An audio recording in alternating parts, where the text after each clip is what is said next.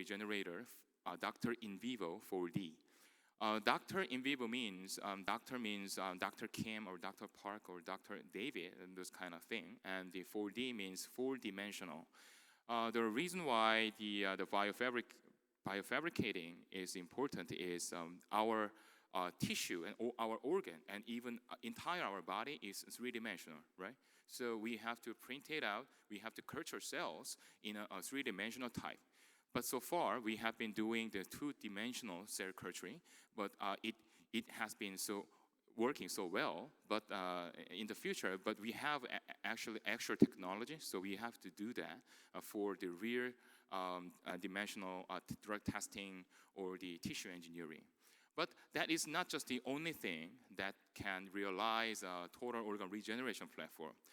We have to converge almost all kinds of technology, like cell sheath technology and the human ECM, or we normally use autologous cells, but in terms of cartilage regeneration, we use allogenic cells, of course, but normally autologous cell, simply called we extract adipose tissue from the patients, and we do not extract it, we do not separate it, we just use it with the minimal manipulation.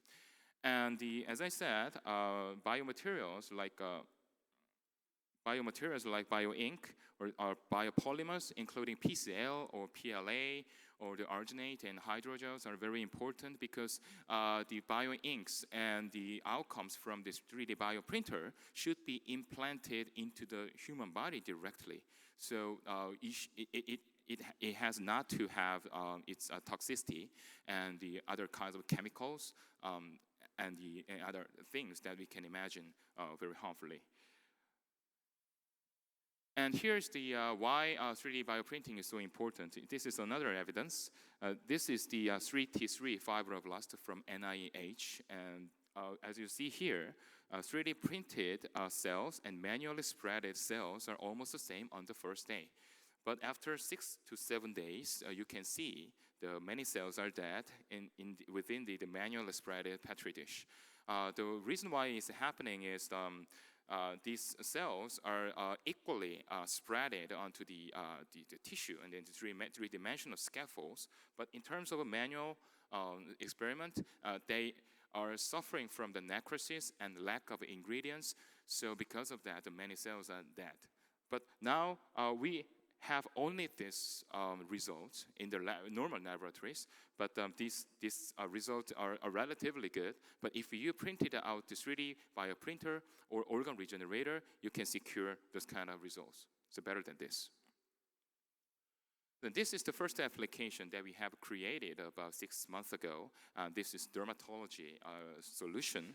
As I said, we can, we can regenerate a scar and chronic wound. But we firstly focusing on the chronic wound treatment. So the first application was the diabetic foot ulcer treatment, and we are trying to expanding its application into the pressure sore and venous sore, of course, and another kind of chronic wound. It could be completed by our solution. And this is the formation of skin regeneration. Basically, we use patients' adipose tissue, which means autologous cells. But normally, from the many articles from around the world, they extract SPF or adipose stem cells or mesenchymal stem cells as well to treat just only with the stem cells or their SPFs. But we do not do that. We just use the fat and its stem cells just itself. But we just fractionate it into the MAECM. MAECM is an abbreviation of minimally manipulated autologous extracellular matrix. We call it the film. But somebody say that this is a skin substitute. Yes, of course it is. But normally, whatever we call it, we just use patient's adipose tissue. It's very meaningful because there's no immunoreaction. There's no any responses if we insert to the human body. So we are called the Rocket Healthcare, which is carrying the organ regenerator or the 3D bioprinter with the human clinical trial test. This is the world first case. And this is another example. This is for the bone regeneration. Or if somebody can walk very inappropriately, we can cut it the bone and with the wedge type, and we can print it with the PCL and the hydroxyapatites and beta TCP. Those ingredients are very essential for the bone printing and bone regeneration. So we can do that very easily because the bone is very solid, right? So we can deal with it very easily. And this is the cartilage regeneration.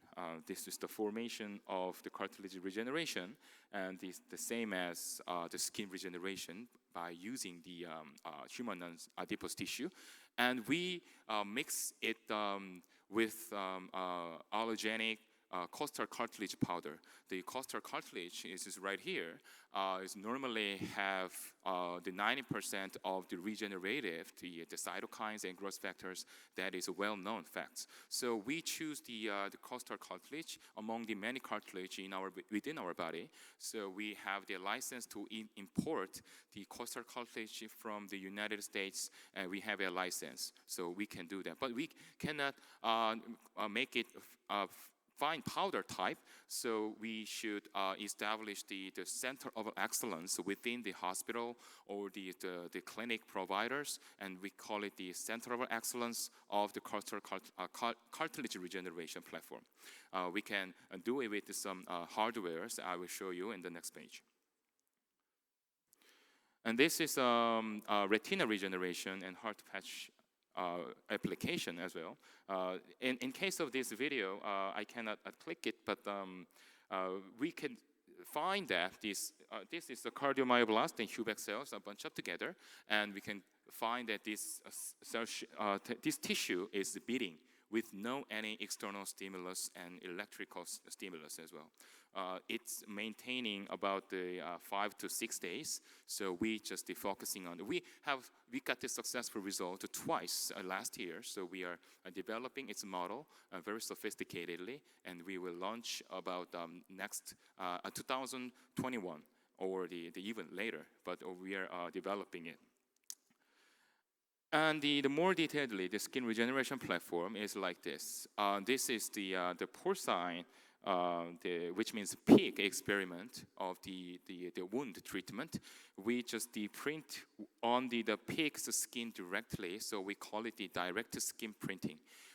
Of course, this is not just, we can do that right now because the direct screen printing, the technology is not so simple, and we have to calculate the height between the porcine skin and the extruder's tip.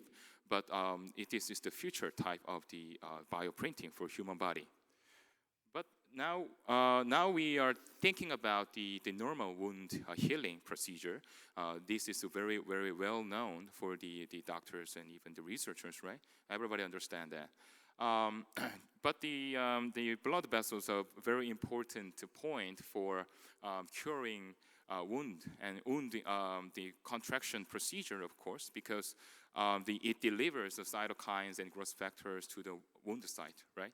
But if the diabetes patients, in terms of diabetes patients or the metabolic disorder patients, they cannot deliver these health factors for the wound sites because of the blood flow is not so smooth. So the wound contraction procedure cannot be proceed. So all these helpful the cell types are not functioning. So the wound is going to be chronic, like this. So we call it or we can see the many chronic wound cases like the diabetic foot ulcer or pressure sore, of course, and there are so many chronic wound sites. So we are focusing on the Wagner wound classification. We can we can cure this grade from 1 to 3. We can cover all these the patients within this grade. So these patients are accounting for about 40% of this classification. So we are focusing on this chronic wound first, and then we are going to move to the scar regeneration as well. This is one of the researches of the wound contraction, wound cure, the helping technology, support technology. We are carrying this red one. 3D printed structure and nanofibers. Nanofiber means nanofats with the cytokines and the helpful factors. And this is the scientific background of our solution. First one is the SPF and the ADSC. And these technologies are not so new one. Is already known. So we just found just how to cure it with no any inflammatory reactions. So we just find the way of this kind of the protocol. We just assess the chronic wound size and its shape and depth. We just customized with the 3D scanner, and we just exchange into the STL file. STL file is generated from the CAD or the 3D modeling software, and then we can just print out with this software from our organ regenerator. This output is 100% customized for the patients who is with their chronic wounds, so we can cover it up just at once 100% with no any defect, with no infection. Of course, as a business as usual, the patient's assessment and the wound assessment should be occur. This is the doctor's business and doctor's work, just like normal days.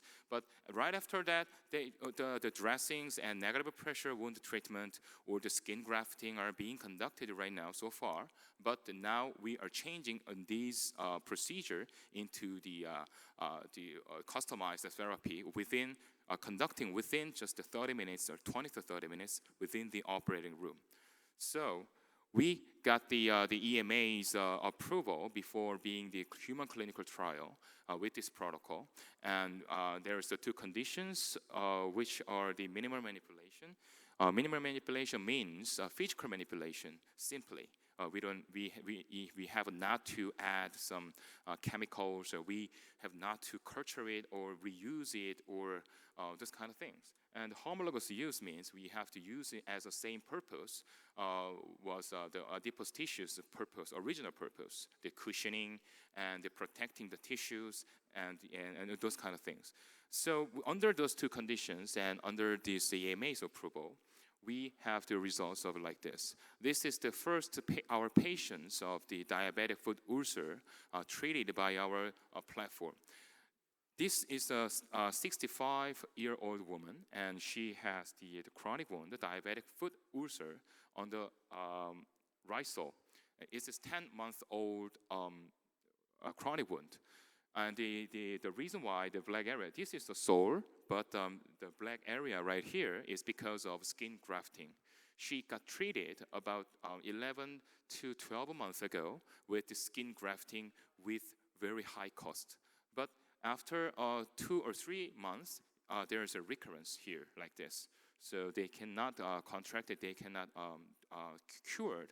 But after inserting our outcome from the organ regenerator, this wound completely cured just within 4 weeks. Here's another example, and this shape is totally different from the first one. And this is, you can see the white and yellow area, also pink area, because this is because of the vascular networking and all the cytokines, all the neighbor tissues are generated by each substitute. In the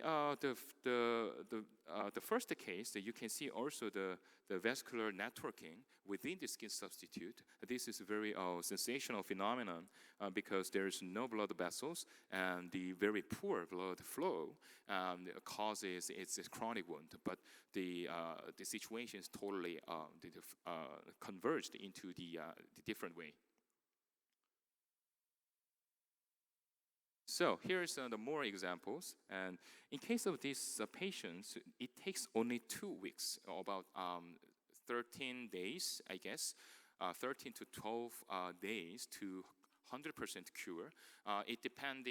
Of course, it's depending on the patient's nutrition condition and their living circumstances and the wound size. Yes, there are so many variations, we know that. But We cannot assess it very detailedly just right now. Yeah, we are working on it. But the thing is that the maximally just 5 weeks we need to cure this chronic wound 100%. That's the important thing. So we are developing our scientific background more sophisticated and more detailedly. And this is the result, the intermediate result. We use autologous nanofat. Sorry. This is the outcome from our organ regenerator. This is a skirt for the making the shape of each patient, the wound shape, and we print out to the nanofats like this. This outcome just for this wound site. So we have to cover it up 100% at once to prevent the infections and to prevent its defect. So we have to do that after wound preparation. So as a result, there is no immune rejection. Of course, this is from the patient's autologous cells, right? And no risk based on these facts. So we were very wondering that what is our difference and our competitive advantage comparing to others. I mean, the conventional way of treatment of this chronic wound. So we are comparing other way of treatment. Simply, you can see right here, quadrant, rocket skin. We just divide it into the two factors. The first one is the quality of life and the efficacy. Of course, we are 100% confident with our efficacy, but the thing is the quality of life and the cost. So we are adjusting our cost for the affordable solution comparing to the skin grafting or the other kind of things. I have been told the negative pressure wound treatment is widely being used by hospitals and the healthcare providers, but I think we can beat it. We can dominate against the negative pressure wound treatment. But I don't think that is the 100% competitive. We can maybe make a package with the dressing and the Rocket Healthcare's platform and the Rocket Healthcare's platform and the skin grafting sometimes. Yeah, there are so many ideas. So now we are standing in the baby step. So we need much more idea from the people just like you. So that's the reason why I'm here. And this is the second application, cartilage regeneration. This one is our machine. We just call it the Dr. Matrix Factory. The first one is a rheophilizer to make it frozen, and the frozen bone meal to grind it for making the fine powder of the allogenic costal cartilage. The costal cartilage is going to be mixed with the human's adipose tissue. Now we do not have any human clinical trial result, but we have the animals. This is the formation that I already give you, but this is the result of a bigger experiment. The safranose stain result shows that the red area, you can see the red area, the upper one is the control, which means with no our solution. It's just the normally generated by its regeneration, the procedure, just by itself. But the beneath, this case is showing that the efficacy of our platform. And the safranose test shows the red area is generated by our the solution, and the collagen type 2 and type 1 region shows that. Okay, I cannot explain it very detailedly, but it shows that our solution is targeting to generate a hyaline cartilage. As you know, our body has 3 types of the cartilage: hyaline and the fibro and and the elastic cartilage. But hyaline cartilage is composed of over the 80% of our body. So we need the hyaline cartilage. As a result, we find that the almost the same area with the stained by the collagen type 2 indicates that the hyaline cartilage. So we are expanding its scale into the 20 beagles. In the United States, we already completed just about 10 days ago. So we are collecting the result, and we are just making the image like this with the highly scaled experiment. How about the human clinical trial test? Of course, we are gonna do a human clinical trial in Egypt next year, early next year. But within our career, I'm just discussing with one of my clients with the avascular necrosis. This is very, very serious problem for young people who are in their 30s or 40s. It's very common, more common in their ages. So it occurs their lives are disrupted, and there's no cure, available cure just so far. So we just try to. This is very similar mechanism with the skin. I mean, chronic wound, because of the avascular necrosis means this is the blood flow. Blood flow is getting worse. So because of that, the cartilage is degraded. So we wanted to test it, and we are preparing with this clients and to set up all the infrastructure to test it. So this is another example. All those things are based on the bioinks. Bioink is very important composition of the essential factor to realize this kind of platform. And this is the four basic conditions for making bioinks. The first one is, of course, biodegradable and biocompatible. And we should calculate the viscosity. And the gelation is correlated to pressure and its the cell viability directly. So we have to concern it over. As you said, cell viability is the most important thing. That all these conditions are concerning for the cell viability. And this is another example. If we use, our goal is to add human decellularized ECM for directly implanting into the human body. But as you know, in our body, there are many organ types, and their ECMs are totally different from each other. We just produce the humatin, which is a human cell-derived ECM. So far, the researchers are using the matrigel for making organoids derived from the cancer tissue of rats. So they can apply to the human clinical trial directly. But now we are inventing based on this concept to converge into the human clinical trial.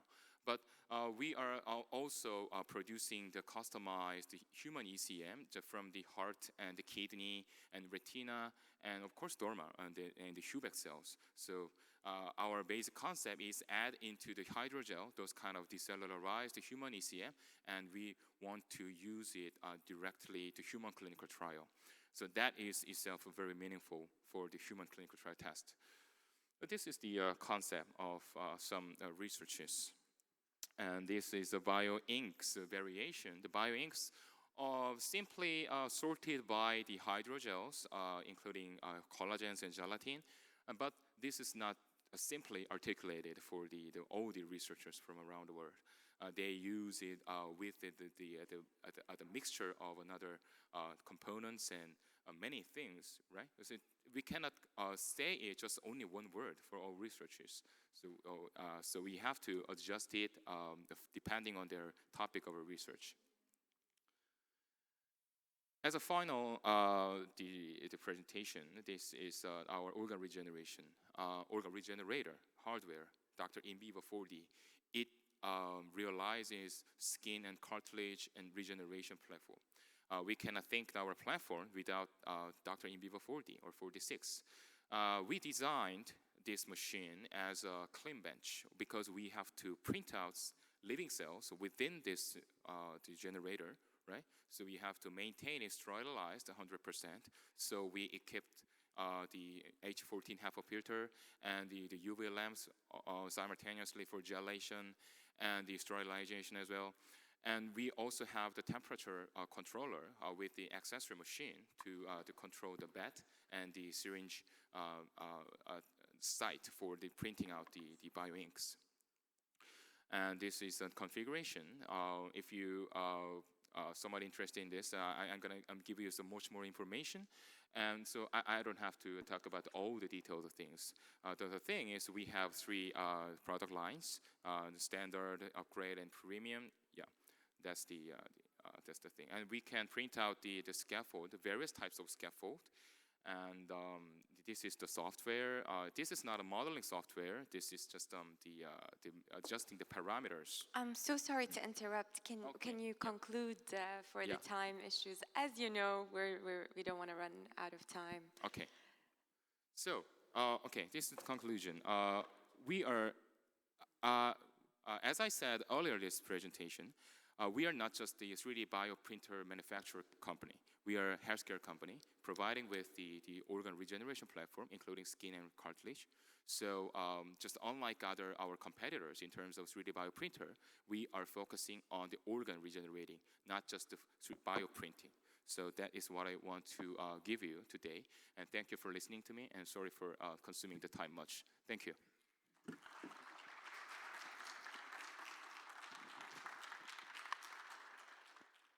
Any questions?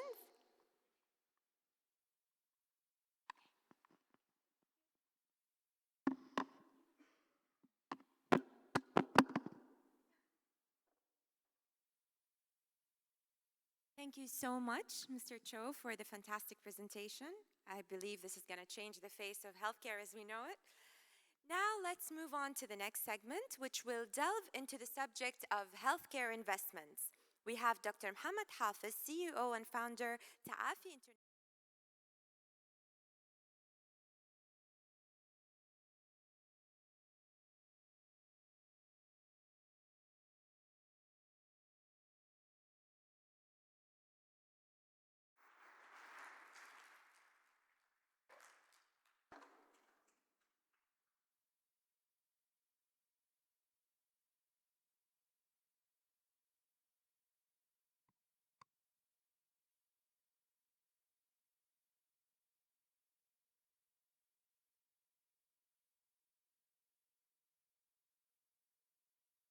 Morning, everybody. I have the honor to introduce myself. My name is Dr. Mohammed Hafiz, CEO and founder of Ta'afi International Healthcare Company. I thank Ifah regarding to this gathering of the elite people. Now we're already talking about presentation about healthcare investment and how the healthcare investment affecting the development in healthcare service itself. Here, just only already doing like small presentations. This is our icon, which already came from Ta'afi as an integrated healthcare company related to healthcare service consultancy. We will talk about the service of Ta'afi, which in the future, in the next few minutes, we will know why we're already talking about this service. First of all, we are healthcare investment consultant. Here, let us say that there is a doctor and he has a dream to have a project like hospital, and he wants his dream to become real. We can support him related to this issue. Okay? What we are already going to do related to healthcare investment, first of all, we have to do valuation for the project itself or the idea, maybe become idea. Second one, it will be feasibility study to know if this project will be visible or not. Third one, fund solution for this guy, because he already need money to do his project and his dream. Then, second one, we're already working as project management and consultant management. Third one, we are already working as a healthcare management and operation. These 3 services are related to healthcare management and operation related to recruitment, training, quality, HIS, marketing, and development, and sustainability. Okay? These 3 services we're already working in, which is already making the whole shape of healthcare investment process. Other one, which is treatment abroad, we have the honor to be is the sole agent of Premier Healthcare Germany. We are working in Europe mainly, plus insurance consultancy and innovation. We're already doing a good project with innovation with an Italian company related to automated, semi-automated pharmacy, which name it is Modula. So let us take now about the healthcare investment. Healthcare investment, it has two parties. First party, which is investee. The guy already has a starting, like say, idea, something like this. And investor, this investor already gives the money to the investee to do good relation regarding to the healthcare investment. Related to project, they already will do cooperation between each other to do a project. Maybe this project, small idea, maybe it is like a medical machine, maybe it will be like small clinic for dental, maybe it will be big hospital, maybe it will be big medical city. It's okay? So now we are talking about the healthcare investment type. Actually, we have a lot of investment type, but we'll concentrate about two type of healthcare investment. First one, we name it as green, which it is just only start. Yeah, not existing, but it is like idea, I have a land and want to be a hospital, something like this. And the other one, which is named brown, which it is existing. Like to say, there is a hospital and this hospital is not working well and I need fundraising to start to do development regarding this one. What is the area of healthcare investment? Most of the people suggest that regarding to the healthcare investment, we are already talking about hospital only, which it is not true.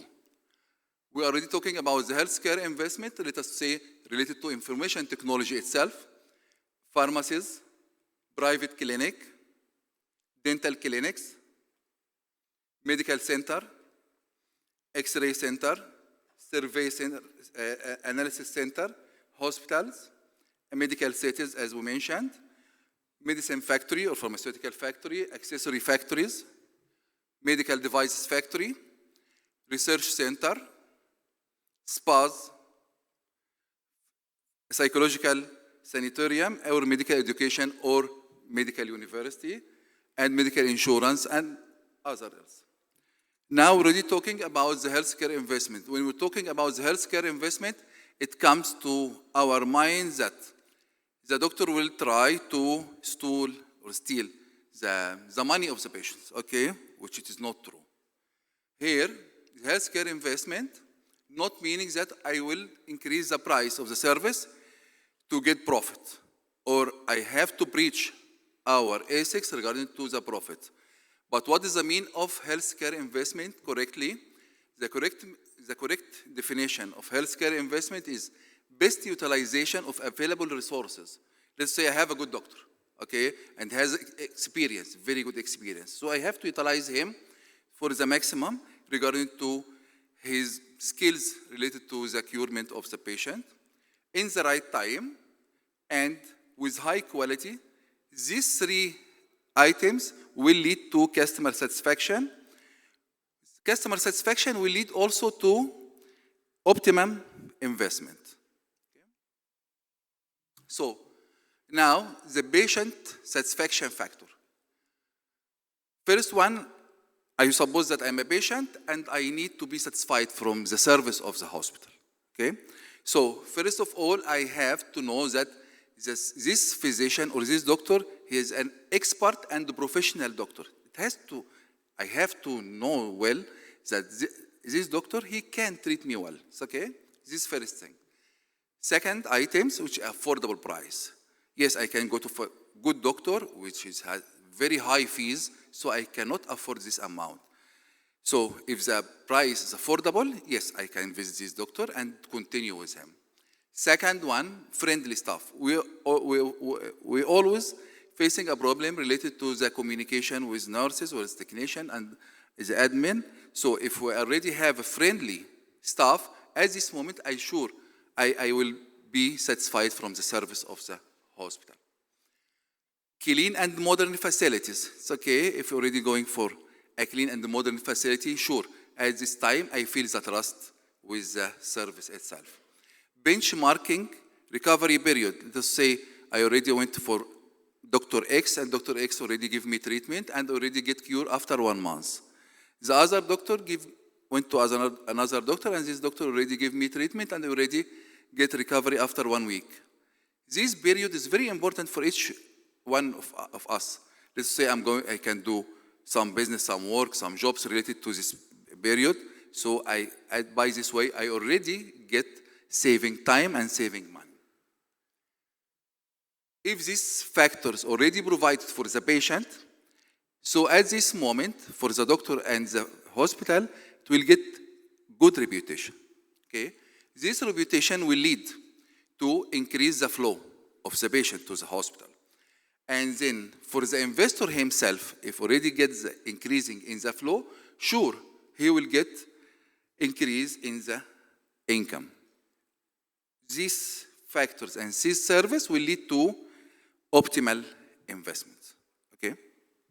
Then, now we're already talking about the investment. Each one, like investor, he's waiting to get an opportunity. He's waiting, but it's not good. What is the best and optimal investment? It is creating and not waiting.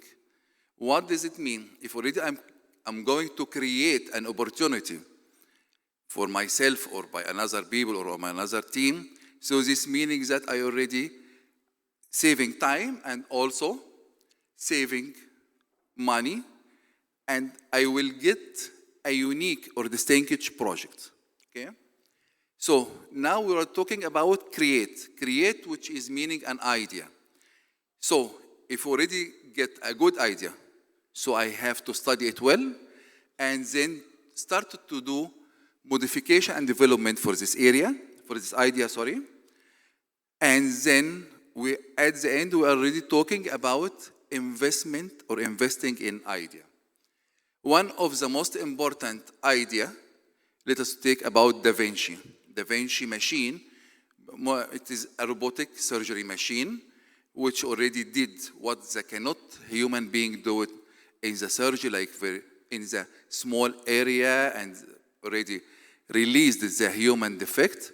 So we consider Da Vinci one of the most of investment idea. Now we're already talking about fund resourcing. Yes, this investee now need to collecting money to start his project. So what is the sources for fundraising? We have 3 sources for fundraising. Let's say bank. We have 2 types of the bank, regular bank or Islamic bank. Second one, non-banking institute like investment company. Okay. Third one, individual. Some individual has the money and want to invest it. So here, why you already choose healthcare investment as our focus of specialty? First one, medical investment has a lot of variety, as we mentioned, like pharmaceutical factory, like hospital, small clinic, and what else? Healthcare investment is long-term investment, not short-term investment. So it is taking a long time, let's do it, 25, 50. Sometimes some hospital in Germany exceed 150 or 200 years. Then, health doesn't affect with any circumstances. If anyone gets sick, he has to get treatment. So it is continuous business. Else, the highest profit ratio. Okay, healthcare, which is one of the most highest profit ratio related to the other business, and human investment, already working in human investment, and also plus it is a humanitarian professionalism. We're already talking about the healthcare investment in many shapes, but now we're already talking about, as an example, related to Egypt. Okay? Egypt now has a population growth rate very high, so this population, this is our target. Secondly, majority of this population are in the middle class also, which is our This is our target. The Egyptian culture has the treatment and education is the priority. Fourth one, Egyptian people prefer private sector than the public sector. This is related to the demographic reasons. Then, regarding to the governmental healthcare service, it is weak in Egypt. Hospital bed related to the people itself, they have a hospital bed 1.6 per each 1,000 people, but the standard is 2.7. This means there is a lack of the service or the bed available in Egypt by, let us say, about 40%, which it is good opportunity for any business. And low quality system. It's okay?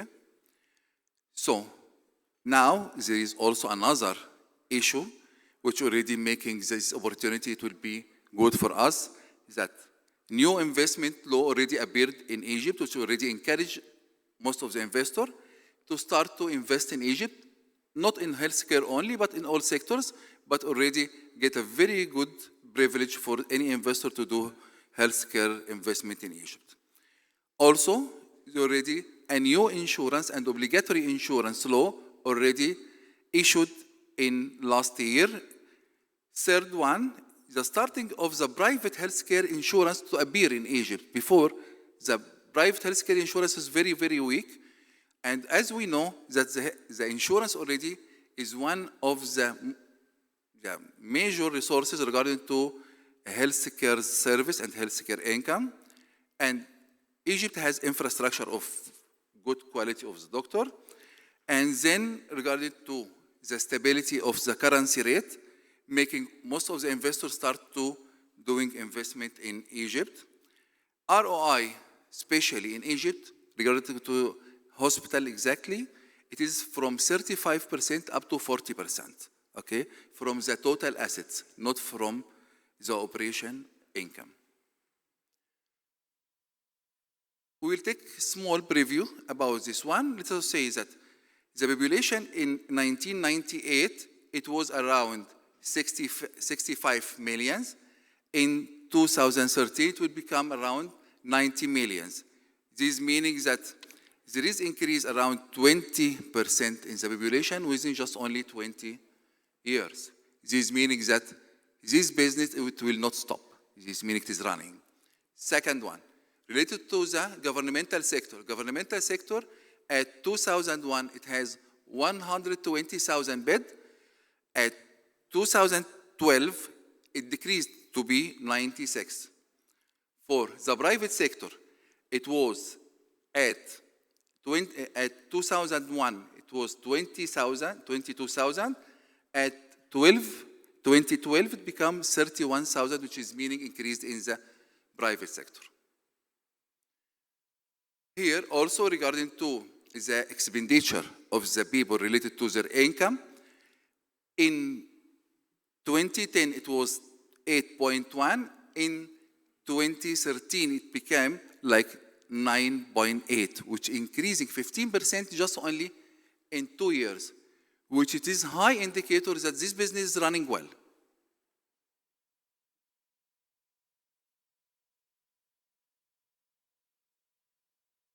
And also, regarding to how much the person already paid by year, it's 2010, it was 100, then 102, 103, 115, which it means it is increased 15% also in just only 3 years.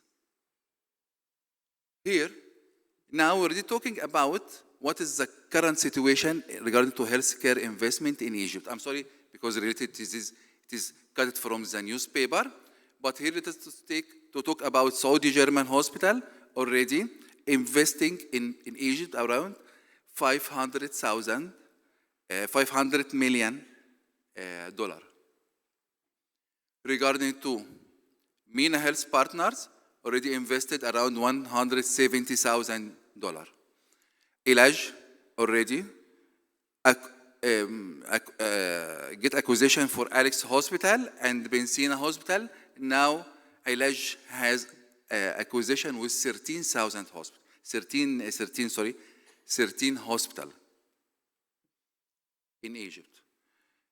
Then we're already talking about the vision of 2030 for Egypt related to the health care. We're already talking about the disadvantage or the challenges already related to the health care in Egypt. So for the vision of 2030, this disadvantage or challenges already started to be removed, let us say, was as a one. Here, the statement said, the state said, all Egyptians enjoy a health and safety and safe health life through application. Okay? An integrated healthcare system characterized by availability, quality, and non-discrimination. It is able to improve the health indicator by achieve health coverage and comprehensive prevention, early intervention, achieve the satisfaction of the patient, and for the Egypt to be a pioneer in the field of healthcare service and leading to medical tourism. These are the challenges and how we already got the solution for it. First one, we mentioned already there is a weak health insurance system. Now the new health insurance obligatory system already released. Second one, absence of healthcare referral system. Now there is a quality system. Inadequate fund available related to the government to cover service. Now start to going for privatization. Lack of coordination between the provider and the buyer. Now there is management and accounting system controlling the payment. Weak MIS infrastructure. Now there is, let us say, there is very big development related to information technology. Weak quality system. Egyptian quality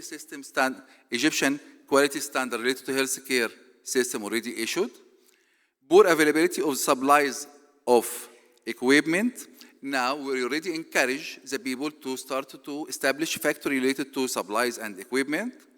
Higher education related to the manpower not matched with the health field to suit the labor needs, marketing in the healthcare.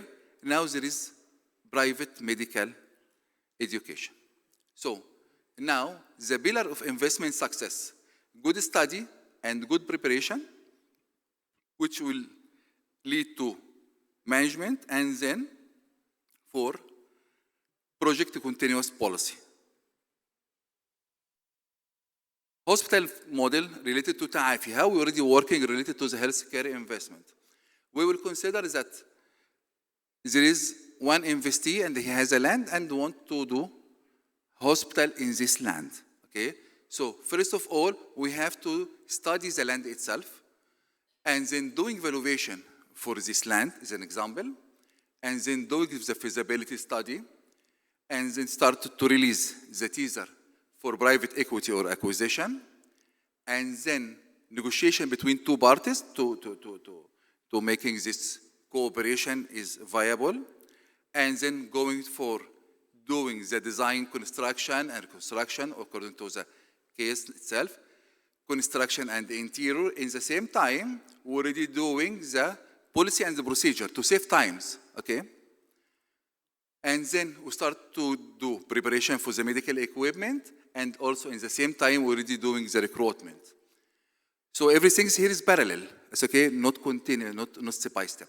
We already care about time, and then start to do operation. After 2 years, we already propose this project in the joint stock, and then start to doing recycle again for this business. This is one of our project. I just only give you very small sample about it as a story. This building, this big, very big building, and the owner of this building already requested from us to do a hospital for it. And already when we started to discuss about this one and study the project, we found that the size of the building is very big to do just only hospital in it. So what we're already thinking we're already thinking to divide the building for 3 parts. The first third, which already about 4 floors, it will be in the top, which will be as a hotel. And then the rest will divide it vertically to 2 parts. First part is a hospital, and second part it will be a medical mall, which it will be the first medical mall in Egypt. So, by this way, we already started to do 3 projects in this building. Also to making a mix between the service. And all these 3 projects are related to the health care. Why? For the hotel itself, we already started to establish as a healthy hotel. What meaning by healthy hotel? We already provide all the healthy product inside it. Let us say cotton linen, something like curtain antibacterial and natural food, natural items. So now this hotel will be healthy hotel. Second one, hospital. It's okay, it will be like international hospital, and also it will be operated through one of the biggest chain in the world. And third one, it's a medical mall. Medical mall meaning that we have some clinic inside, and we have pharmacy, we have like spa, we have like even garment shop, but this garment shop also provide these healthy and natural items. And also let us say coffee shop, with coffee shop it's also provide like healthy drinks to just only, we need to, this building is a healthy and related to the health care. Why already did this mix? Regarding to the hospital itself already, we already thinking to be as attractive point for the people for medical tourism, to start to bring the people from outside to get treatment here. And this will be led by one of the big chain of the German hospital. It will operate this project. So instead of the people need to get treatment in Germany, he can get treatment in Egypt with the least price, but by the same quality. This is the first. Second, the hotel for companion, okay, and also for the patient himself, if already he finished his treatment inside, as an inpatient inside the hospital, he can spend around 2 or 3 days in this hotel. And third one, for the mall itself, for the mall now already have a pronoun name related to the hospital from the operator, and also have this healthy hotel. So this mall, it will be like icon related to the healthy products, okay? So by this way, related to the mall, we can sell the unit inside it and collecting money. Then this collecting money, you can already furnish the hotel from this money. And related to the hospital, we can find investor for this one. So now, this project, we already consider one of the most elegant project, and already did a good idea and a good innovation related to the idea itself. And the profit of this one, ROI, the ROI of this project, it exceeds 42% from the total investment. Thank you for your attention. And if there is any question, I'm ready and be happy to hear from you.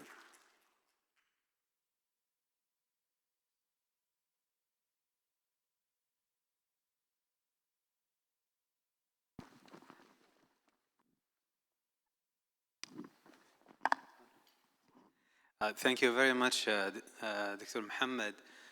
Very attractive idea. My question is, what kind of risks that you have considered in having the 3 models together, the hospital, the mall, and the hotel together?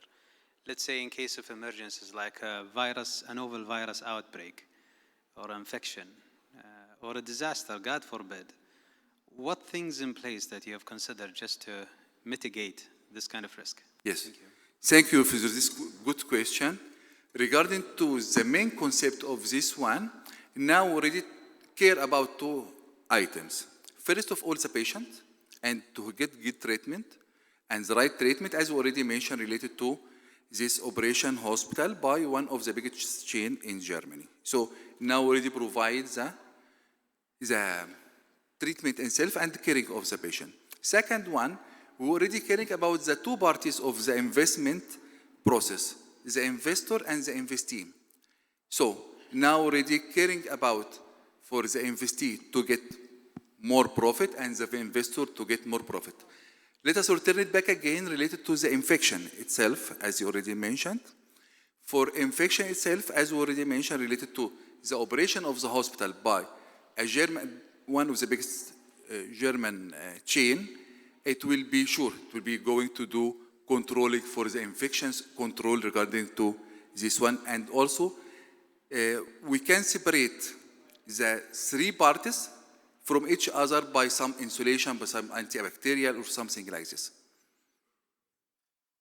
My consideration here is that if one, God forbid, is closed, the others will be affected.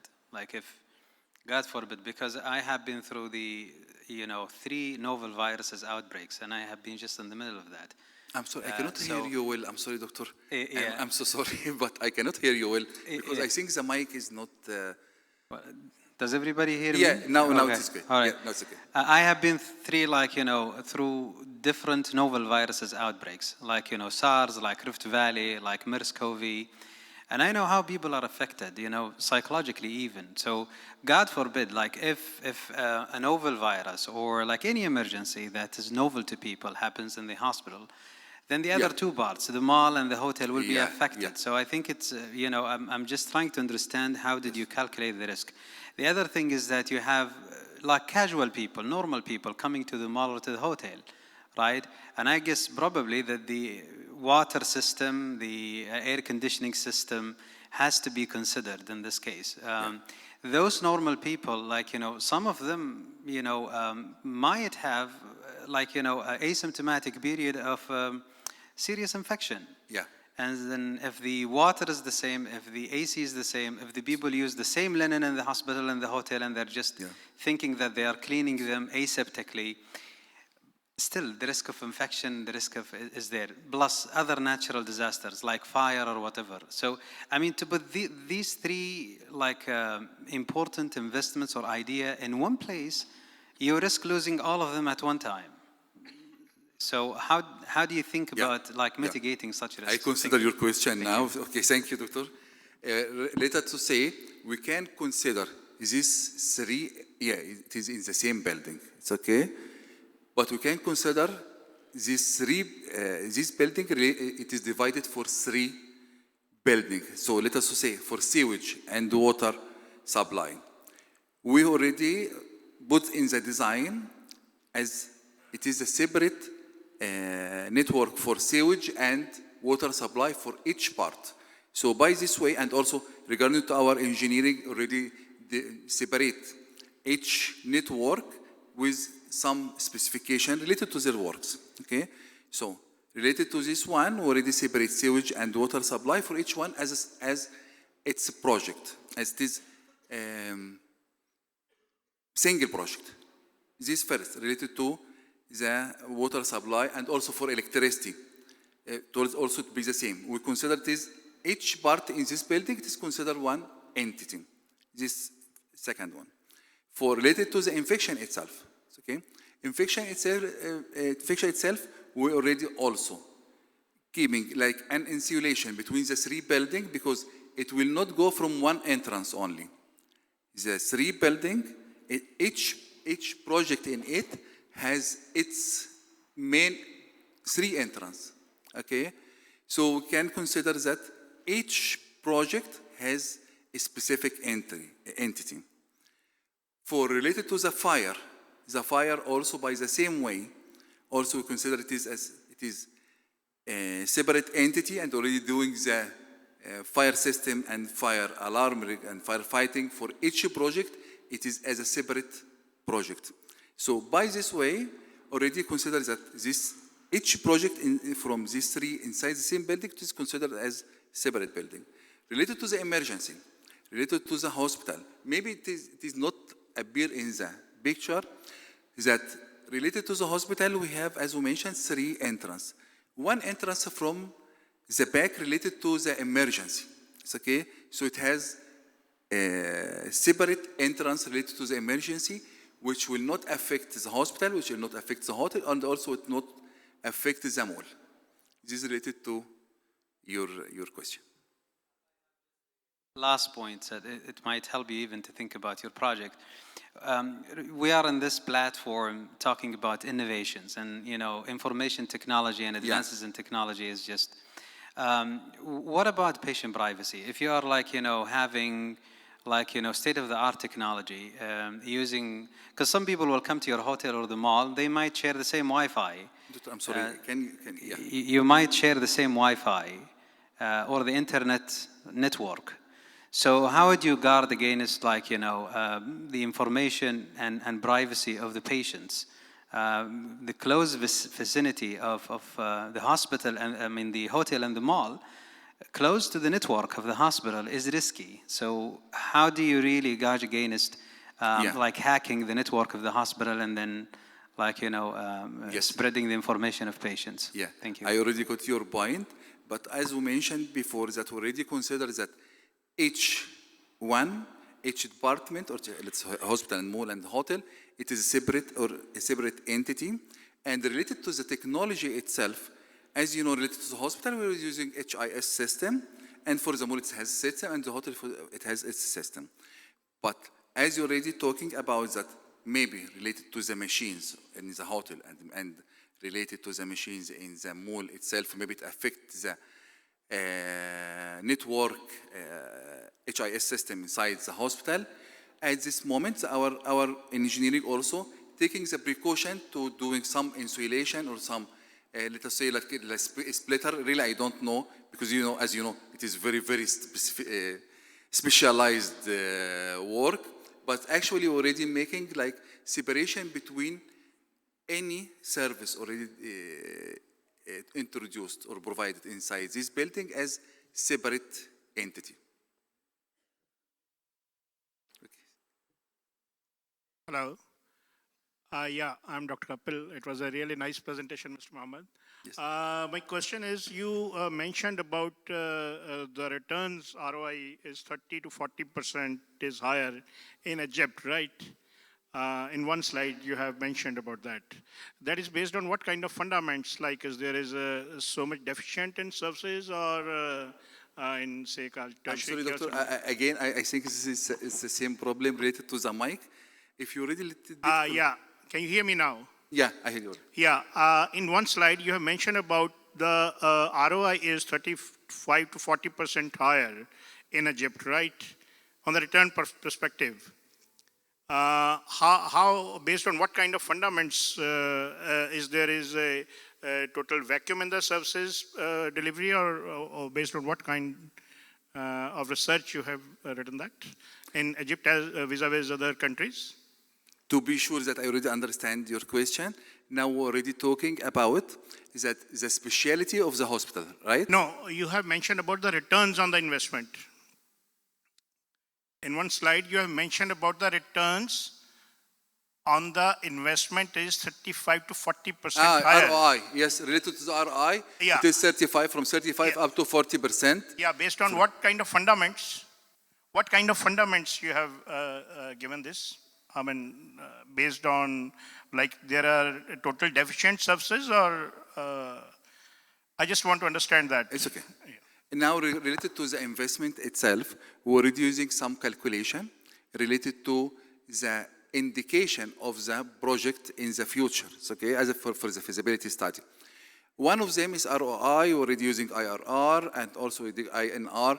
There is a lot of the equation already use it, okay? But the most famous one of it is ROI, okay, return of investment. Return of investment related, sometimes we're already talking about the return of investment for the assets itself. Sometimes we're talking about the ROE, sometimes related to the ROA. So we're already talking about a lot of equation. So related of ROI, as already mentioned, it is around from 35 up to 40% from the total asset investment. So let us to consider that one of the project, the total, the evaluation of the land, it is around valuation of the land plus building, plus machine, like all the investment itself, assets, or we name it as a investment capital, it is 1 million, okay? As an example. So the profit at the end, the net profit at the end, it will be around 350,000, okay? Why it is high like this? It is very high percentage related to the ROI. Yeah, That it's was very that high. was the Yeah, actually main concern, because Yes. in Yeah. healthcare industry, in hospital industry, Yeah. we benchmark approximately a beta of 25 to 30%, right? Yeah, yeah, you are right. Because in Egypt system is already have some special character. Let us say when we're already dealing with a doctor, we have two types of doctor. Doctor with full time inside the hospital, and as a professor, he already came just only for 2 hours to encounter the patient inside. It's okay.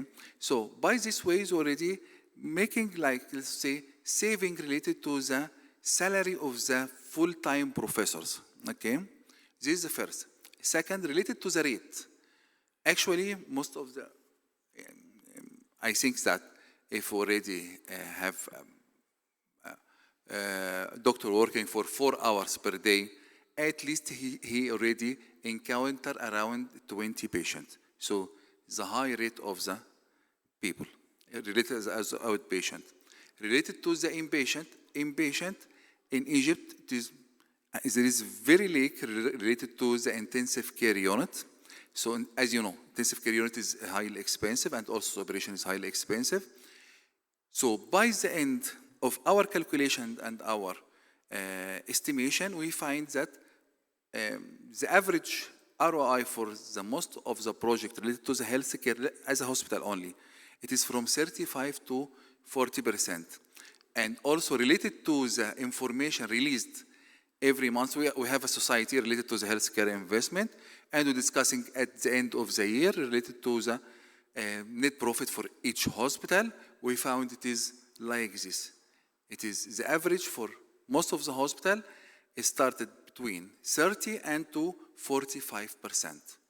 No hospital get less than 30% as ROI from the total investment according to the current valuation, not the starting of the investment capital. Thank you. Thank you, everybody, and thanks for your attention.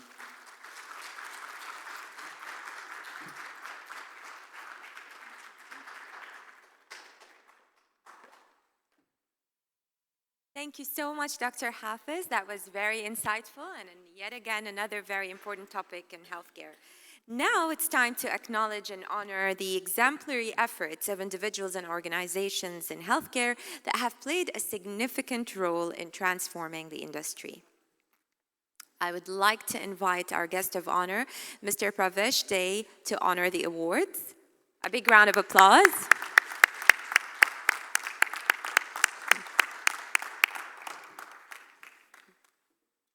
Hi.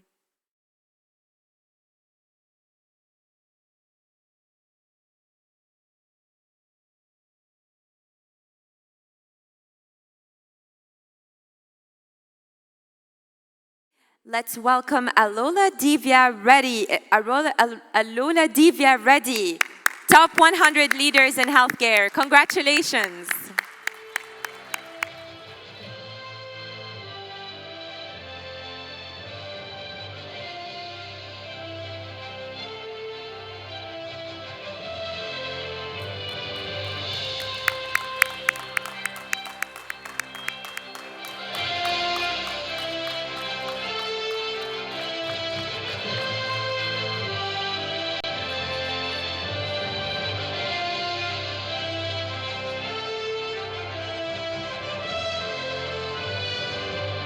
Namaste to all the respected people over here. I truly thank Ifah for honoring me by giving me this prestigious award. I'm Alola Divya Reddy, a mother who founded Climon Wellness and Farms to give unadulterated A2 milk for my kids, is now serving thousands of kids, elderly people, and patients too. Climon is not just about milk, it's much, much more. We always say do not treat cows as milk producing machines. We humans never raised cows just for milk or any other purpose. We need them, the God has created them for a more better purpose, that is for farming, from where 70% of what we humans eat come from. Yes, we need them for cow-based farming, which is nothing but organic farming. But in the past few decades, this has been replaced by chemicals and pesticides, which is leading to the soil, and the air pollution. Not only that, but by consuming the food that is produced by using these chemicals and pesticides, the entire world's population is facing health hazards. The only way we can save ourselves from all these diseases is by getting back to basics and following the nature. A call from a mother who is unable to breastfeed her child, asking for Climom A2 milk for her child, and a message from a patient's family saying this milk is not just milk, but acting like a medicine for them, and a message from a mother whose child is lactose intolerant, saying that this milk is suiting him. These kind of messages motivate me. They make me feel I would not have been this happy and satisfied doing anything else in my life in spite of being an engineering graduate. I'm happy and proud to be a farmer and work for the better health of the society. Namaste. Thank you.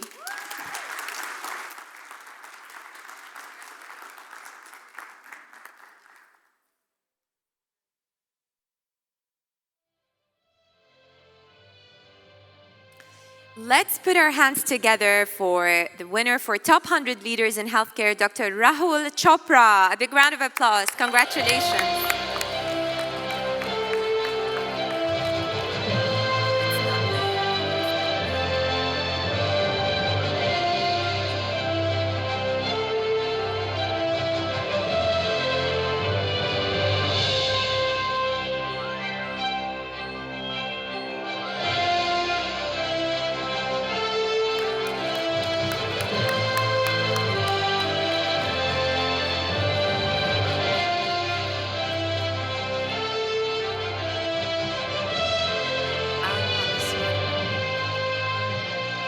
Congratulations. I would like to call upon Dr. Ken Fung, Top 100 Leader in Healthcare. A big round of applause. Congratulations.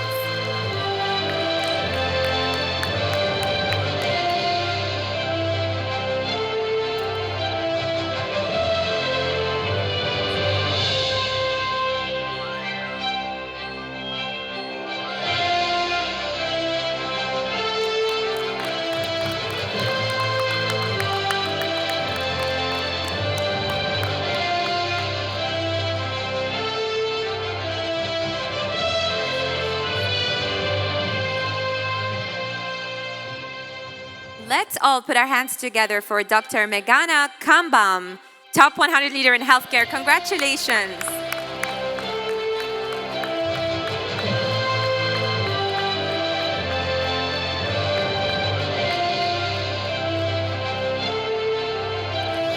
Let's congratulate Dr. Nina Rao, Top 100 Leader in Healthcare. Congratulations.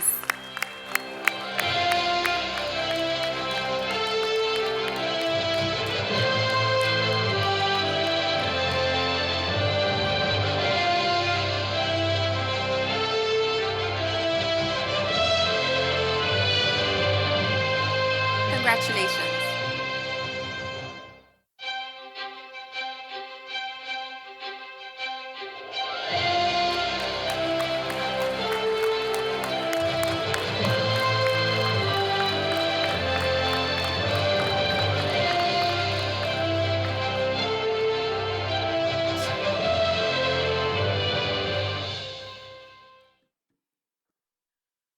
Thank you, Ifah, for this award.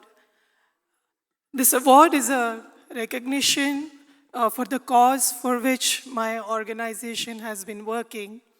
And this cause is the cause of mental health, which is increasingly becoming a concern the world over. My organization, Margika, which is a network for training and capacity building of caregivers of children with special needs, works for this cause by getting best practices from world over and taking it to India to improve the lives of the children with special needs. And our mission is to help or empower these children children with special needs from simply surviving in the mainstream society to truly thriving. And I hope this recognition today will inspire many more people to join hands with us. Thank you.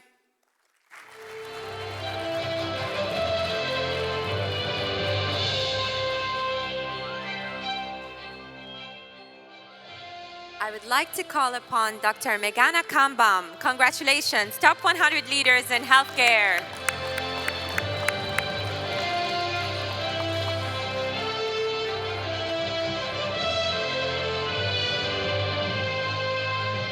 Congratulations.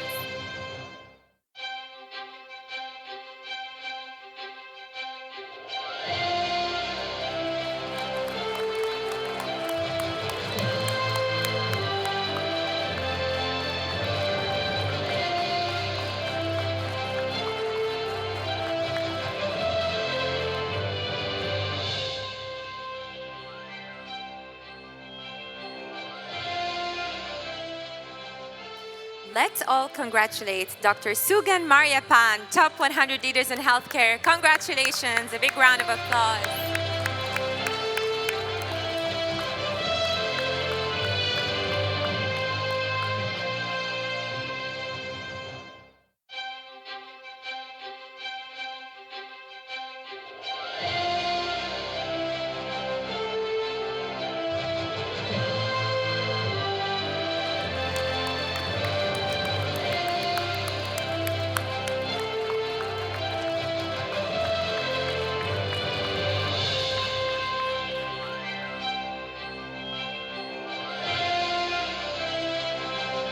I would like to call upon Mr. Umar Ansari. Congratulations, top 100 leaders in healthcare. A big round of applause.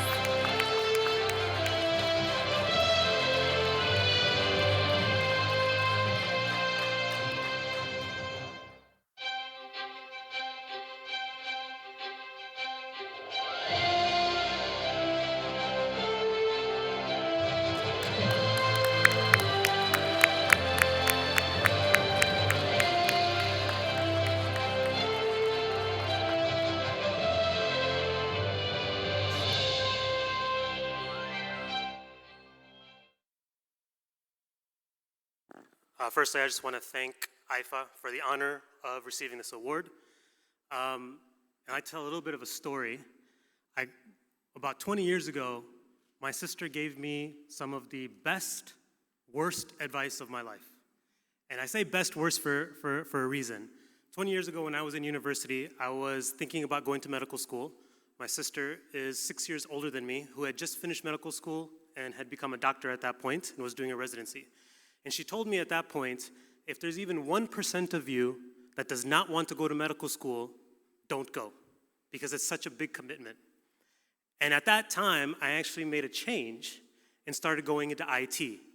And today I stand here not as a physician, I stand as a healthcare IT executive.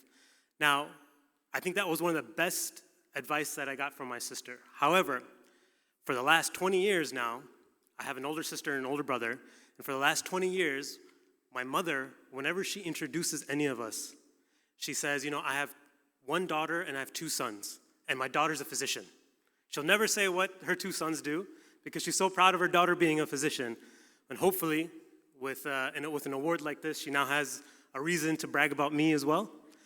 And lastly, I'd like to congratulate all the other awardees, and I'd like to implore everyone who is a part of this organization and who has been recognized today and who have been guests of the sessions that we've had to use the platform that we've been given to ensure that we are advancing healthcare, not only from a patient perspective, but advancing the types of technologies that we can use to ensure that we are providing that best healthcare that we can provide for the future of our patients. Thank you very much.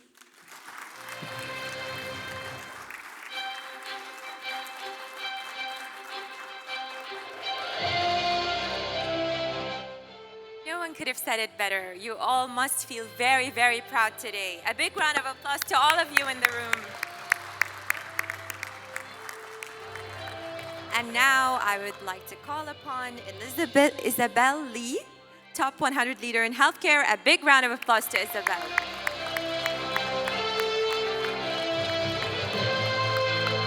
Congratulations.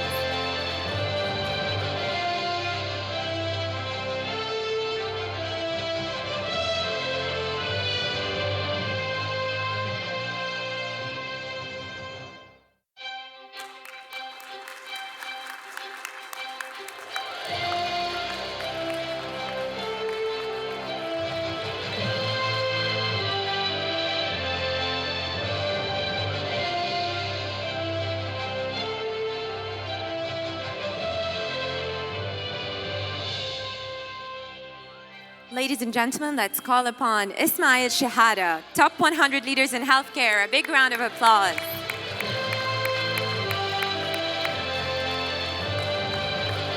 Congratulations.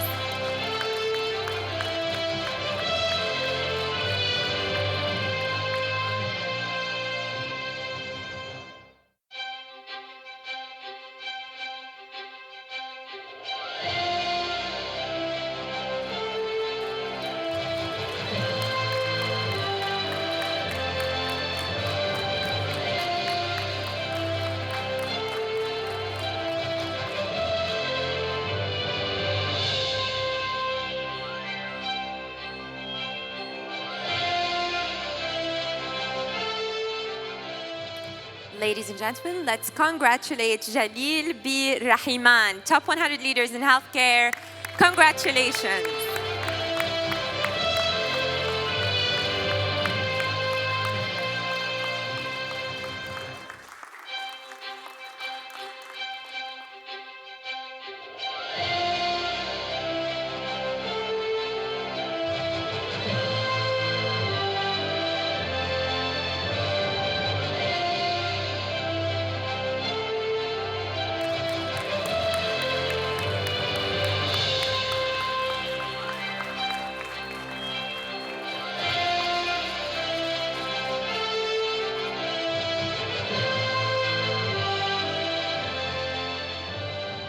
Allow me to call upon Dr. Kapil Dev Kataria, winner of the top 100 leaders in healthcare. Congratulations.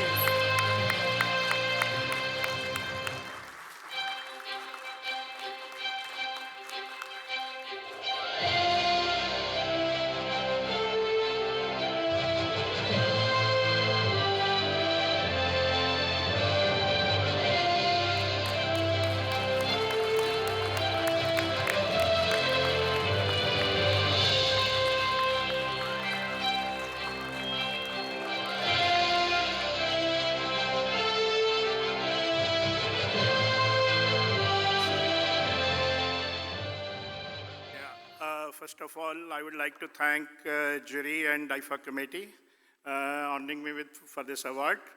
I'm a hospital management consultant and help people setting up of hospitals. My special focus is providing low-cost healthcare, where the public demand is huge in India. So I would like to, from a support and a joint effort from all of you, all of the key stakeholders. I think maximum of the people working in this key area, we can work for them, right? So anything taking the healthcare forward at a optimal cost, that will be the key motive, and I would expect a kind of joint efforts from all of you. Thank you.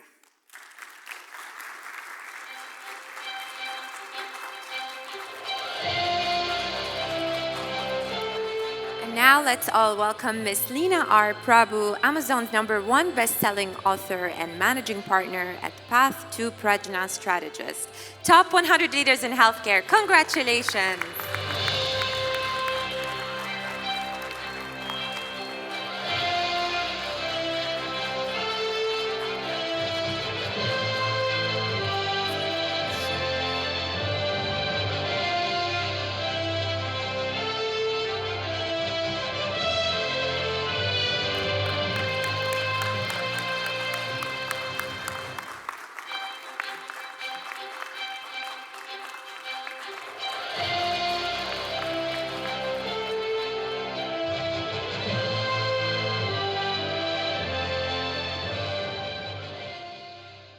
Thank you, ladies and gentlemen. Thank you, Ifah, for bestowing this award on me and my work. This journey started 27 years ago, where I developed a methodology called MESQ, by way of which I coach people to navigate life skillfully, to live life successfully. And this is the book, My Path to Pradnya. It's an Amazon #1 best-selling book, where I talk about the philosophy of the MESQ methodology. Thank you very much. Thank you, my family. Thank you, my friends. Thank you, Suna, for coming here. Thank you very much.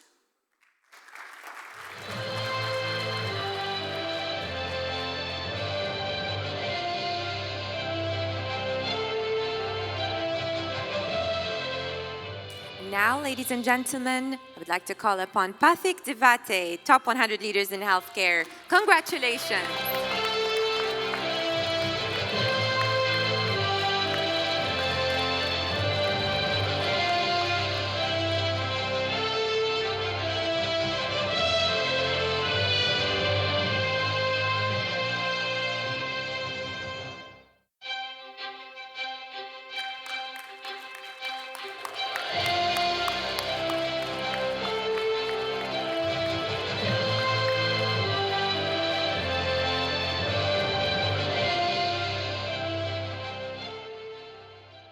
Thank you, Ifah.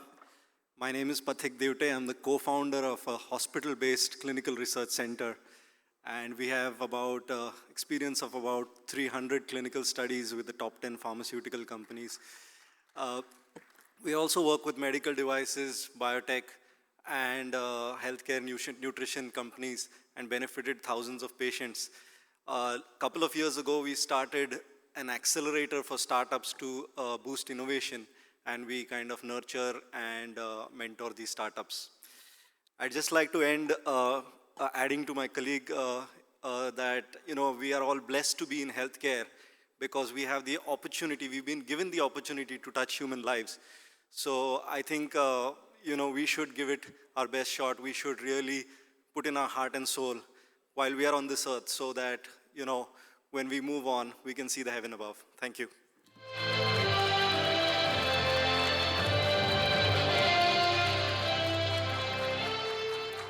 And now, ladies and gentlemen, let's congratulate Patrick Merkel to be one of the top 100 leaders in healthcare. Congratulations.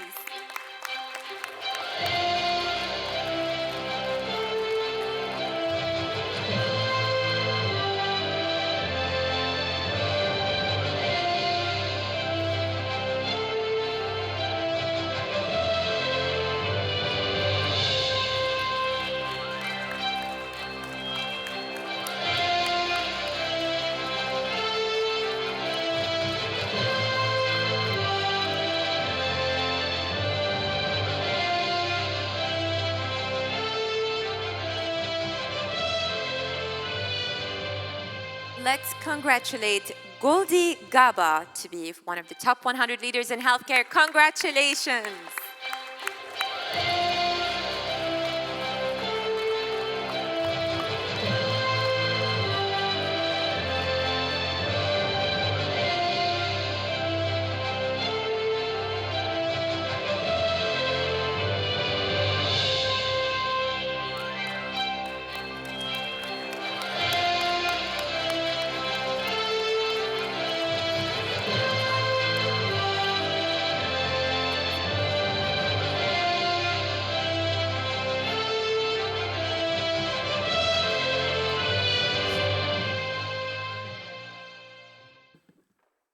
Thank you, everyone. Thank you, Ifah, jury.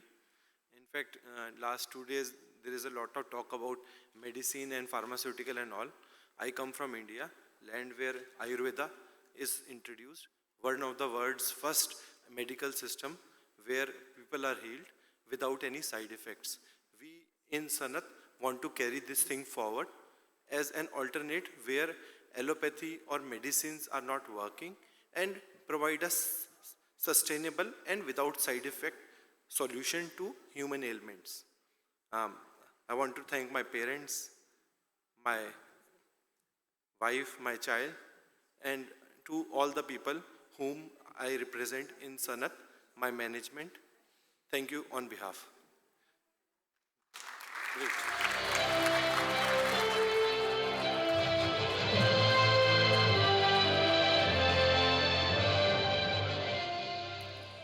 And now let's welcome Tanya Hohenister for the top 100 leaders in healthcare. And I believe on behalf of Tanya, Mr. Khalid Mugail is here to receive the award. Mr. Khalid Mugail. A big round of applause to Tanya in her absence.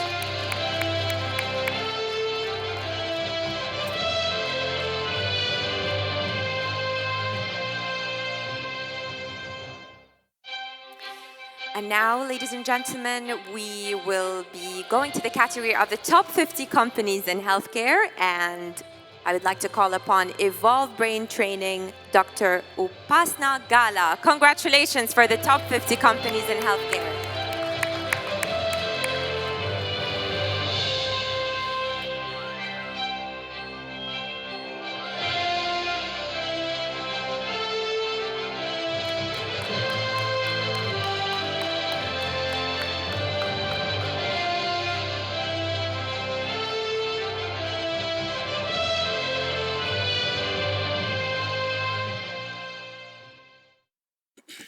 Good morning, ladies and gentlemen. I represent Dr. Upasna Gala from Evolve.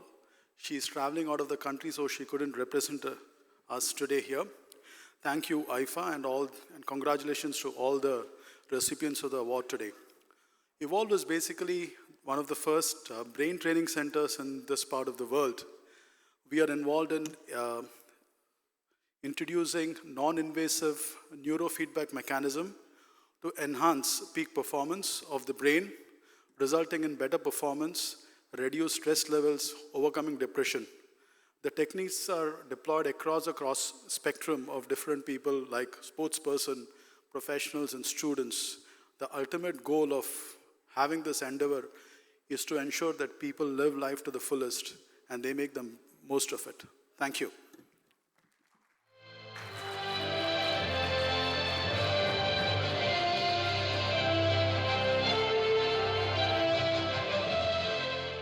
Let's congratulate Lonox Laboratories Private Limited, Mr. Kartivasan K. Pillai. Congratulations for the top 50 companies in healthcare.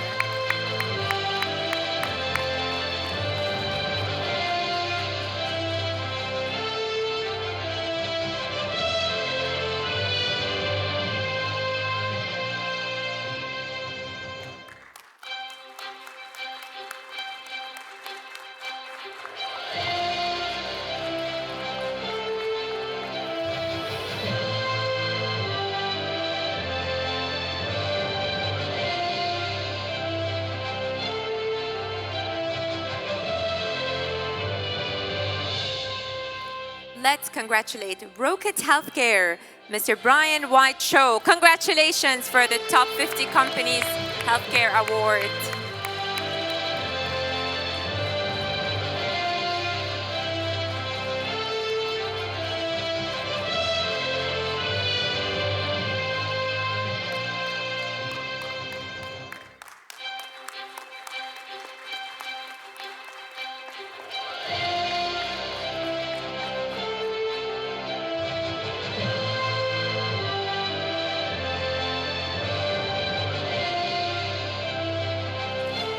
Let's congratulate Synterex, Julian Thomas Callanan. Congratulations for being from the top 50 companies in healthcare.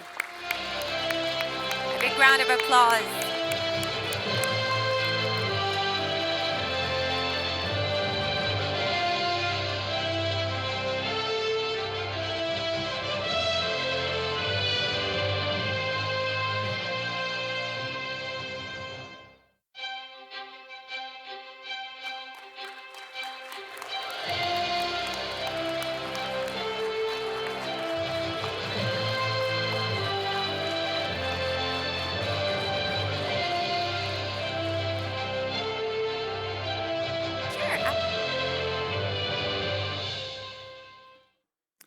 Hi, good morning. I hope you can all hear me okay.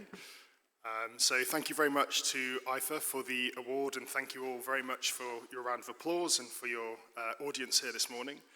So allow me to introduce Synterex. Synterex is a Dubai-based startup. We're nearly 3 years old. We specialize in 3D printed patient-specific healthcare products. In our nearly 3 years, we've built an international customer base stretching from South Africa to Saudi Arabia and have nearly 7,000 patients with our 3D printed products inside them or interacting with them. 2019 was a very special year for us. We collaborated with the Dubai Health Authority on a patient-specific implant for a patient who had a cancer of the jaw, and we helped to rehabilitate that using titanium 3D printing. And at the end of the year, we just launched our first 3D team of biomedical engineers positioned in the hospital, supporting the medical professionals to achieve surgical success, better patient outcomes, and to communicate more effectively with patients complex pathologies. So 2019 has been a great year, and looking forward, it's 2020 next year, it's the start of a new decade, so I'd like to wish you all the best.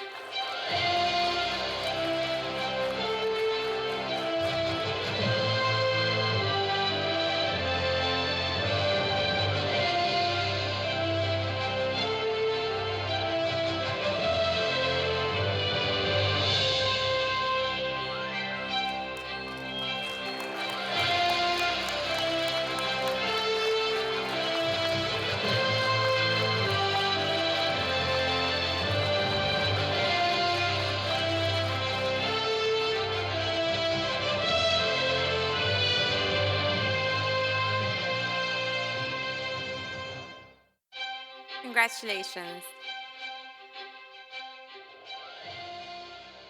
Ladies and gentlemen, let's congratulate Faqih IVF Fertility Center, and I'll call upon Wafa Al Ali to receive the award for the top 50 companies in healthcare. Congratulations.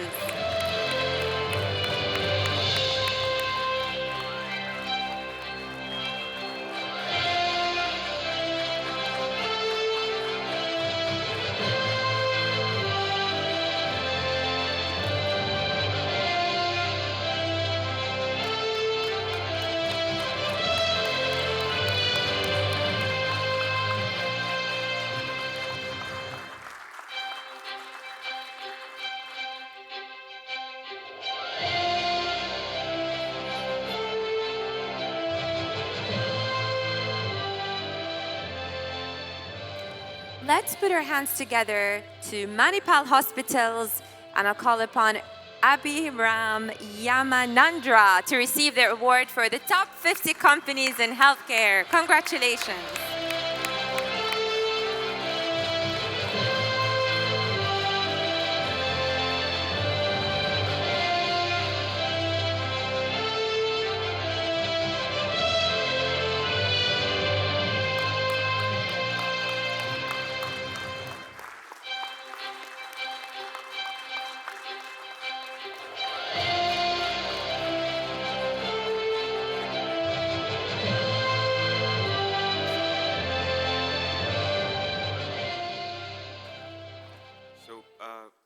It gives us a great sense of satisfaction to be recognized for the efforts that we have put in to be top class, yet one of the most affordable healthcare providers in our community.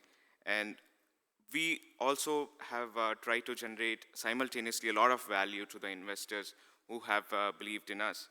And we shall continue to thrive to be the choice of destination for the communities that we serve, by giving them an assurance that there is a top-class healthcare facility within their vicinity. On behalf of the entire team of Manipal Hospitals, Whitefield, Bangalore, India, I thank the jury and organizers of IFAH Dubai for honoring us with this award. Thank you.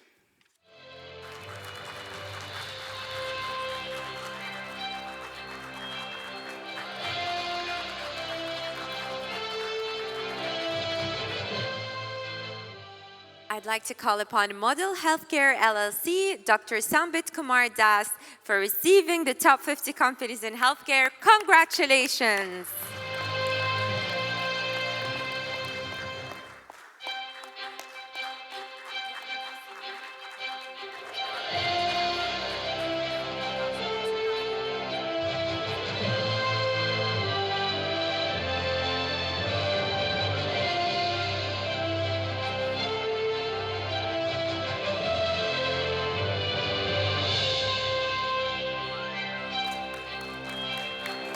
Congratulations.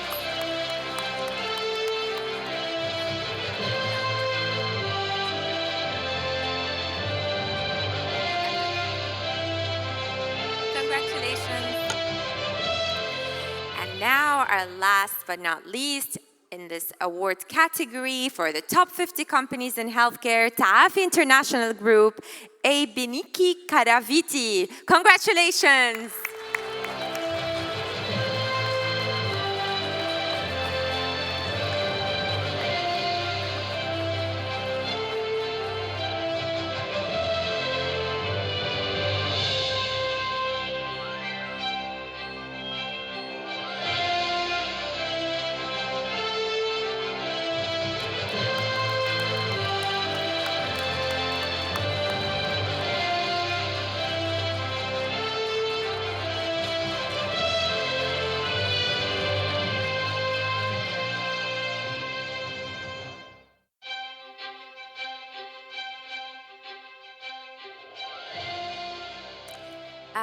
I'd like to call upon Dr. Meghna Kambam, who has requested to say a few words. Please welcome her onto the stage.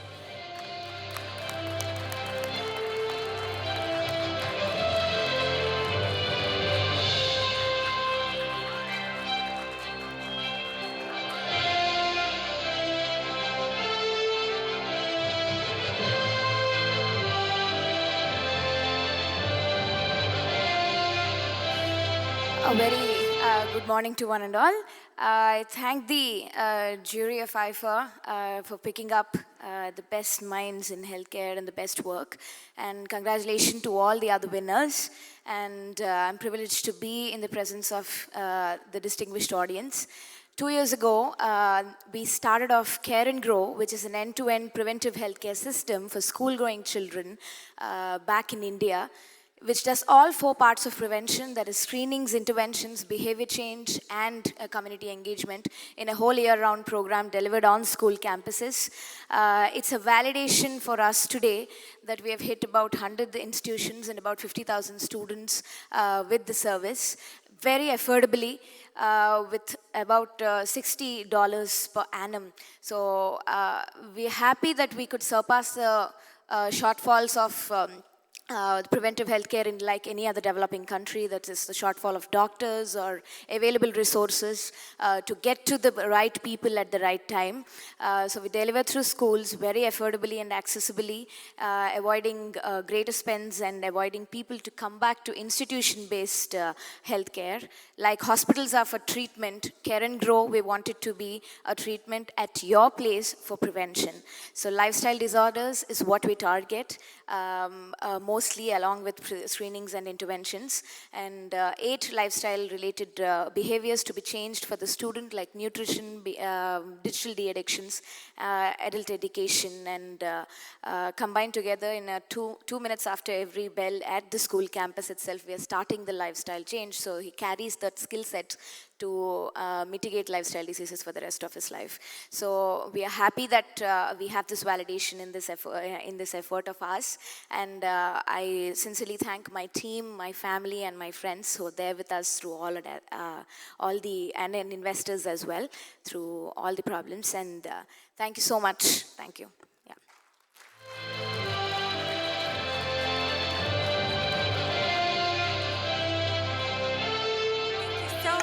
Mr. Farvashde, for honoring the awards. Congratulations to all the fantastic winners and everybody in the room. You should be proud of what you do every single day, whether you're a winner or not. You're doing a fantastic job and changing our lives. And now, before we go off for a 15 minutes quick break, I would like to call upon the names that will be conducting the one-to-one interviews. Please just remember your name and stand outside to conduct those interviews in line. Dr. Rahul Chopra, Dr. Ken Fung, Dr. Nina Rao, Ms. Leena R. Prabhu, Mr. Pratik Devate,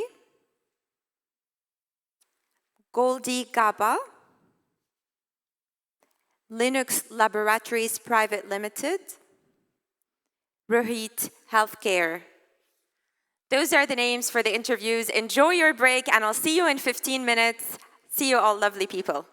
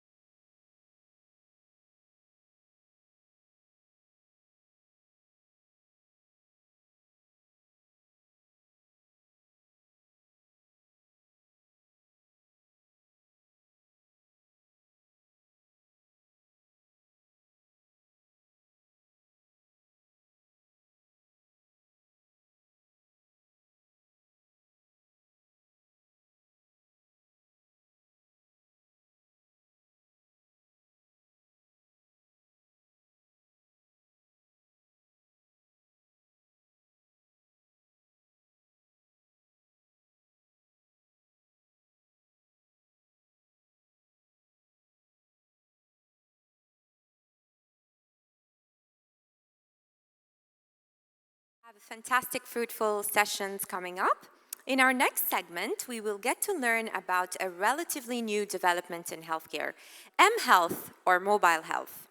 mHealth has been particularly helpful in improving global public health, particularly in underserved populations.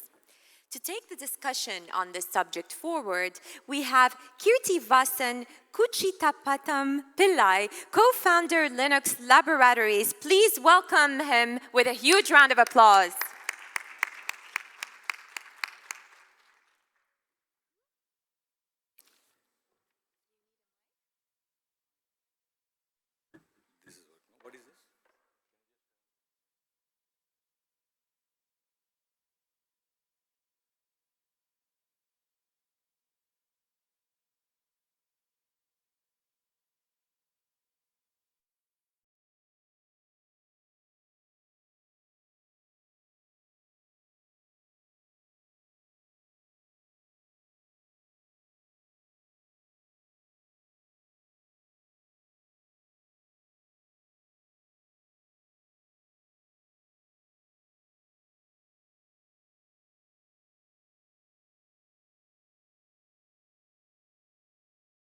Everyone. First of all, thank you very much for this Ifah organization for giving us a wonderful platform for encouraging all of us and also identifying the right talent for awarding. Thank you so much, Ifah. And I got an award for Linux Laboratories, one of the top 50 company to the contribution of this healthcare industry. Thank you, Ifah. So a brief about Linux Laboratories. It's a 10-year-old company, started with the 5 employees and now proudly having 500 employees operating all over India and spreading its wings in the international market as well as a world-class manufacturing facility. And also won awards like Best in Workplace, Fastest Growing Pharmaceutical Company, and also Best in Customer Care. And these are all few. So, and this company is aiming towards 500 crores mark, and as of now, achieving this EBITDA 20% plus. So thanks to all my employees and all the professionals who are supporting us. Thank you very much. And coming to the topic. Today, even though the topic is very serious, but yet it is fun and loving because today mobile has become our extended part of our body, which everyone will agree. So without mobile, I don't think so we will be able to live for an hour or more. A kind of situation has come from, right from child and to the even age-old people. So, and today,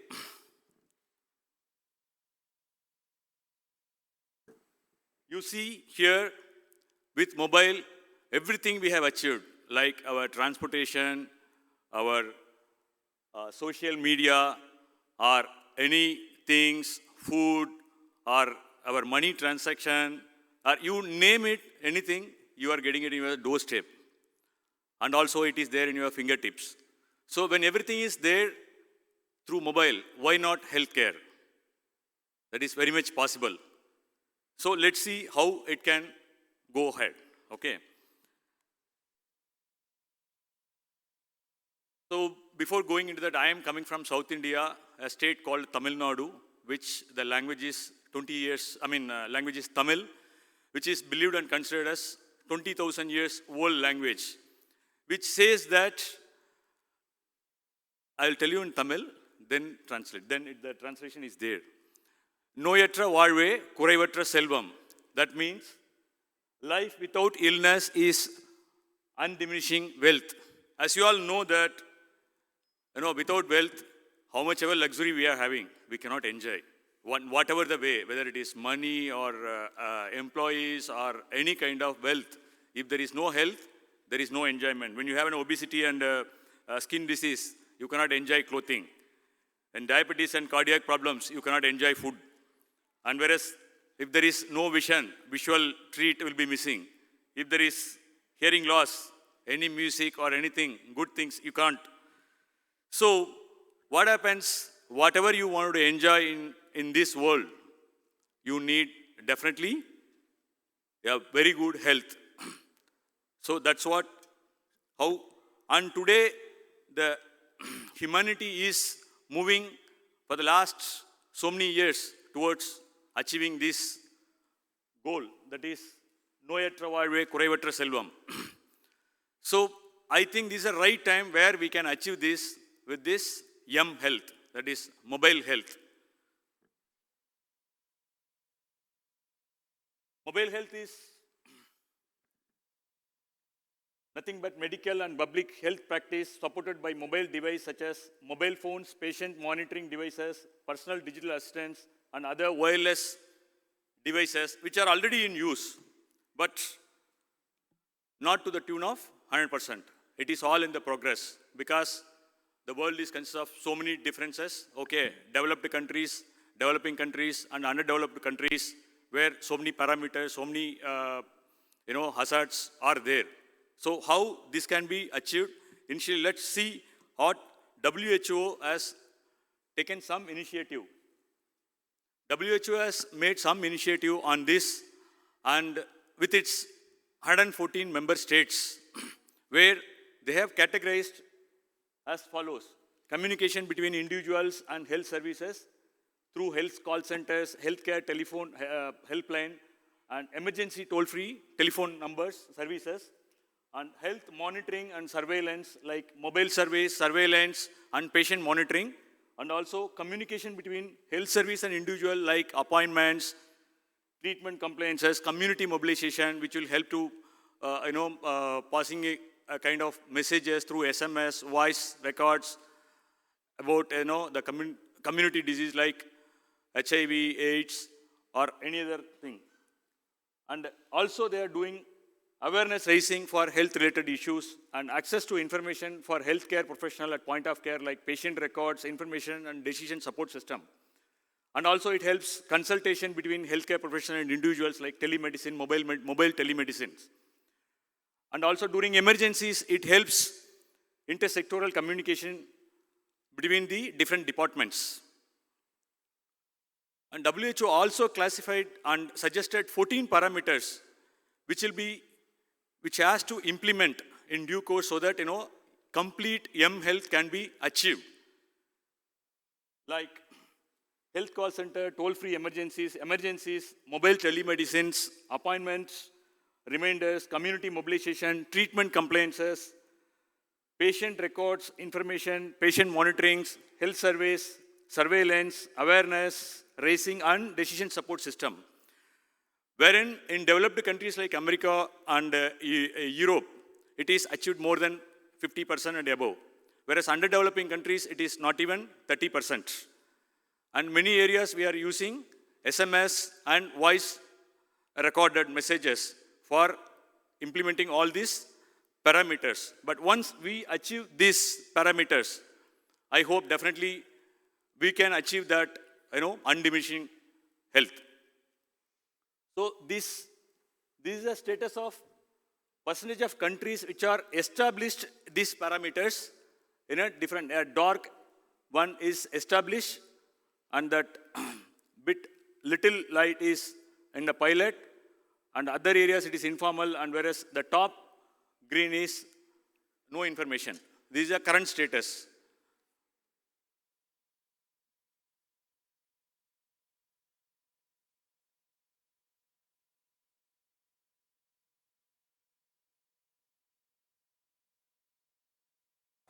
And these are the barriers which are really worsening this implementation, like the priorities, the knowledge, the policy of the different countries, and it's a costly affair, so cost effectiveness, and obviously patient records and other things are very, very confidential, so the legality issues, and also the operating cost, demand for the people, technical expertise, infrastructure in different countries, and other parameters are the barriers which WHO is still working on it.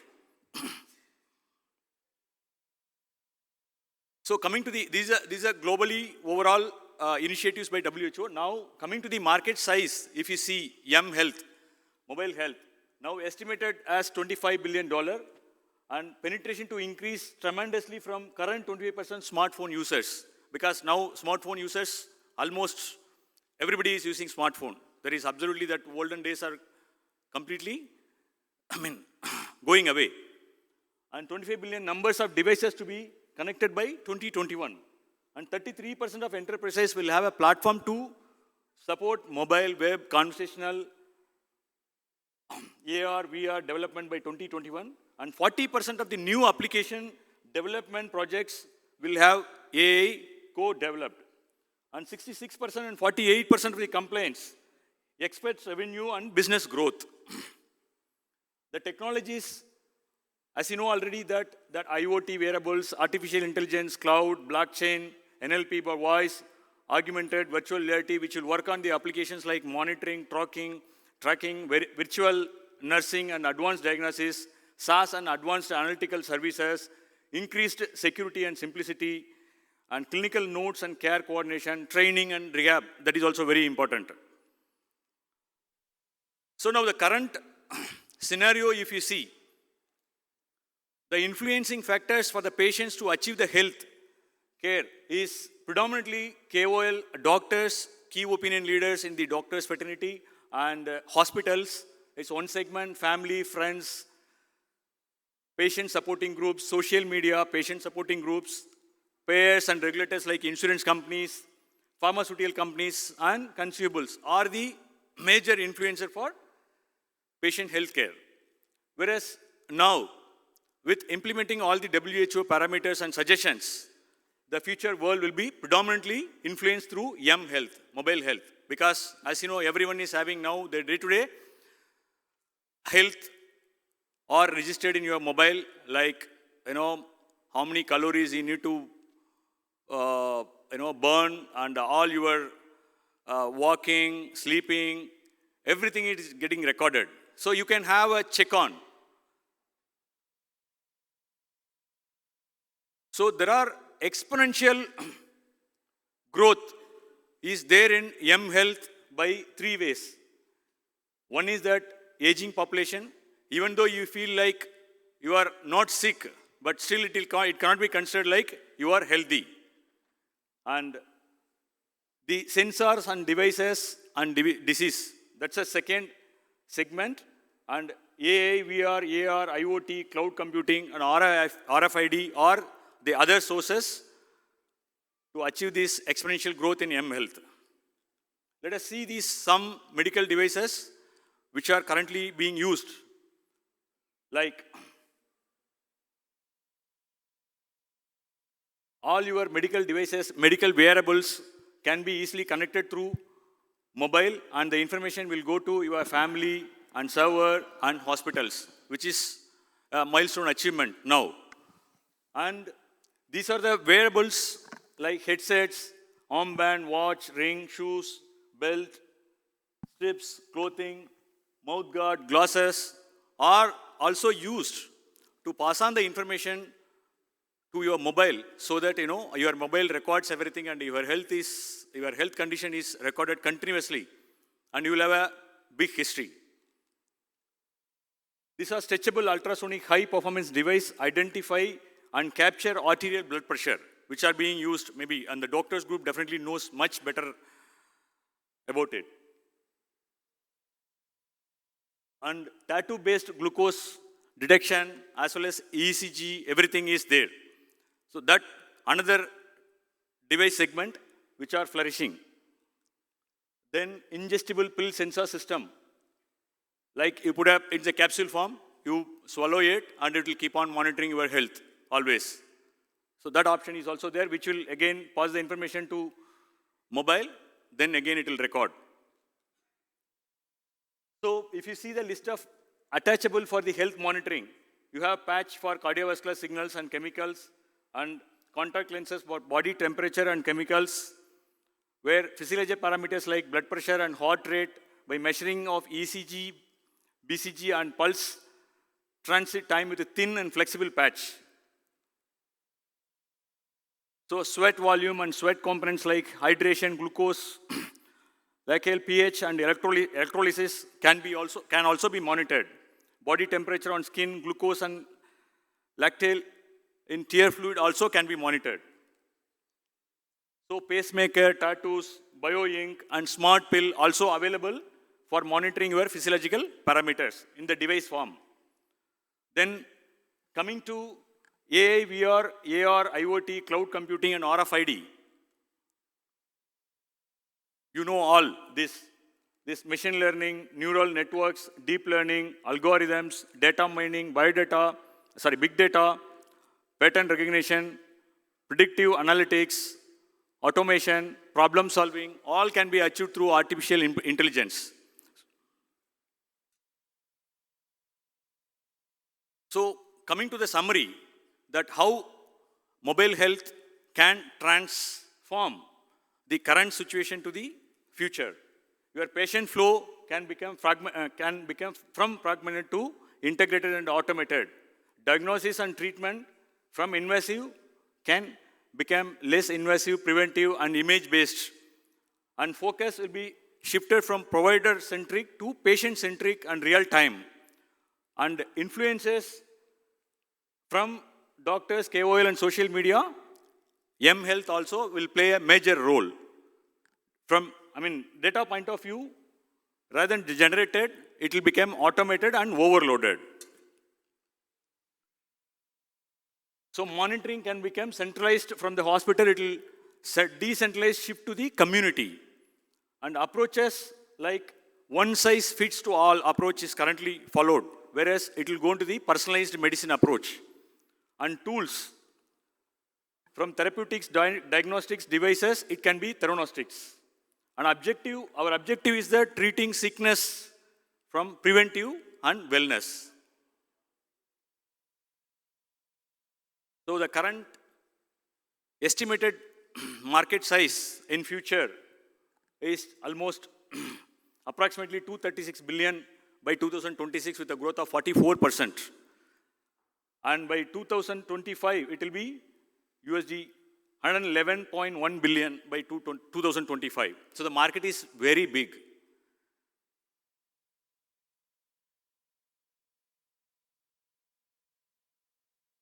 Benefits to increase the business and information access. Innovative thinkers are seizing the opportunity, harness the power of mobile technologies for the benefit of public health. And many times it has been, instead of providing health, it also been tapped as a profit segment. And mobile technologies have already changed and will continue to change the lives of millions around the world. Data security is particularly important issue to address with the area of policy. There are legitimate concerns about the security of citizen information by programs using mobile health technologies. Mobile phones for health communication to promote behavior change like weight loss, first aid, sleep cycle, etc. So mobile health is going to be a revolution in our life in future. Already it has become a revolution in our life. So how far we are going to tap this and utilize that for our individual health as well as on the business point of view. So in the business point of view, already people are tapped this market in a big way. Like you would have seen that now online pharmacies apps are there where medicines will come to your doorsteps. Lab services are there where the technician will come to your doorsteps where you can get into the app and book your report, it will come to you automatically. And also the hospital services has come into the app. And all your record maintenance are happening through mobile. So tomorrow, this is going to be the predominant operation in the healthcare industry.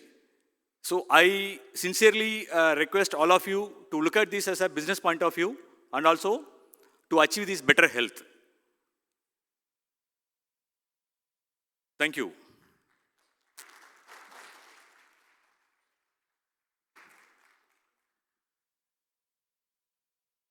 Yeah.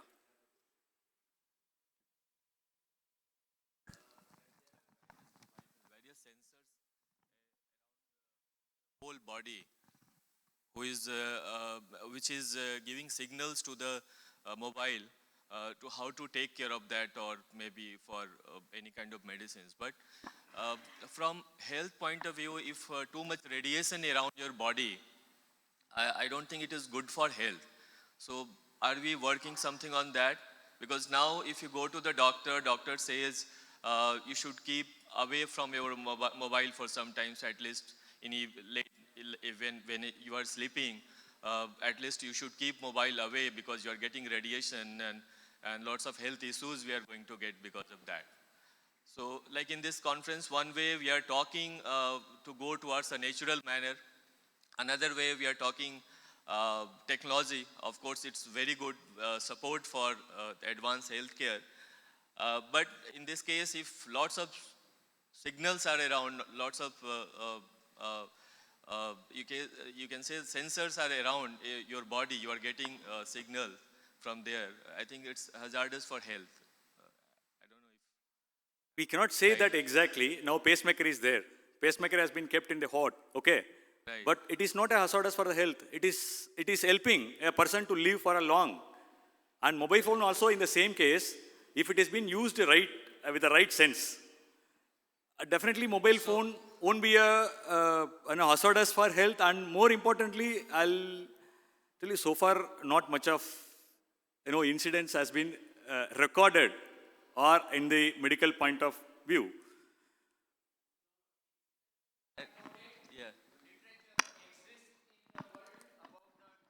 Harmful effects of mobile radiations.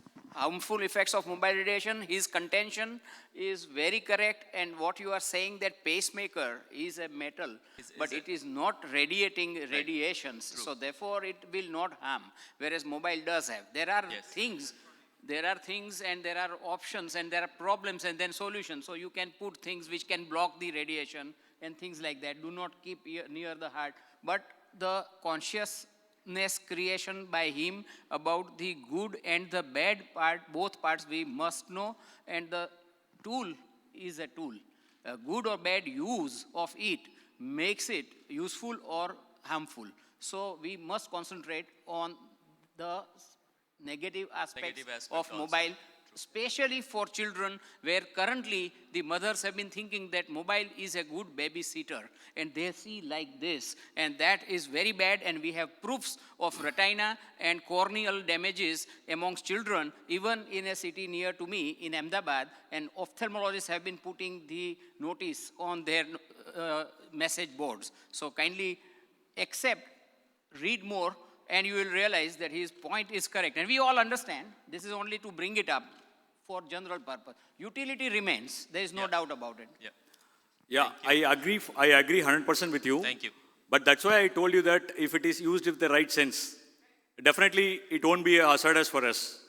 But when anything goes excess use, it will be a hazardous for health. Let it be a food, let it be a enjoyment, or let it be usage of any vehicle or anything. Too much of traveling also is a problem for the health.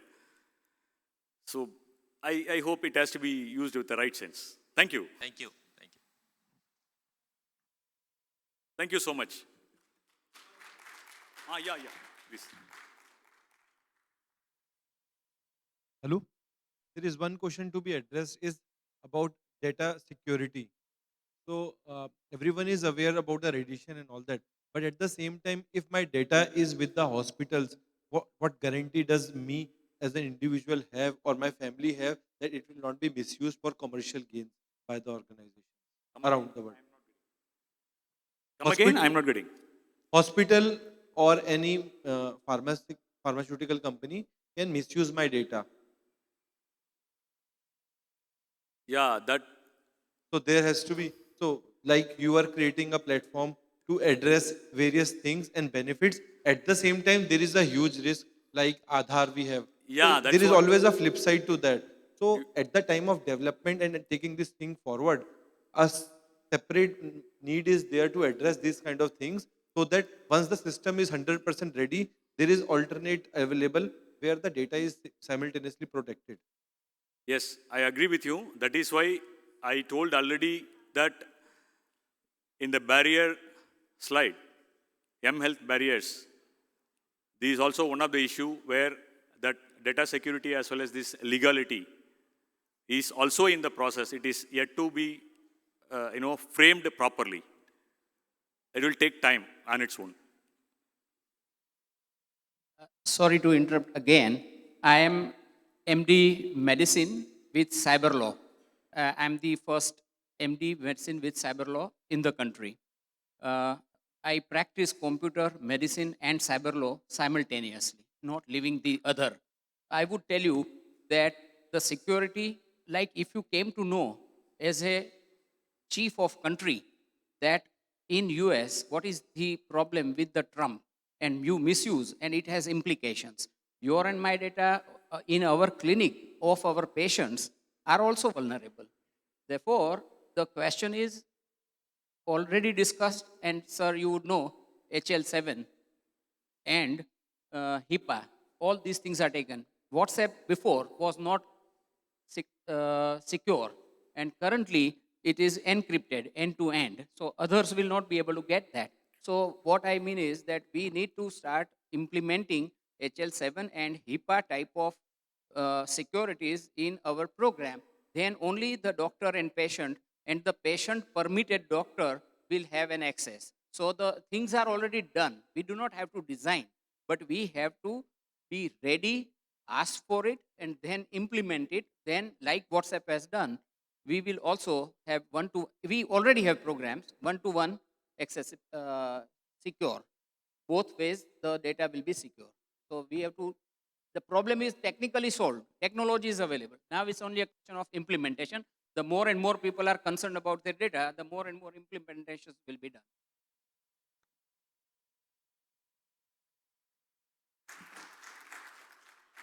Thank you. Thank you very much.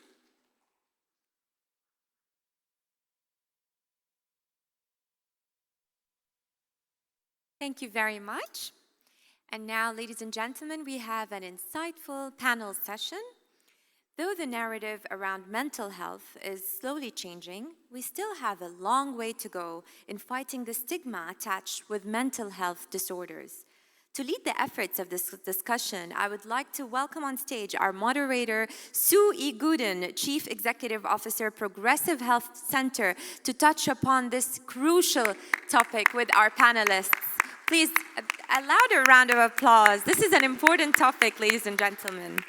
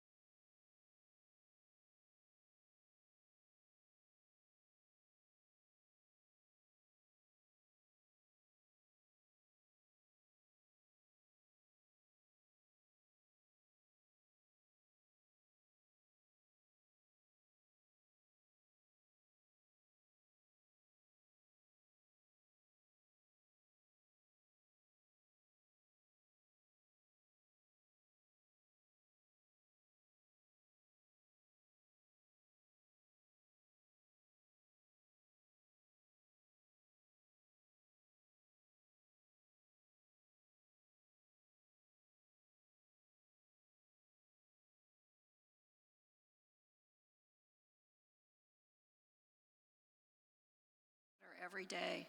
And so today we have some esteemed panelists that can talk to us specifically about their perspective on how we create and look at the stigmatization of mental health. Dr. Nina, would you like to start? Talk a little bit about yourself and what your role is in mental health. Start with a small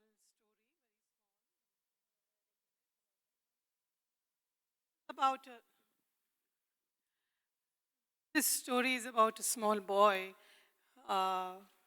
very good-looking boy, very bright, intelligent, who used to ask a lot of questions, very curious, full of life, playful. And he had this habit of asking a lot of questions. As he started growing up, growing older, uh, he started, his questions increased, his reading increased. He was a voracious reader. He had a very inquisitive mind, but there's some problems started cropping up, like not getting along well with his peers, classmates, friends, also not listening to instructions by teachers. And this started growing. So for the parents, they had to move this boy out of the mainstream school and put him up, admitted him in a small setup where there was more personal attention provided in the school. He did well there, not because the teachers were specially trained to take care of any special needs, but mainly because the teachers really knew how to teach and what really education is. And he did well there until he was 13. Of course, there were issues, similar issues, but he continued to do well there. And because of some government policies in India, right to education and all, the school decided to convert into a research center, and they had to close down the school, and the child had to be moved out of that school. And then again, the parents admitted him in a mainstream school. There, one of the most reputed school in the city, this boy was admitted into, but he couldn't last there more than 2 weeks. He started having fights with his friends and the classmates. From there, the parents removed him, tried another school, no. Then a small learning center, he couldn't adjust there. From there, finally, they tried home learning, homeschooling. That also didn't work well. Finally, fortunately, at that time, the child's uncle was visiting from the US, who was a psychiatrist, and he assessed him, and he said it was Asperger's, which is high-functioning autism condition, which the boy had, but nobody was able to make out until then. Although the parents had tried to, get him assessed, it was not, they did not receive proper support before that. And then once this was assessed, the parents took him to some counselors in the big city, and this is a big city, it's a metropolitan, and yet there were no psychologists or counselors who were able to treat a child with Asperger's conditions. And then the parents decided the whole process was very traumatic for this child. And being the only child, the parents decided to move out of India, went to the US. Fortunately, soon after they reached there, they got proper treatment. And just last year, this boy graduated from high school with honors in the US. And now he's in college.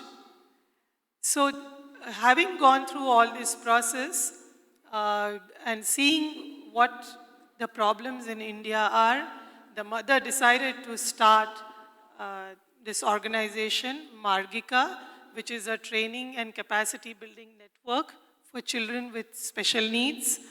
And that mother is me. And today's panel discussion, our topic is combating stigma for mental health. So as a person, as a parent of a child with Asperger's conditions, I feel even saying it on this stage itself is, a step ahead in talking about it and promoting the cause. And That's what I'm doing through this organization. And Yes. just one more minute is, or a few seconds, that the work I do is gather, as I also spoke when I was receiving the award, we collect best practices from world over and customize it to Indian conditions and try and train all those who are responsible to bring up children with special needs. So that's the work we do. Thank you very much for sharing that story. It's pretty profound, and you never experience it unless you are a parent, and it really touches your heart. Dr. Kumar, would you like to talk a little bit about yourself and what you do? Hi, we actually work on preventive healthcare. My research was on free radical aggregation, and we tried to break that free radical generation by using a natural method. So during that, I felt that the generation of free radical is the root cause for health issues in body. And I decided to start something for preventive healthcare. So everybody is actually talking about preventive healthcare here. I'm actually honored, and I feel that my thought was very right. Uh, we thought how to start with that. So if you go in a very deep research, it requires lots of investment, requires lots of domain people together working on that. Then I thought, why not to start with the things which you can use on daily basis, like every day we need to take food, every day we need to drink water.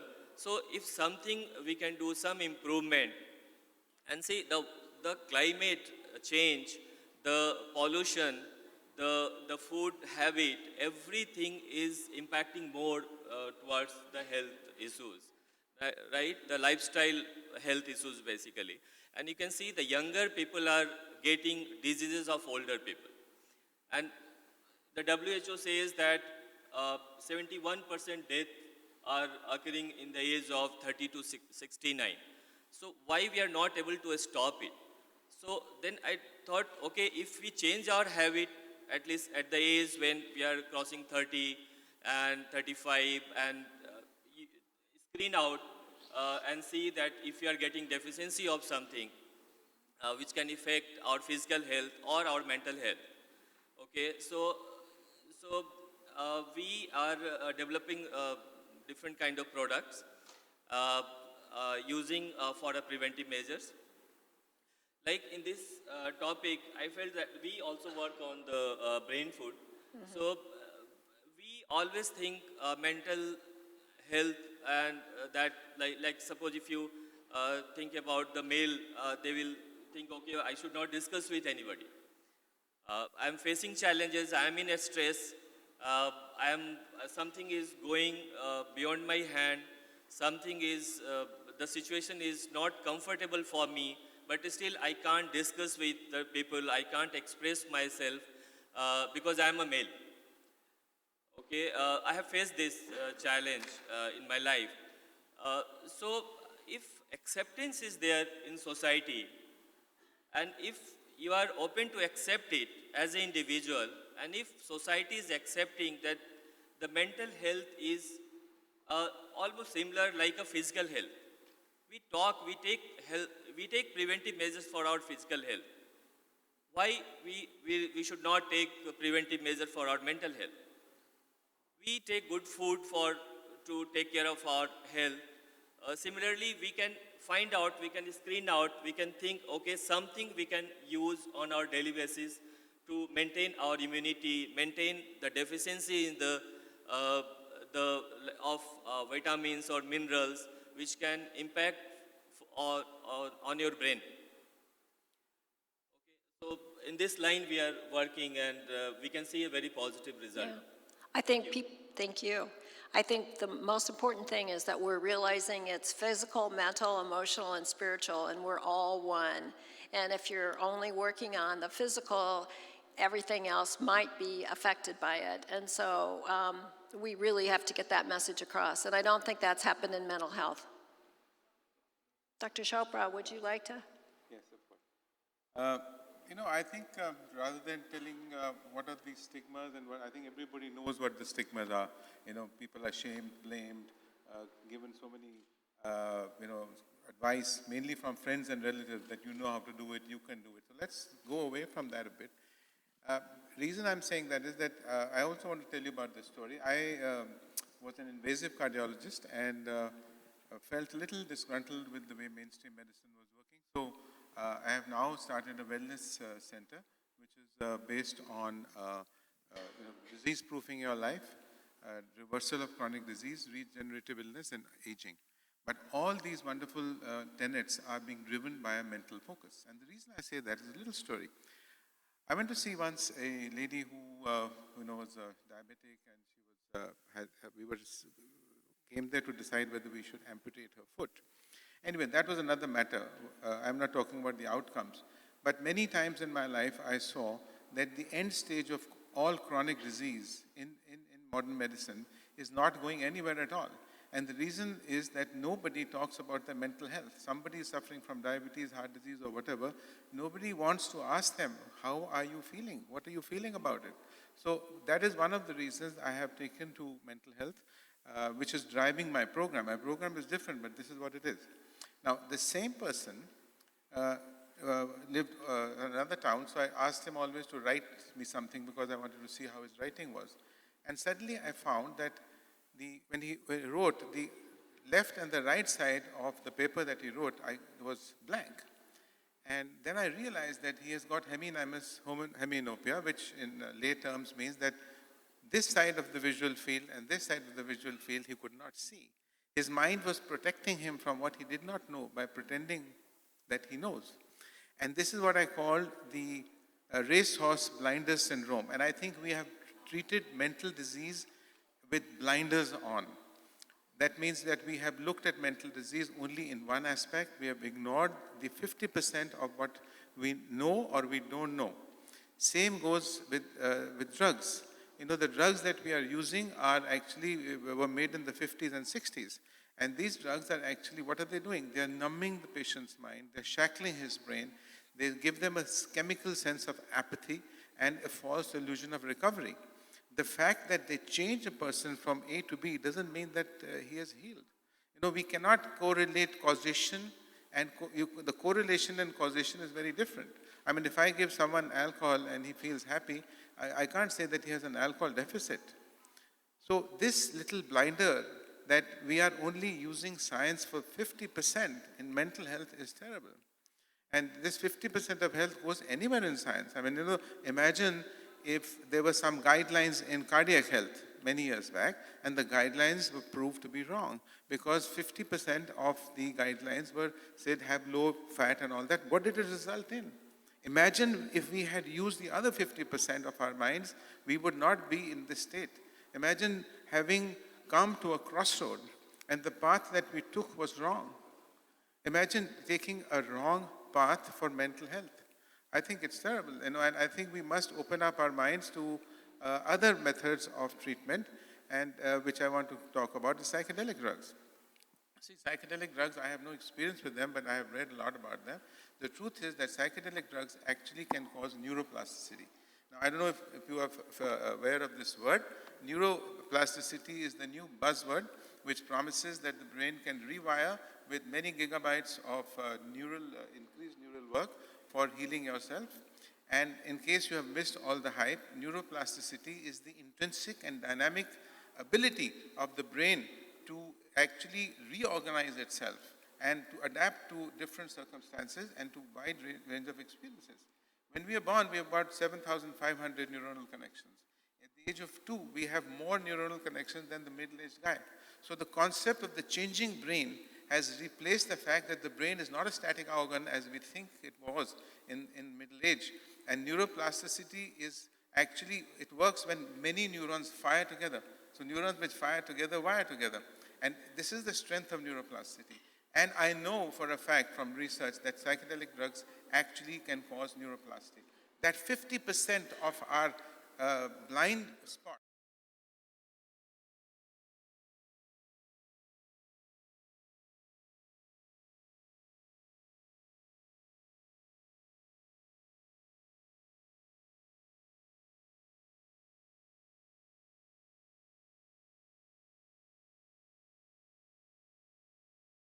one way where some research has shown that within 3 or 4 months, 72% of people with mental health will recover.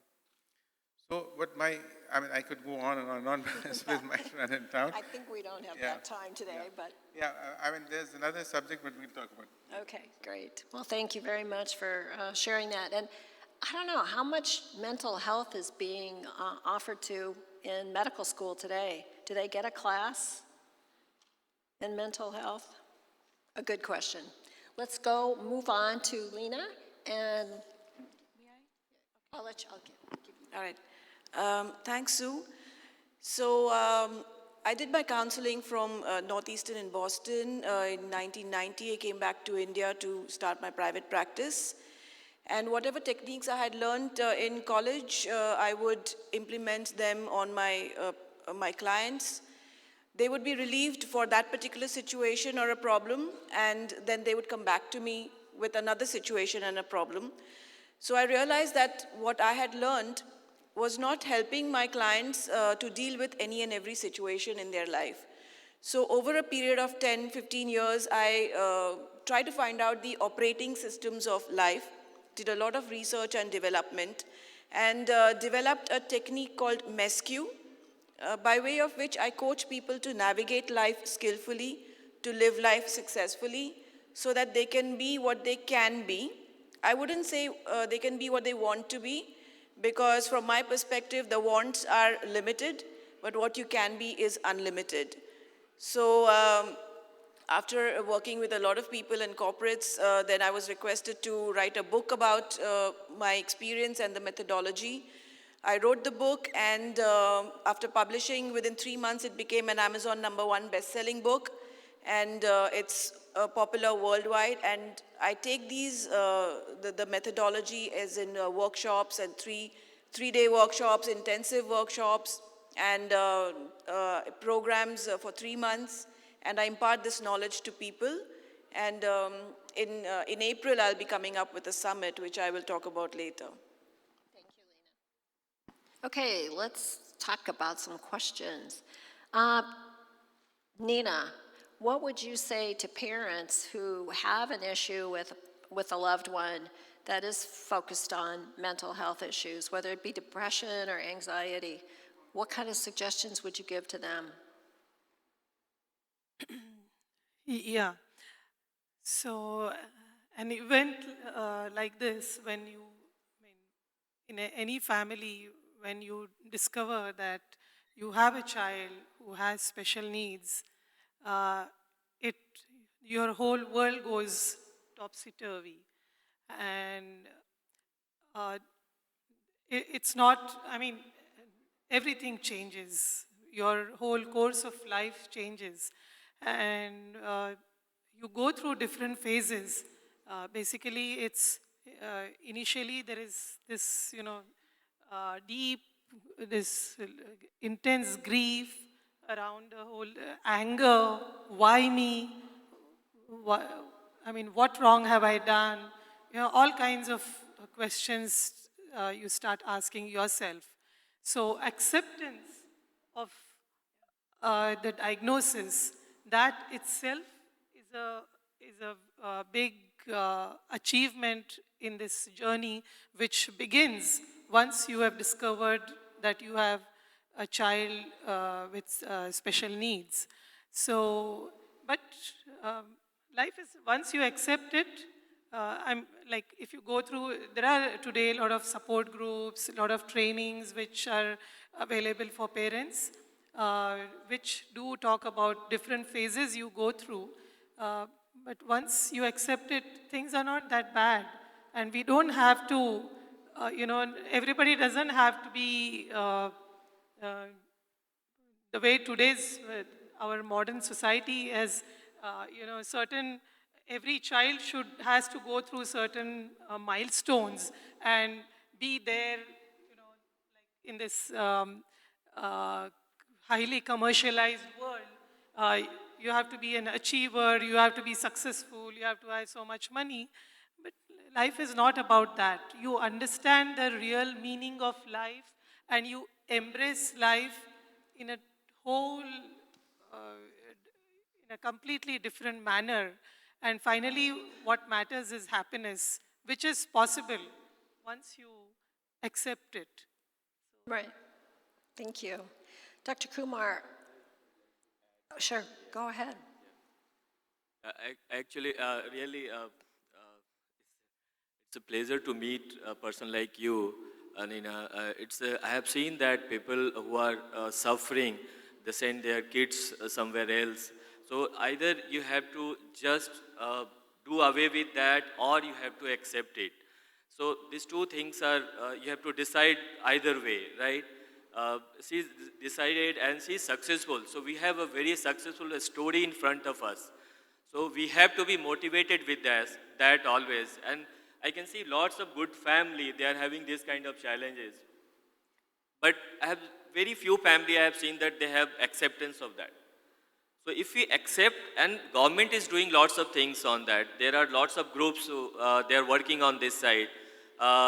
Lots of support is there, even corporate, if you go, if you are working lady or working male, lots of support you can get from corporate itself, the corporation itself.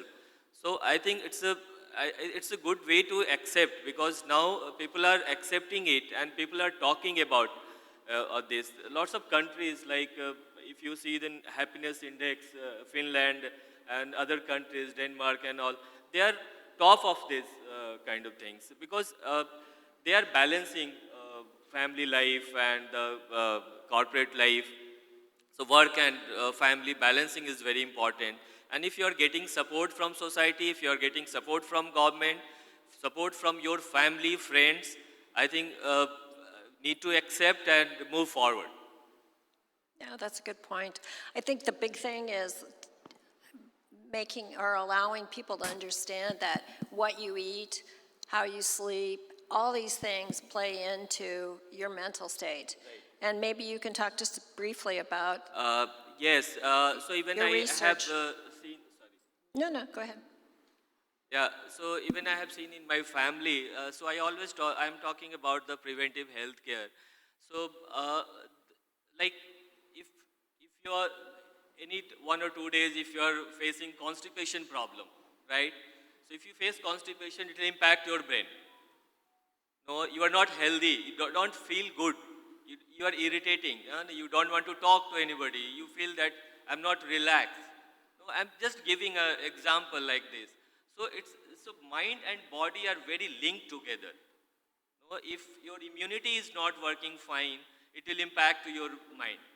No, there are some vitamins which is very closely related to the functions of your mind, like vitamin B12, vitamin D is related to, vitamin B12 is related to the neurodevelopment. So if you are deficient of vitamin B12, again you'll have brain problem, no? So mental health issues. Vitamin D is related to emotions and behavior. So if you have deficient in vitamin D, and these two vitamins are, if you see, anybody can screen out here, they will face that they have a deficiency of vitamin B12 and D kind of vitamins, and you can get through food. So, and a natural way, if you add after an age, if you start adding, like we take multivitamins for our health, if you focus for the brain food also. So some specific vitamins is good for brain if you start taking it. Okay, if you can strengthen your immune to fight, so everybody face, like data says that 1 among 4 people faces the health, mental health. So if we start taking preventive measures, I think we can avoid these kind of challenges, and everybody gets it. If we are getting it's okay, but we should bounce back. Right. We should not be part of that. If you are going to take everyday stress, so it will convert to mental illness. So I always differentiate mental health and mental illness. So if it becomes accumulate everyday stress and all, it will become a mental illness for you. Unfortunately, there's not one big assessment or some way for us to really from a soft standpoint, really assess people and make them not feel bad about being depressed or anxious or whatever. Yes. Thank you. Dr. Chopra, if I came to you and I said I was depressed, how would you take care of me? First, I would welcome that, and Thank you. I wouldn't give you a straight answer in any case. So I would always like to be a storyteller and be a listener. Yes. So without saying too much more, I'd say, let's go have some lunch. Yeah, that's what I would do. Boy, that's a different kind of doctor, huh? No, yeah, that's the way. That's Because true. see, there's so many things. One is yours a very big question, but I want to highlight two more points, if you don't mind. See, there is a group of people who have suffered violence, sexual violence, and another group of people who are war veterans. They were fine before. What caused them to be like that? Circumstances made them so. They were all right all the time. Now, it took them a long time to come out of this mess.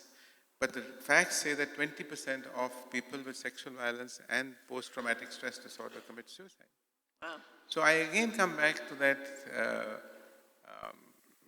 racehorse blindness syndrome, because we are continuing, despite the fact that this is carrying on, we are continuing to be in that blind zone, and I really wish that something could be done about it, because if there is acceptance, there is no deterrent. A person who has been raped would have no deterrent to come up and do that. You see, look at the diseases like AIDS, tuberculosis, leprosy. They were very big, very hugely stigmatized. But now, nobody worries about them. And because everybody's accepted them, everywhere in the world, people are living happily with AIDS, happily with TB, and happy with leprosy. Why cannot we bring this type of people into this fold? And I think we should all, raise our awareness, raise our consciousness to feel different from these people and do not deal with them as if they are crippled or have even in good faith. We make mistakes in good faith. We'll say, wake up, you can do it. If he can do it, he would have done it. It's all in your head. It's like saying that I've got colon cancer, it's in my colon. Does it help the patient? No, it doesn't help them. You have to change your language. You have to change the way you approach these guys. That's a very good point. Thank you very much.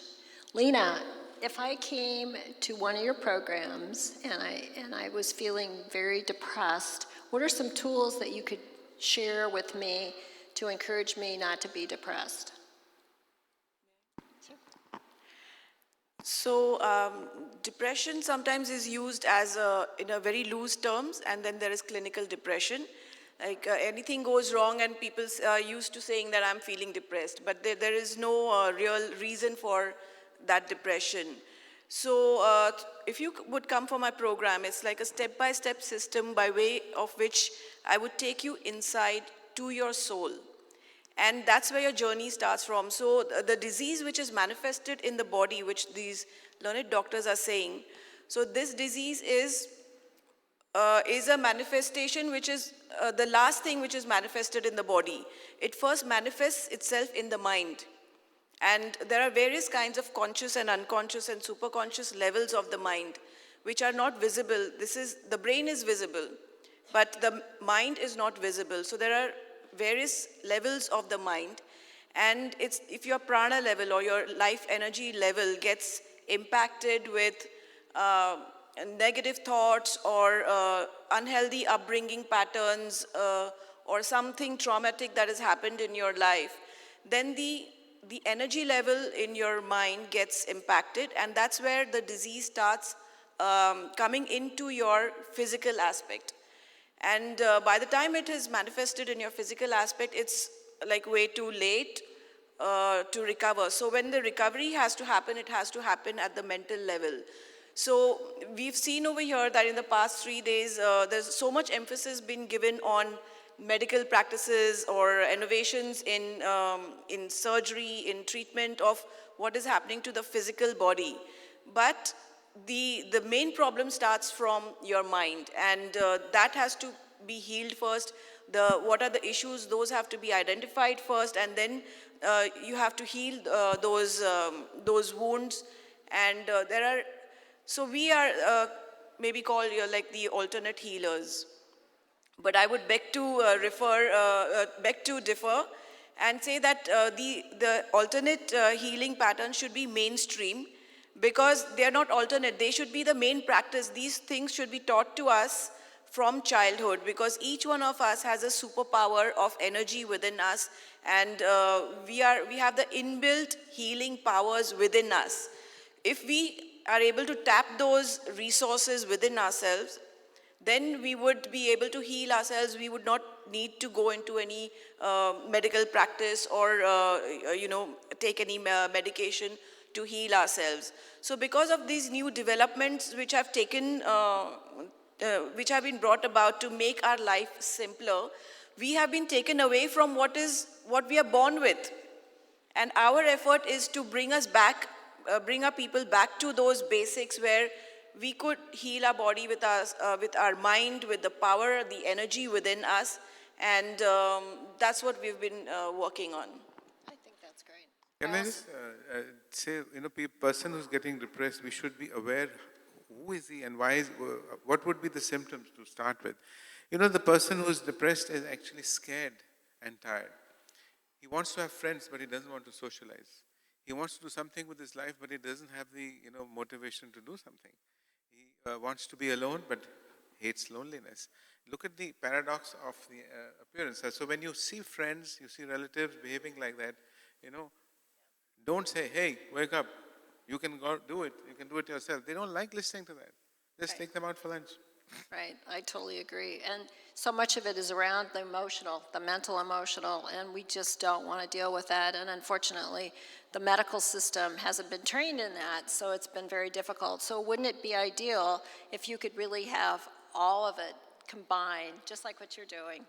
So do we have questions from the audience? I can't see Yes. them. I can't see you, but... okay. This is Manish here. I cannot have a better panel for this question. My question is, when we talk about mental health or mental illness, generally we associate that with depression or anxiety. But what I want to touch upon is, say, childhood anxiety and a person developing, say, cluster B personality disorder, how that person will accept that is neuroplasticity, as Dr. Chopra have said, can heal it. Those sort of complex cluster syndromes can be treated with any sort of programs, counselings, medicine, or none at all. Well, I could answer that question. I think neuroplasticity is a very big tool and it's not being utilized properly. First of all, as I mentioned, that there are some drugs which can do that, but I'm not a drug, I'm not necessarily pushing the concept of psychedelic drugs. I'm pushing the concept of right science. Now, when you start about the childhood thing, the problem is the smoky zone between what is depression, what is the cognitive problem, what is the perceptive problem, and emotional problem. Now, let us take a person who has, normal reduced emotional ability. Like, for example, he has anger, he has resentment, he has misery, frustration, loneliness. Now, you would say he's depressed. He may not be. He just may have poor coping skills. But these same things can lead to physical illnesses. On the same token, people who have bipolar disorders or schizophrenia can also become lonely and morose, and these things merge. So my point is that you have to have a very high index of suspicion, high index of involvement, and the use of community. Like look at the Alcohol Anonymous, look at the AIDS Society, look how they put themselves together.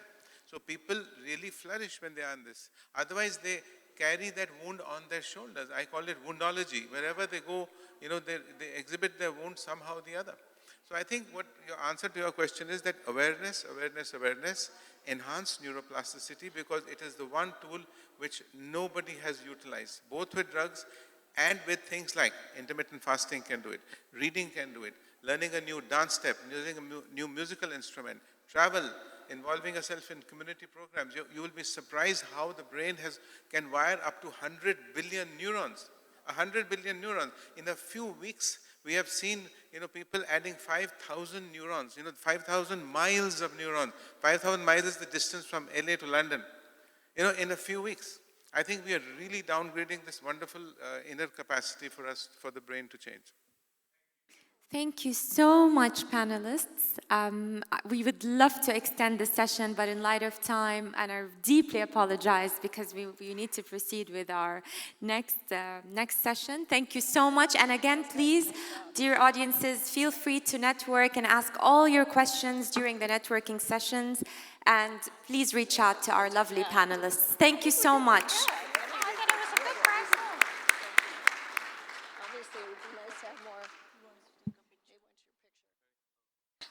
Oh, he was. You can keep this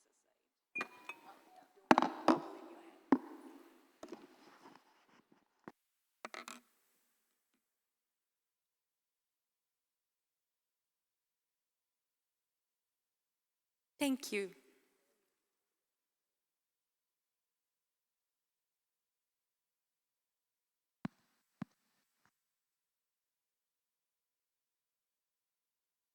That was yet again a fantastic session, and we always love the audience interacting and the questions on the table, and we do love to give everybody a chance. That's why we also urge you to always go offline and approach all the panelists and the keynote speakers with all your questions, because we really want you to network as well and ask all the questions. And so sorry to conclude the session, because we're moving on to yet another very important topic. IoT devices might be a boon across different industries, but all internet-enabled health devices such as implantables and wearables also pose significant security risks. Most of the risks can be mitigated by harnessing the potential of blockchain technology and integrating it in IoT devices. In this session, the speaker will be discussing blockchain technology as the solution to cybersecurity threats. Ladies and gentlemen, please join me in welcoming Pravash Dey, Disruptor-in-Chief, US-India Blockchain Council. A big round of applause.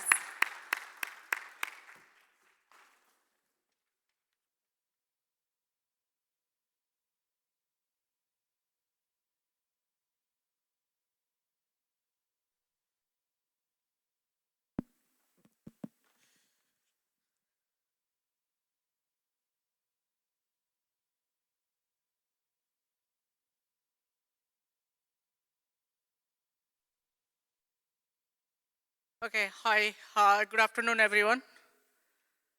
Good afternoon. No, that's not the energy of Ifah. Okay, let's make it a little bit Bollywood style. Good afternoon. No, the energy is not coming. We are talking about 21st century technology, right? So let's do it again. Good afternoon. Thank you. Waking you off, sorry. Thank you so much, every award winners and also organizer. It's been long 3 days, a lot of hard work putting it together. So let's a little bit understand, before I go and, give you the insights of blockchain technology, how the machine and, machine to machine, they are talking, and where are the security challenges and all these things. So just to give you a very small brief of who I am, where I come from, and what exactly the organization does. So US-India Blockchain Council, in a very small elevator pitch, is we are a consortium of blockchain developers, startups, policymakers, and investors. So we are a network itself. We talk to each other basically on three basic fundamentals. One is education, how to educate the next level of developers who are engineers, who may not understand what is blockchain is, or what is AI is, what is machine learning is, and how basically the devices talk to each other or devices work. So that's the first thing. We have a blockchain developer certification program. So it's from 3 months to 6 months, and we are in the process of getting also a degree program for India right now. So we have already submitted this to the government of India, and once they approve, then we will introduce that to universities and colleges. That is the first part. The second part is we actually incubate and accelerate new ideas, newest technologies. So we have around 48 tech startups so far. we have been working. So we are the first one to come up with an industry incubator in Gujarat. Then after, we are the first one to come up with blockchain and media accelerator in Maharashtra. So that's we were working, and we're working very closely with the government of Maharashtra to coming up with a fintech policy and a fintech hub. The third is we just recently received the Center of Excellence, India's first blockchain center of excellence, where it is going to be more of an idea lab where ideas of new startups can come and they can accelerate. The third most important thing is where is the money? And that is where we have the Global Innovation Fund, where is more than 3,000 investors who are investing or who have already made money through crypto or Bitcoin. Everybody knows the story, so I don't need to repeat because I have a very limited time, but they can do invest. But where is the innovation coming when it talks about Global Blockchain Innovation Fund? Is how many of you have actually bought Bitcoins in last 4 or 5 years? Anyone? Anyone using blockchain technology right now in your healthcare? Awesome. So I'll come back to you, sir. Anybody using IoT devices or connecting IoT devices by using blockchain? Awesome. So you are actually the industry, first movers advantage. And that is where I'm coming from, how basically technology can transform the, any industry. And one of them is obviously healthcare. Just to take you to the next level, what is the market we are talking about? Because any investor you go and talk, or anybody in the healthcare industry, whether they are a founder or executive, what is the market? And that is where the blockchain technology is coming to its 2.7 billion annual spending right now. So that's what we're talking about the next 4 to 5 years. And if you look at it, so the Canada is taking actually the first movers advantage with 69.9, percent CAGR, with almost like, if you look at this, it's 65.6, healthcare provide sector.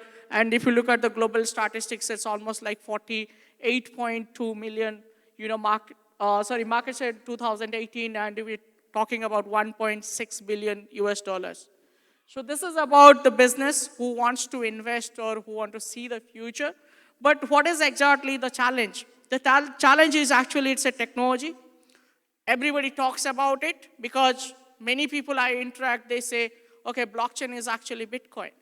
And many countries don't accept Bitcoin as their currency right now or legal tender currency. So how do we basically work? It means you want to give oxygen, but then there is no measurement. So that is where we actually come up with the next level. What is the target oriented? And it has, every business has a short-term, long-term, as well as, medium-term ideas. And they have also plans. And that is where we exactly want to concentrate, and through the consortium, we want to analyze. So what we have done is, we have done so far almost like identify the challenges that is right now. One is most important is lack of capital. How many investors are available who want to put the money in blockchain? And it's not a small investment. It's not about 1 million, 2 million. It requires at least 10 to 20 million if you want to deploy the blockchain technology, and particularly when we talk about IoT. And who are actually those investors? Second most important thing is we don't have the infrastructure. We are talking that all the machines are connected to each other. The devices need to talk, and whether it's any center or hospital or even doctors, their mobiles, or patient with their mobiles. But we don't have the right infrastructure because we don't have the right Wi-Fi. And many of this, I'm not talking about Dubai, but I'm talking about India or some of the emerging technology countries right now who don't have the right kind of infrastructure to support it, the payment gateway. The third is lack of mentoring. As I said, many people are talking about blockchain, but they have not actually used blockchain in real time. So we don't have actually, if you see, case studies available right now so that we can actually see, okay, this person or this organization has used technology, transformed the business, and we would like to take it to the next level. The most important thing is also about lack of market access. If you are actually using blockchain technology, or if you or somebody else is using the simple SaaS ERP technology. How do you differentiate? What is the benefit or unique selling point or USP of having the blockchain technology so that you are actually industry leaders or have the first mover advantage? And that is where we actually identify some of the areas that needs to be addressed first. The fundamentals needs to first address, then after we go to the technology space. So one is obviously capital, mentoring, infrastructure, right team, market to showcase the MVP, and also your research and development in very much technical expertise. So each and every area, if you look at all these 6 channels we're talking about, we have already developed something. We have already case studies available. We have already POCs available so that we can go and talk to the government. We have already created a policy draft, giving it to the government of India, particularly NITI Aayog, because they are the planning commission. At the global level, if we talk about, there is a government blockchain association at US, very closely working with the government with different policy level initiatives as well as implementation level. So that is where we have also started the government blockchain association in India on global scale. The most important thing is if we have the infrastructure, the next, how do you bring in which product they should transaction? Because the systems can talk to each other. We can have the network, we can have the infrastructure, but most important, how the payment is going to be. Because each and every country today have their own, connotation, or they have their own, currency. So we need to find a common currency so that they can talk about. And so far, Bitcoin has been, one of the best technology or decentralized technology so far, but many people or many organizations, countries don't accept it. So what we have come up with, like having the security tokens, because everybody can actually accept it.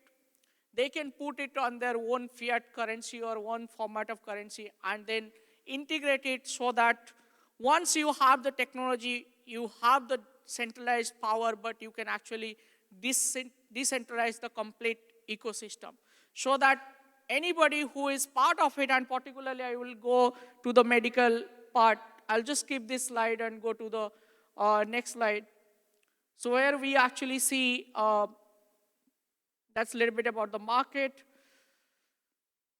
This is more about the healthcare. And if you look at the ecosystem, we're talking about, patient, doctor, digital healthcare. Then we're talking about, institutions who have insurance. And this is what the so complicated method. So how you basically use the blockchain technology to simplify it and keep it secure. So what we have done is basically go through the analytics, and then we found out the IOMT, or where the mobile devices or the, basically the devices talk to each other. So when each and every devices talk to each other, there is a person who is behind who is actually doing the programming. So it's a little bit technical. I don't want to bore you, but the moment you actually do that, you are actually creating a hash. So it means it cannot be corruptible. And when you actually, somebody else wants to, change that, they cannot change that because they have to go right from the beginning and change everything.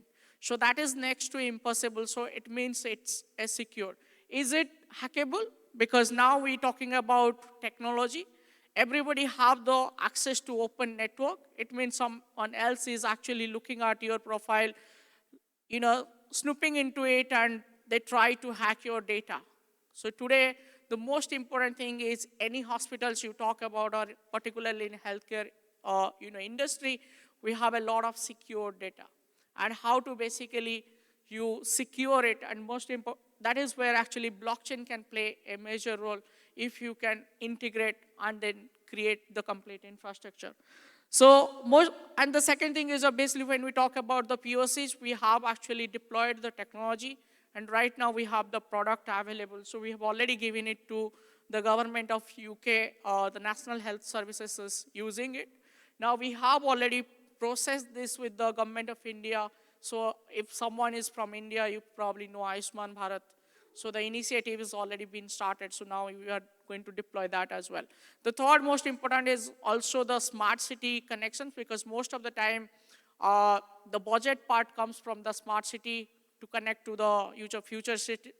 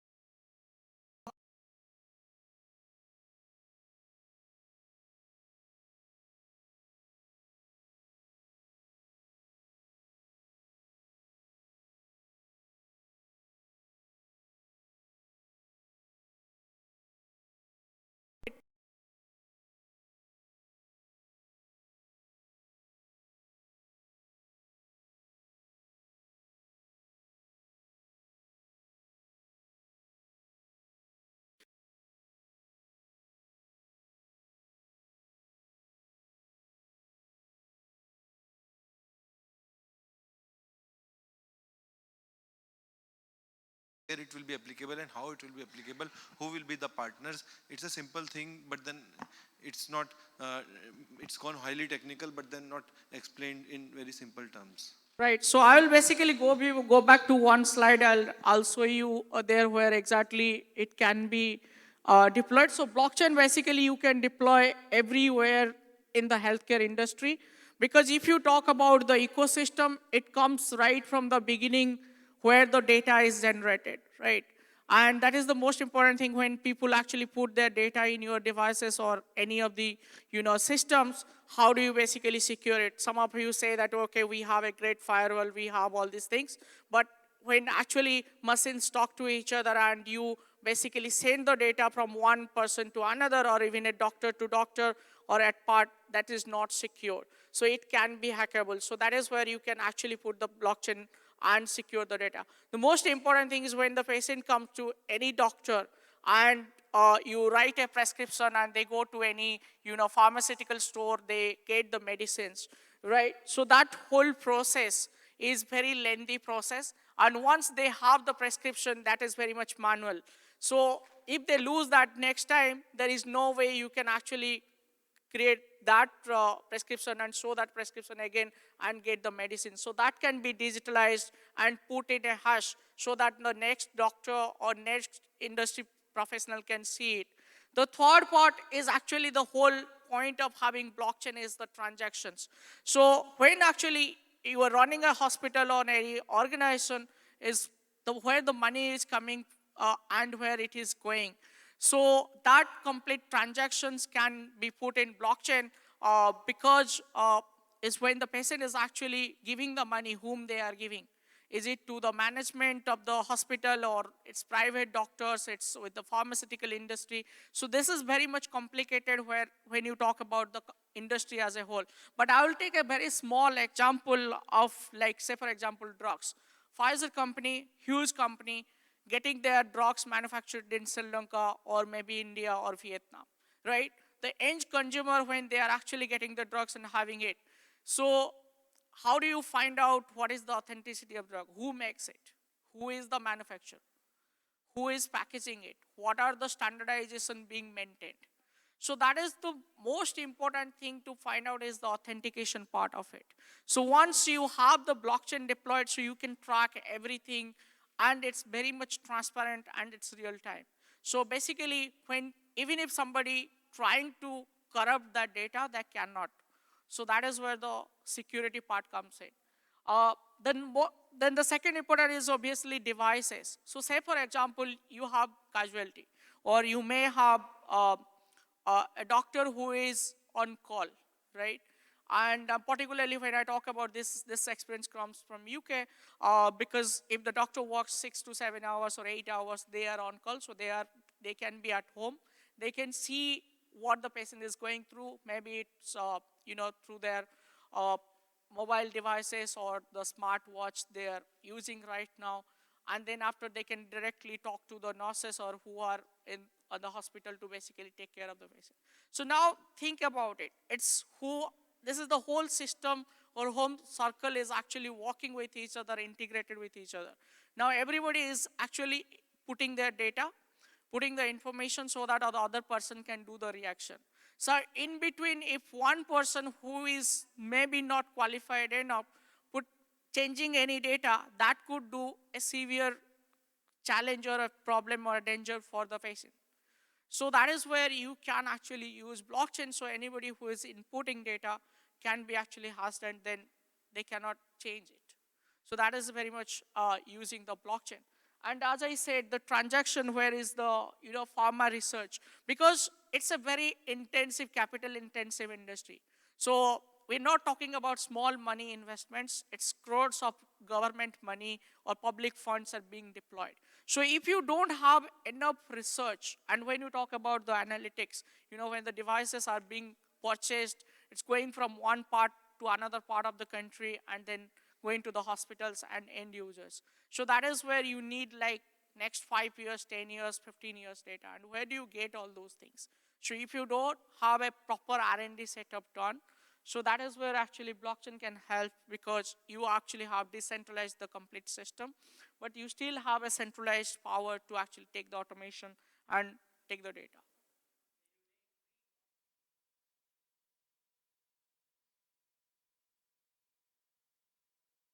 Yeah, so as I said, hospitals are mostly, right now not using blockchain, as a whole, because there is a lot of money involved. Second part of it, as I said, there are startups who are actually using blockchain technology. Now, how that can be integrated with the hospital, as I said, we have actually given this to NHS UK. So now they are coming off with the devices, because most of their devices are actually made in South Asian countries, and that goes there. So they want to counterfeit that. So that is one part being used. Now, obviously, you have a huge data right now, and everything is connected to Aadhaar card if you are from India.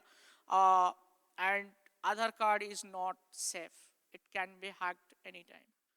We have done it, so maybe Ayushman Bharat can take it to them. Yes.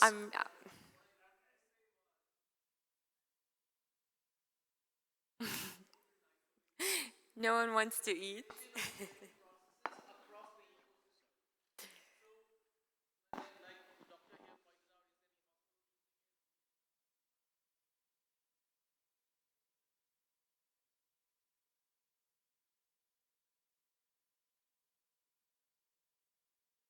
Yeah.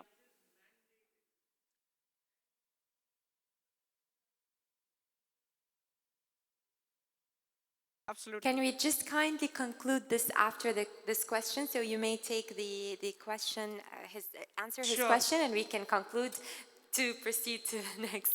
Thank you Right. so much. So you may answer his Sure. question.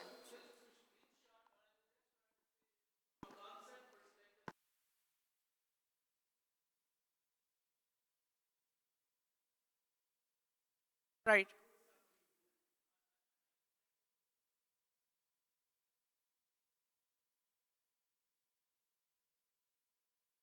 Stakeholders together. So So that- I want to understand, how are you meeting that challenge? Yeah, that is the first intervention why we actually created a consortium, and it's a not-profit organization, so that everybody can be part of it in terms of decision making. And the Government Blockchain Association, actually the policy makers are part of it. So when we did our first conference in Gujarat at Vibrant Gujarat, so we actually invited all the state, finance minister, chief minister, and the principal secretary, because they are the decision makers. So what we have done is, like, there are around 18 states who have come together. This is a policy level discussion, but they have come together, and we have created a Government Blockchain Association. It's very much well connected to Niti Aayog, and also some of the states are already taking the first movers advantage. One of them is obviously Maharashtra. We are working on land records, so which is very much, you need hospitals to be created next 3 years, 5 years, where you need a lot of money. And also private entrepreneurs, private owners who can actually give the lands and stuff. That is where we can actually put the land records together, and the money can be generated.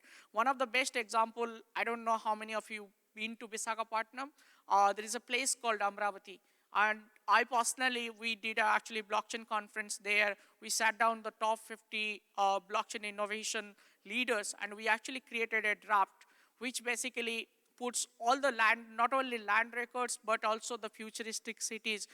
So there is a lady from US, she has been come back to India, working very closely with the Prime Minister's office to build this futuristic smart cities. And that is, we have already designed and given it. Even the ex-chief minister, Mr.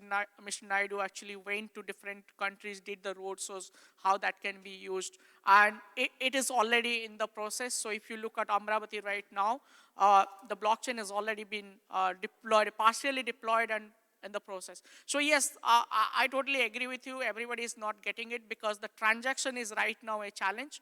But once, because I live in India, so once we put it in tokenization, and probably the security tokens is one of the answers. So if we want to avoid crypto, but I'm pretty much open, because Africa has taken the lead, Russia has taken the lead. They have put all their aviation right now in blockchain. So what is wrong if we do it in India?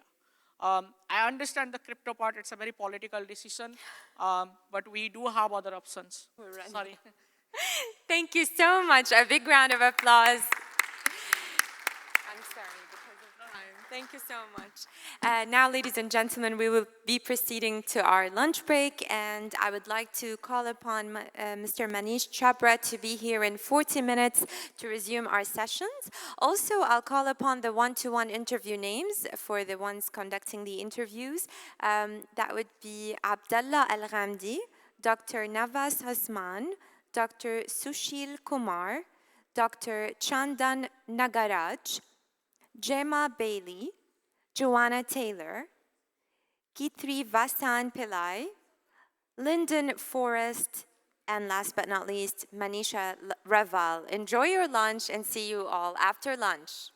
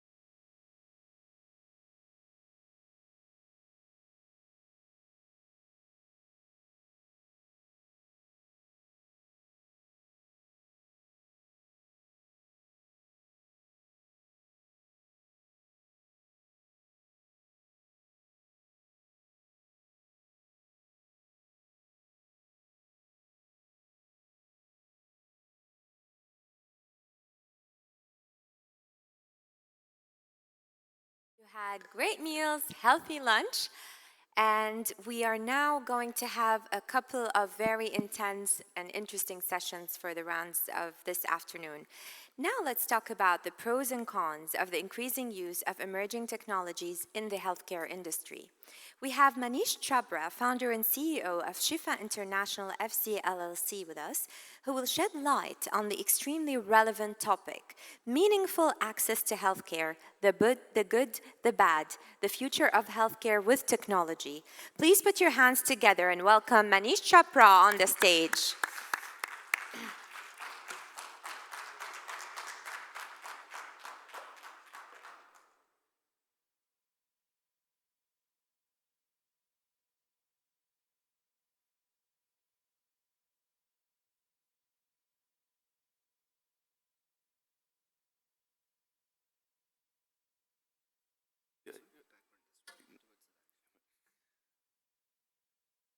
Good afternoon, everyone. And I hope after lunch, everyone is awake. And if you are not, what I'm going to present, it will certainly make you awake. So may I please request everyone to stand up in the room, please.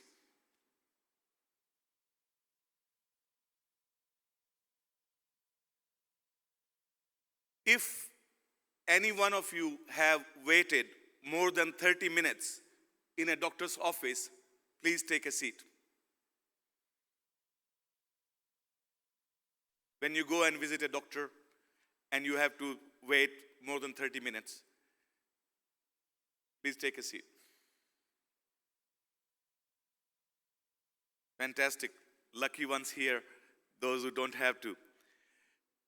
Anyone who have been touched by a condition like cancer, rheumatoid arthritis, or inflammation? No one is standing in the room.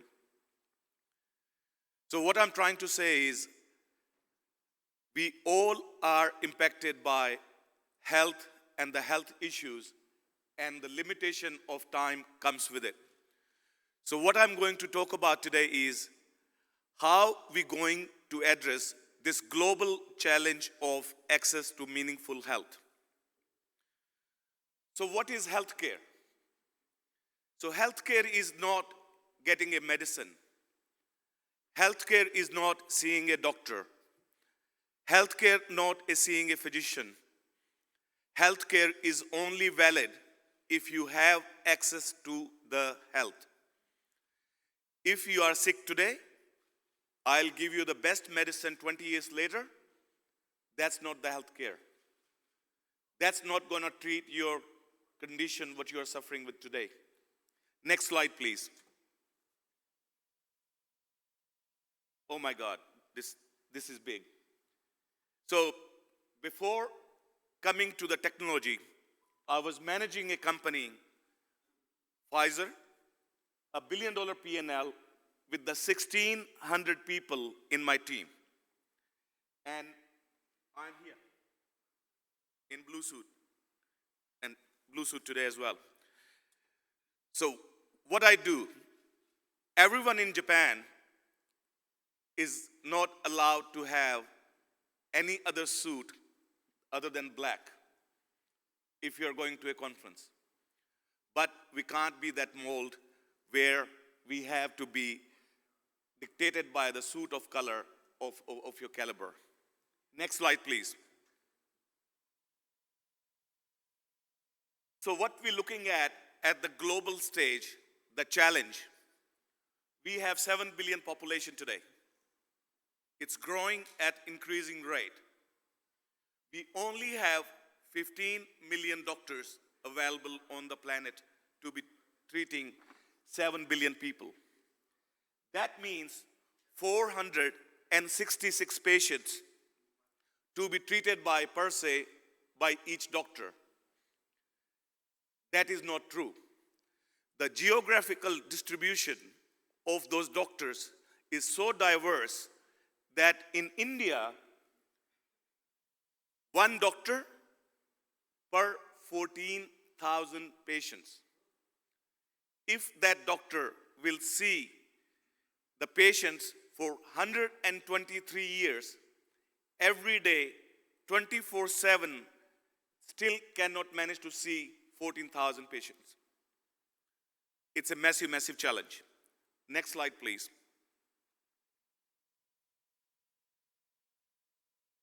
So we have shortage of the healthcare professionals. We have geographical distribution unequal on the planet. We have 1 to 14,000 ratio in the countries like India, where WHO ratio says you have 1 doctor to 1,000 patients. So we are struggling with this mammoth task of treating the people with the living with horrible diseases. And on top of that, sustainability of health is massive. So I am walking through a very simple math here. So if you want to develop a treatment, what I call INN, so new entity, which is a completely synthetic chemical, say it costs $1 today. You get 10 years patent life on it. After that, it will be genericized. There'll be probably 700 companies on the planet. They'll manufacture generic production of that. Sad part is the regulatory authority allows you to have 85% equality to the originator, or in other words, 15% variability being under the 100% or being above the 100%. So imagine if your blood pressure, if your cholesterol is on borderline and you're taking a medicine which have 15% variation in it, your treatment outcome will be totally different. But economics will drive it. The price drops by 60%. Then, very new buzzword, biologics. So trastuzumab. So before trastuzumab, HER2 negative breast cancer was untreatable. You were given 3 months, you will die, or you will not have any progression-free survival. But when trastuzumab was invented, HER2 negative cancer became treatable. Then there was this disease called inflammatory bowel disease. Not many people have heard of it, but 1 in 1,000 patients suffers with the inflammatory bowel disease, means your whole intestine is swollen all the time and it cannot handle food. You have to go to toilet every 10 minutes or in interval. People did not leave their homes for 30 years living with the inflammatory bowel disease. Then a miracle medicine appeared called Remsima, which is monoclonal antibody, reverse engineered, designed by human chimeric cell, which is immortal cell. So what happened before that? Any mammalian cell coming from humans, they were not immortal. So what we were being able to develop a cell type called SB2. Who developed it? Samsung. Samsung have never manufactured a single pill in their life. But when it comes to the complex medication or complex manufacturing, they're leading the way.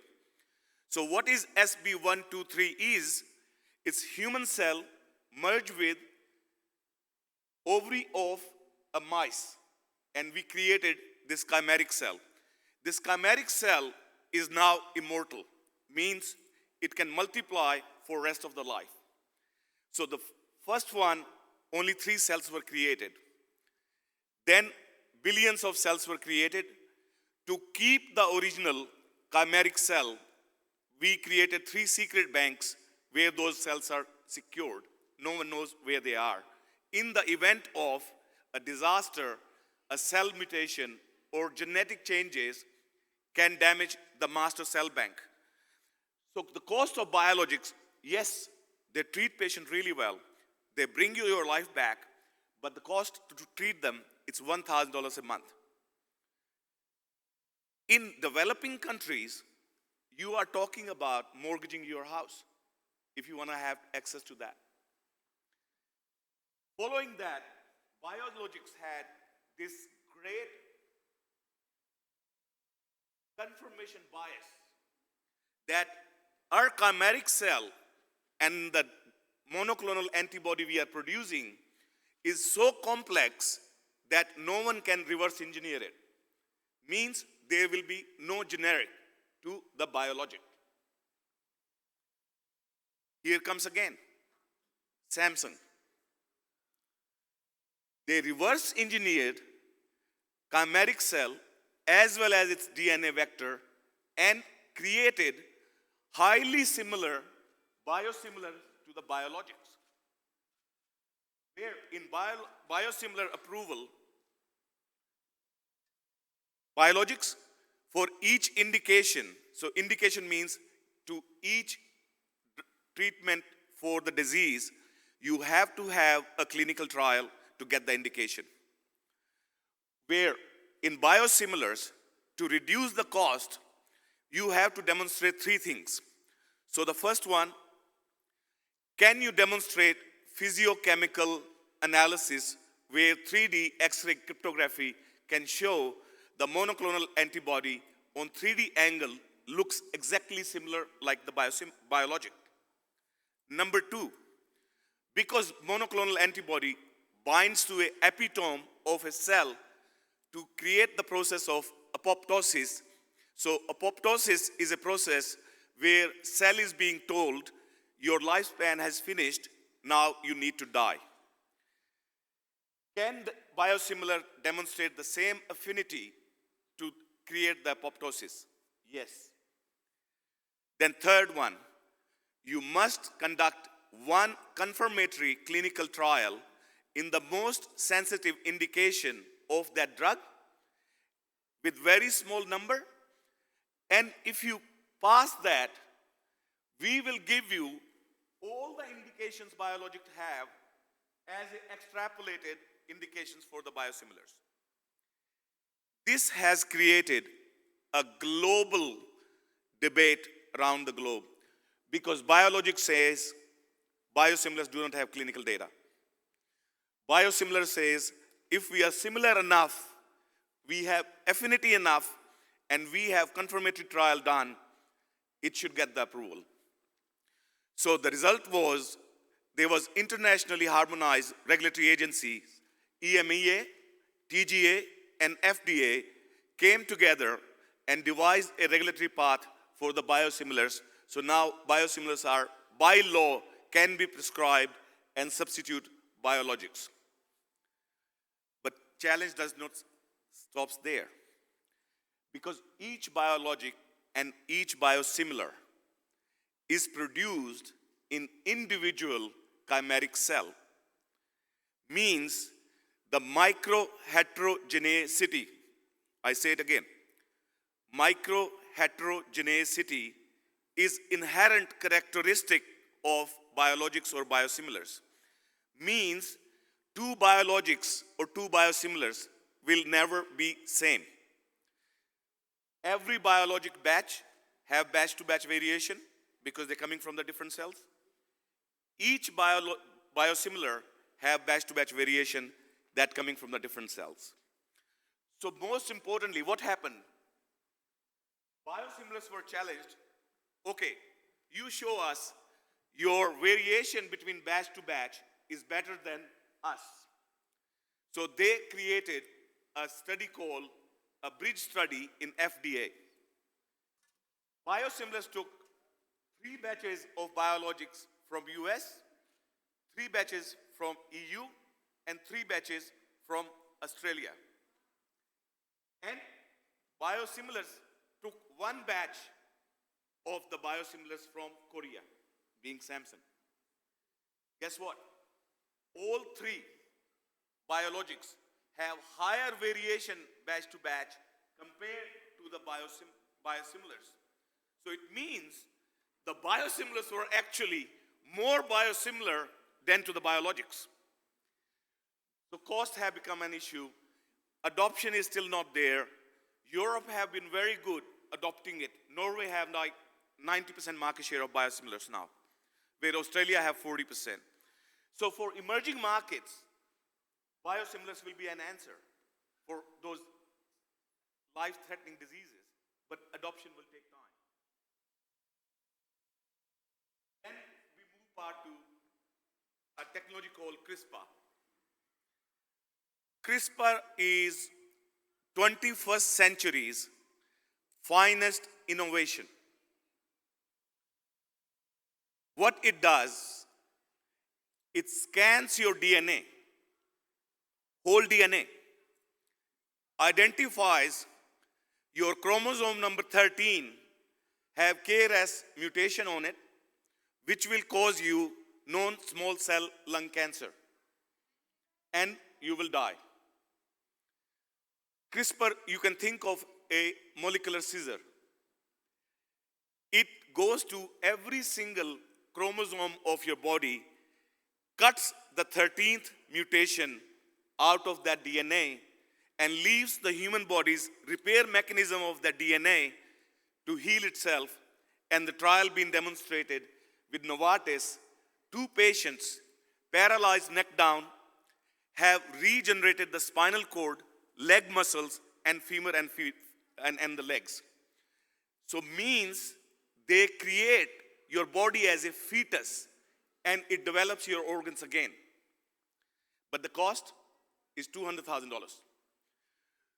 So the way we are progressing in healthcare, yes, will be making advances, but to affordability, governments need to come on board. We do not have the cost effectiveness data of all these treatments, like which treatment is more cost effective. Next slide, please. So with Shifa, which is a unique product I created, where one patient can consult one doctor or 4 doctors anywhere in the world, in any language, on one screen, and get what I call shared care, prescription, diagnosis, treatment, and management plan. So what will happen with that is, if I say, I want to have my mother in India to be consulted with the local physician, speaking to a cardiologist in USA who speaks Punjabi, and they 3 will consult together, and they'll come up with a plan, and they'll do that. So today, we haven't launched it yet. We have 2,500 doctors. They will be providing 50,000 consultations a day, or 10 million consultations a year. If I take accumulatively, we acquiring 2,000 doctors a month, we will provide $384 million worth of revenue in year 1. 38 million will be the administration fee, which will get to Shifa. So total revenue comes there. But revenue is not the discussion part here. The part is, end of the 24 month, I will have data of 96 million patient consultations. I can give you their family history, epidemiology, their age group, their language, their prognosis, and what treatment they have switched during those 12 months. And when you publish that data, currently, when we approve a medicine, we take 500 patients, yeah? 250 patients get placebo, 250 patients get active medical ingredient. We publish primary endpoint. Wow, this drug works in 60% of the patient. And we apply that sample size of 500 patients to 7 billion population. With all due respect to the pharmaceuticals, we've been treating this planet numerically, not statistically. So when you'll have post-marketing data of 96 million people, and cost effectiveness will come in play, and then you will know from my previous slide which treatment will provide you a better outcome when it comes to the health economics, rather than going on a treatment on gut feel, which is based on only the data of the 500 people. Next slide, please.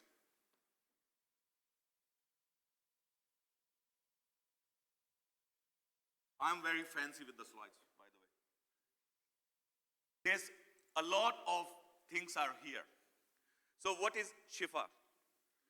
So as I said, Shifa, you can have 5-way video call with one doctor, 2 doctors, 3 doctors, 4 doctors, or 2 doctors, 3 family members, anywhere in the world, one screen, and you can do all the consultation, prescription, text, chat, everything on the same screen, and it's in one go.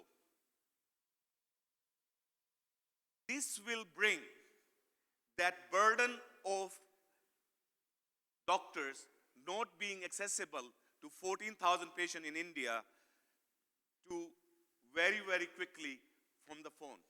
So India today have 400 million smartphones. In 2023, we will have 800 million smartphones. We have world's cheapest 5G data network.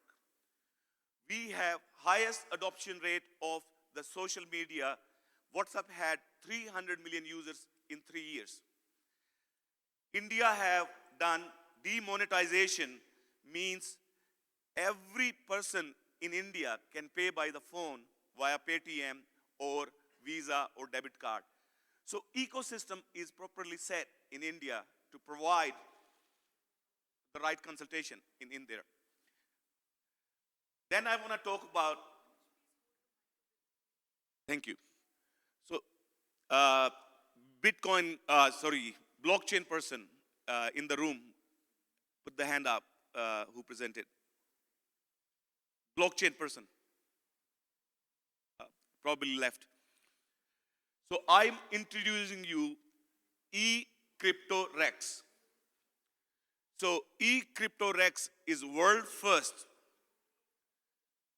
interactive e-prescription built on blockchain with the crypto algorithm. A doctor will have a blockchain key, so when he'll prescribe, no one else can use that. And that prescription will be secure and will be traceable hundreds of years from now on if you want to do that on the blockchain. Why we did this? Why not a normal prescription pad? Why not a username, a password, and you can write a prescription? So I'll give you an example. I will not take the name of the companies.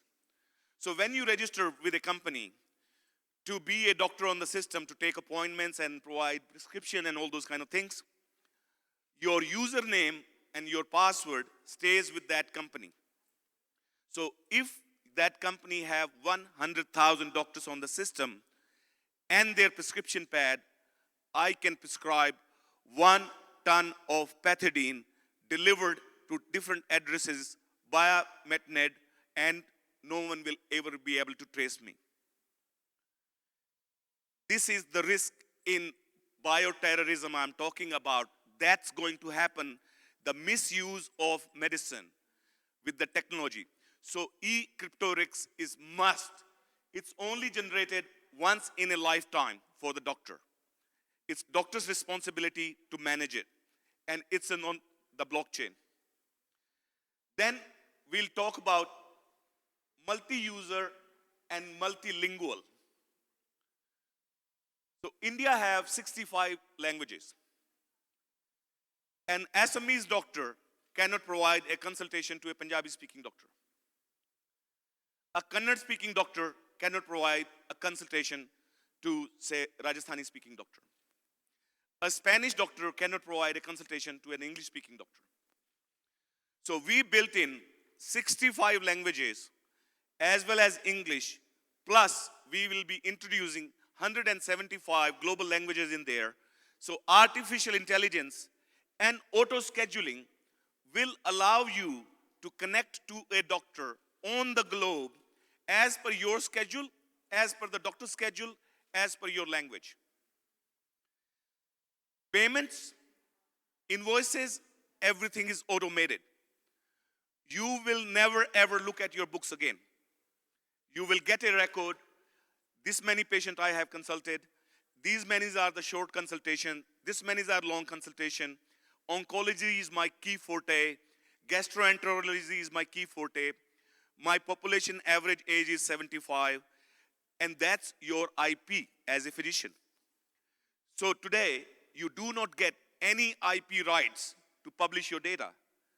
You will be publishing phase 4 clinician data. I treated 100,000 patients with this disease, this medicine, and this is the outcome. And you will get the royalty for that. Then comes to access. So what we have created, it's world first called virtual clinic. So it's click to clinic. So you want to see a doctor 2 a.m. at night. You press that button, the first available doctor in that nation or of your language will be available on your screen in 5 seconds. I call it Uber of doctors. So doctors will be virtually practicing, making themselves, yes, I am a virtual doctor. I practice 5 to 8, and that time I take consultation, which is coming virtually. What will happen with that? So today, when you do graduate as MBBS, you must do 3 years of rural stint in India, specifically. You have no practice. There are only 10,000 patients in that village. And then you finish your 3 years, you become an MD, you come to New Delhi, you have nowhere to go to do practice. You become the most glorified, unemployable person in that city. So with this, when you are doing your rural stint for 3 years after MBBS, you will be providing the virtual consultation around the India, around the globe, wherever you wanted to do. And by the time, in 3 years, you finished your degree, you have 6,000 of your own patients, and all you do, one announcement, guys, now I am a cardiologist. If you need to see me, you can consult me online, you can consult me virtually, you can consult me in my clinic, or I can offer home visit over the weekends. So that's really, really, really important, the access thing. Next slide, please. So it's a small video.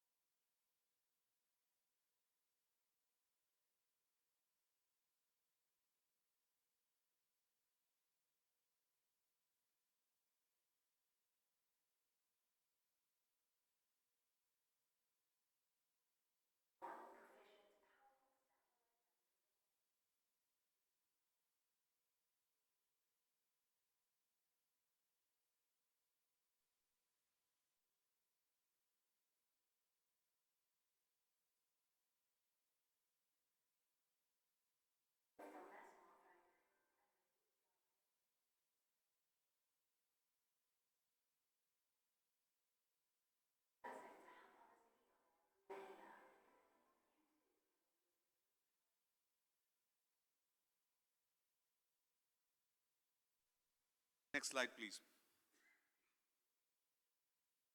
So, very complex slide.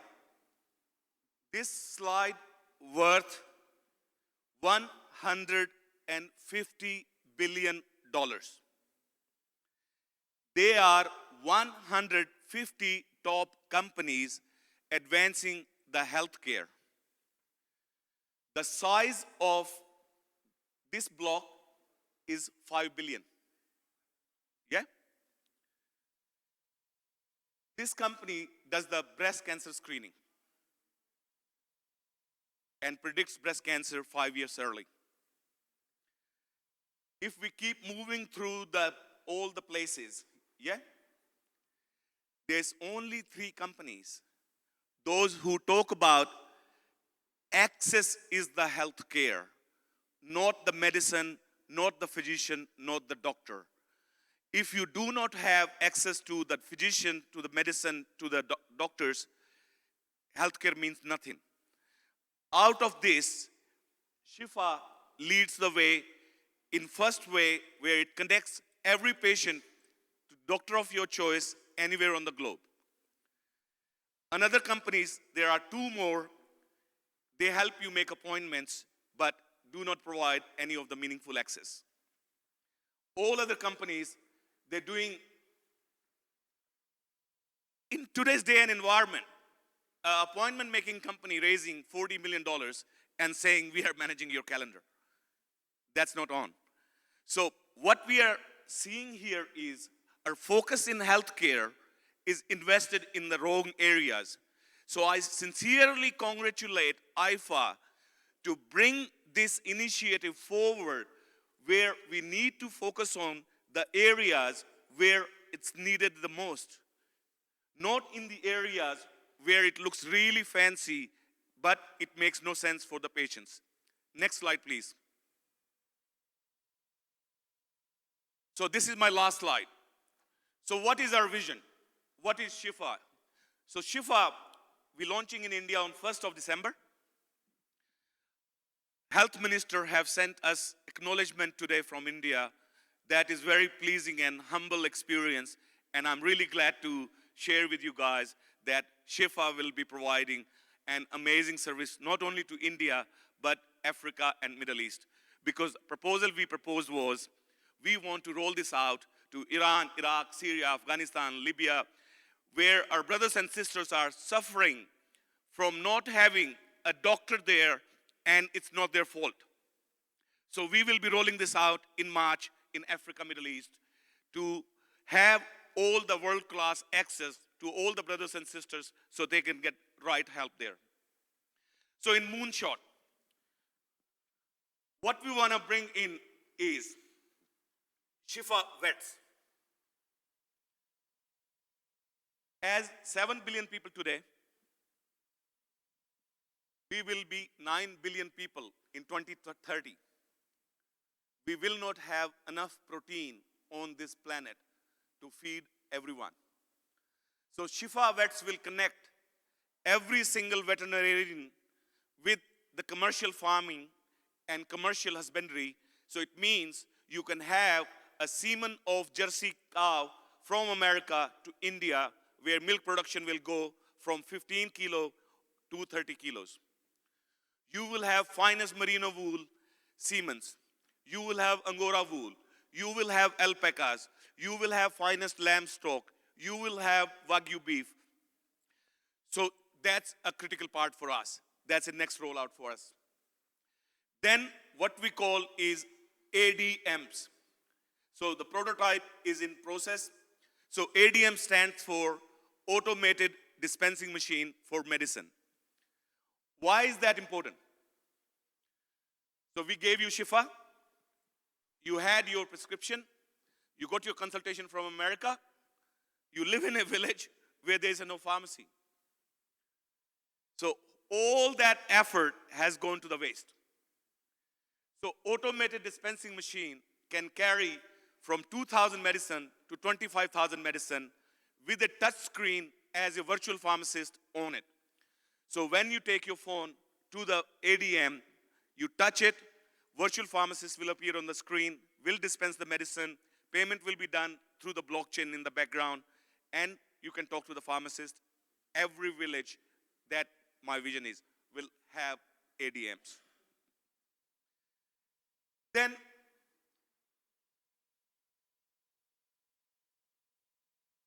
crypto coin. So Bitcoin, everyone is talking about it, yeah? Cryptocurrency, everyone is talking about it. Acceptance is not there because there is no underlying physical asset lies behind a crypto coin. What we will introduce is the Shifa crypto coin, which is 5 years later, by the way. So you can have crypto coin So you are fully insured with Shifa. You can have access to the health, access to the medicine with the coins, and you have the capital in there. And last one, not the least one. I have your data. I have your epidemiology. I have your age group. That medicine was prescribed to you. Then what we are aiming for is 1 million genome with 1 trillion base pairs. So think of the data again. 1 million genome, 1 trillion base pairs, analyzed by AI, and then it will predict your risk factor. You are above that line or you are below that line. So if you are below that line, it means you have no risk of having heart attack in the next 5 years. Your medical premium will be $1. If you are above that line and your risk is higher, say 75% of having an oncological event, your premium will go up. So it will be the first one in the world, blockchain-enabled, AI-enabled, benchmarked by genomic sequence and epidemiological data, demographical data with family history to provide a better access to healthcare to everyone. So I stop here. Happy to take the questions and feel free to talk to me afterwards. I don't know. Yes, sir.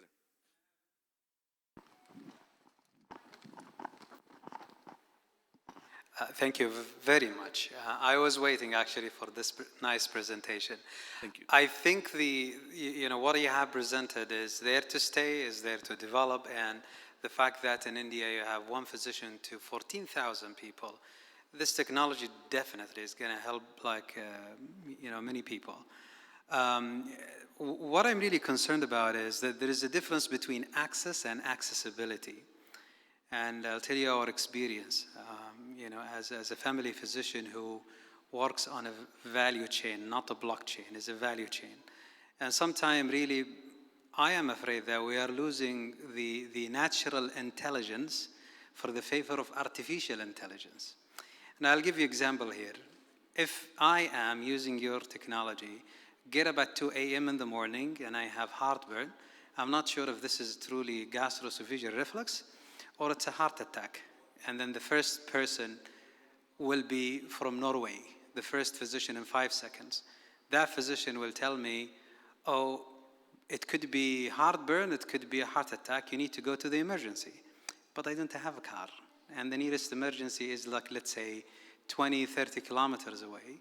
And if I go there, I don't have insurance. And most likely, I'll pay for that physician and die in bed if I have truly a heart attack. So what I want to bring here to the people is that we need to bring the rationality in using this technology to help the patients who are in need, because the mobile smartphones, you will have it everywhere. You will have it in Africa, and I'm sure that most poor people will still have smartphones, smart apps, but they have no access to care when they need it. The accessibility to care is the most important thing that we need to work on. And I want to just say thank you for you and thank you for Ifah bringing this nice forum. And I hope that at the end of the forum, we draw in the themes and just see where those themes fit in and then continue to work to help the humanity. Thank you very much. So, amazing question. So one thing I make absolutely clear, Shifa does not make any prediction, diagnosis, or anything. It only takes you to the clinician. So when you had the heartburn, you will go to the virtual clinic. It will connect you to the first available doctor on the system. And if that doctor is seeing you like you are not well, with press of one button, can send the ambulance, and the whole your family members will get the notification that you are not feeling well, and I think he need to go to the hospital. Ambulance is on its way. So Shifa, by no means, it's all about connecting the doctor to the patients. It does nothing else.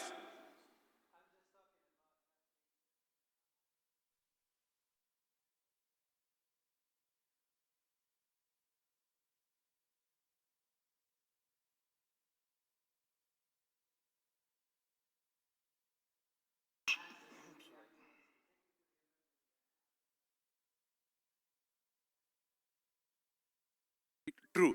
And if someone who does not have money, yeah, I can't assure other countries, but in India, it's mandatory to have $500,000, 500,000 rupees worth of health insurance by government now. No government hospital can refuse a patient in emergency. So, yes, you will get there. In the event of where you do not have money, it depends on governments to government. I cannot solve that global problem in that regard. One last issue that I want to say is also about continuity of care. If I am going to see different doctors, they have different opinions, they have different training backgrounds. Like let's say today, I'm just consulting a doctor regarding my use of statins. Yep. And one doctor, let's say from North America, will say, yes, you go for that, it's important, that's your risk. And then I connect with someone in the East who just doesn't believe in that. They believe in lifestyle medicine. And they tell me, just be off that medicine. It's just gonna hurt you, it's gonna cause you cancer, it's gonna cause you diabetes, just be out of it. So where is that continuity? Where is that personal continuity with my physician? Correct. Those technologies can disrupt a fundamental pillar in medicine, that is continuity of care. Yes. Thank you. You asked such a beautiful question. I'll tell you why. Each patient who have made an appointment with a doctor, taken a consultation and paid for it, and doctor have finished that consultation, that patient will write a review about that doctor and rate on the line. That line does not say 0 to 10. It's actually 0 to 100,000. So it's that specific, because I believe in stats, not the numerics. So when you see a doctor have treated 20,000 patients with the cardiac bypass and using this, you will make selection very informed rather than hearsay, this doctor is good or this doctor is bad. So it's fully transparent system. There's no, we don't advertise, we don't allow to prescribe brand. It's IN and prescribing, and it's fully publicly, patient have evaluated that doctor, not us. We don't do any interference in that whatsoever. Is that?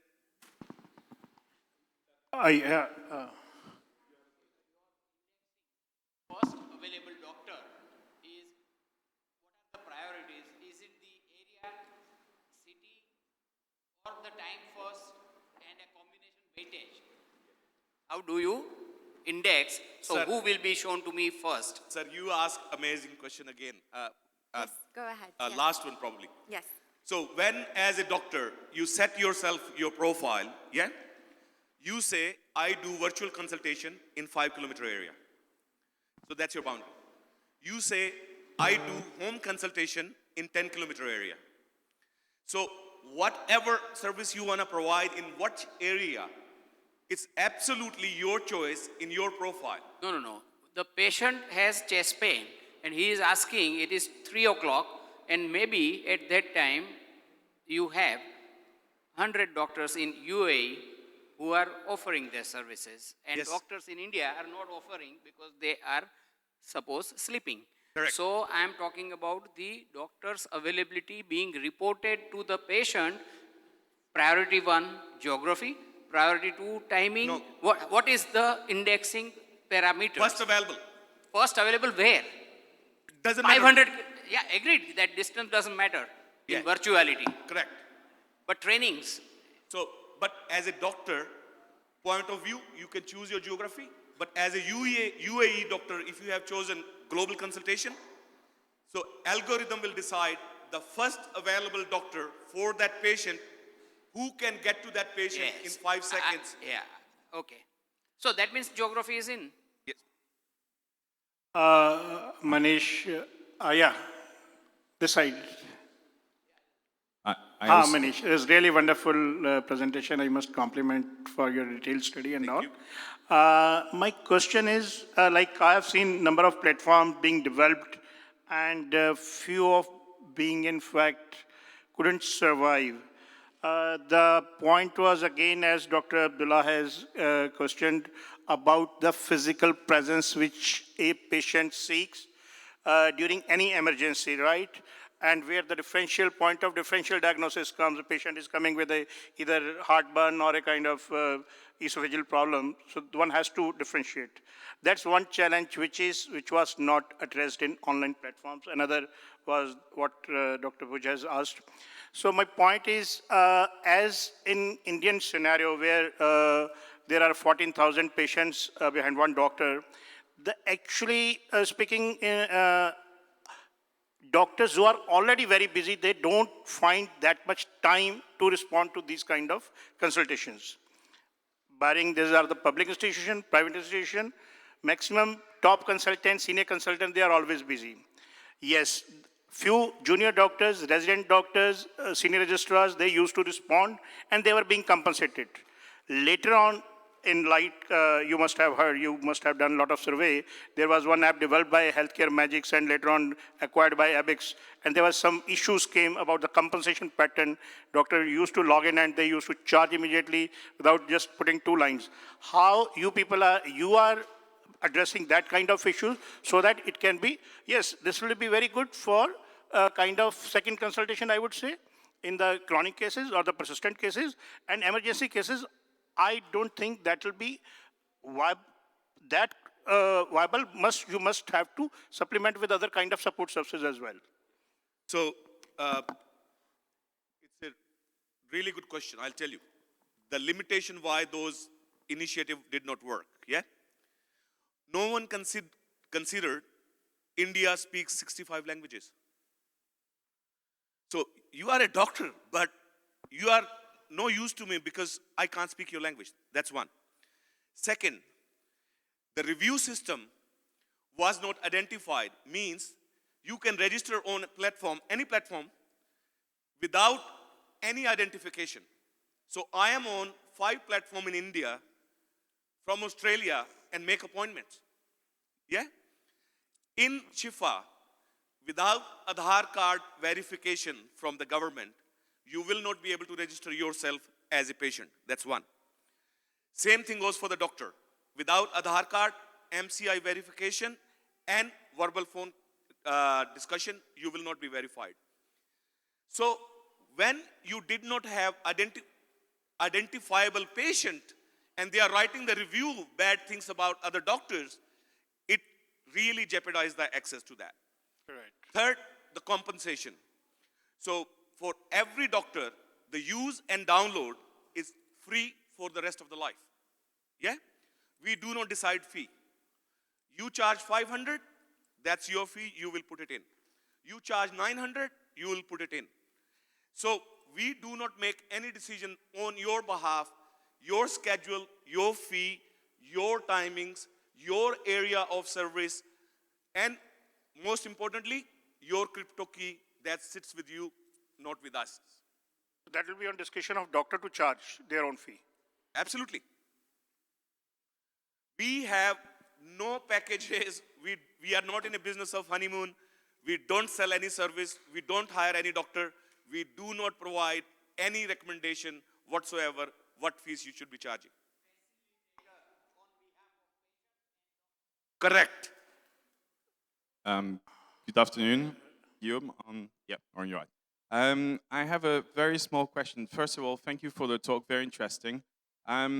I think that in the marvelous world of Utopia, it would work wonderfully. I'm just going to point out one thing that I think would be interesting, is that, for example, I'm in a very small village in India, for example, as you said, I'm going to get a LA doctor going to speak to me. First of all, he's going to charge me around $500 to $1,000 for this consultation that I might not have. Very true. And then afterwards, he's going to make me a prescription. What came out of the talks we had yesterday is the problem of access to medications throughout the world because of the regulations. So if the doctor prescribes something that you don't have in India, how is the patient going to take the medication? Are you going to advise the doctor in the US what medications are available in India? Or how is the patient going to do? Because if he's going to take like an epileptic treatment that is not available in India, what are you going to say to the mother? Okay, you paid $900 for a doctor, he makes you a prescription, and you cannot go and get the drug. So, sir, what an amazing question you have asked. I didn't want to mention this. So, in India, currently what's happening, you rock up to a cardiologist, you have 65% blockage in one artery, you will be told either you'll have a stent or you go for bypass. Indication is 85% blockage minimum in 3 arteries, yeah? Now, mom, dad, family, everyone is confused. I go on the cholesterol medicine, I go on the stent, I go on the bypass surgery. No, I'll go to a doctor who will charge me $500, no bias whatsoever. Without even leaving my house, you can't even get a visa for $500. And you got the world-class advice to save your life. Number 2, access to the medicine. So you might have heard of this or not. So globally, all internationally harmonized regulatory agencies have made this provision, what we call SAS, Special Access Scheme, or in Europe we call Name Patient Scheme. So if a medicine is not available in a country, a doctor can request that medicine without even approval via the regulatory agency sent to the patient via that doctor. So all those things are available, but not being utilized. One question.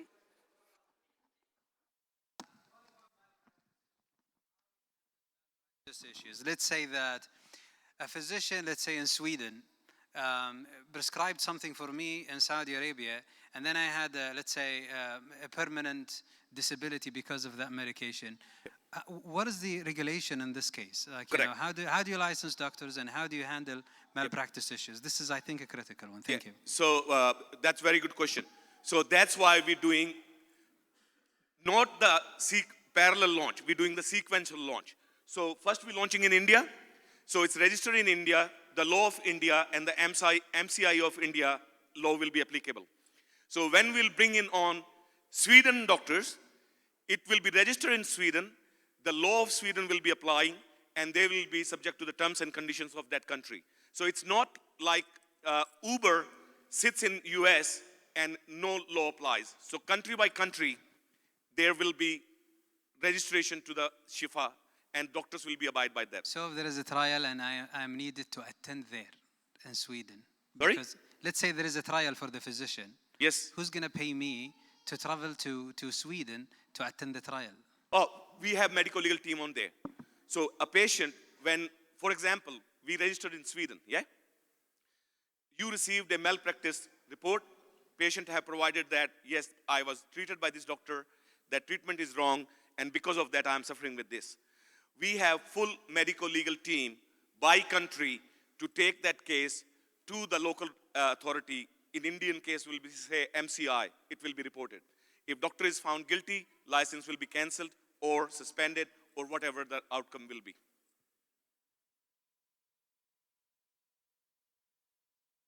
Apologies, I took longer than I should have. Thank you. That was very, very insightful. Again, please feel free to ask the rest of your questions during the networking session. Thank you very much for the inspiring speech. Thank you. Thank you very much. Okay. Thank you once again, Mr. Chopra, on your ideas and experience with us. Now we're moving on to the next session. Long patient wait times can cause a lot of stress in suffering patients, which in turn impairs the doctor-patient relationship. To delve further into this topic, we have Dr. Rajich Naidu, founder and CEO Meldoc, who will enlighten us on how patients and healthcare professionals differ in subjective perceptions of time. Please welcome him with a big round of applause.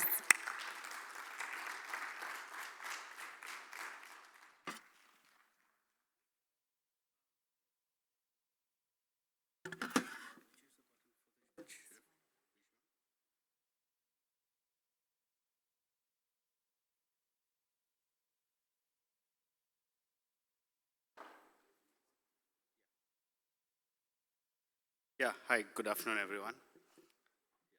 I'm not going to take much time. It's going to be short and sweet because it's already like post-lunch and everyone is sleeping. Okay, I'm a Dr. Rajesh Naidu. I'm an orthopedic surgeon by profession.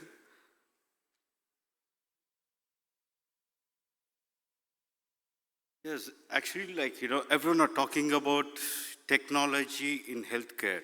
And they say technology, technology, technology, healthcare, there is so much of money. And we have to use technology in healthcare. But what is actually happening in healthcare? So no one is trying to understand the problem. Yes, technology is good. Doctors will like to use the technology. In past, if you see, the patient could able to be the center of attention of every visit.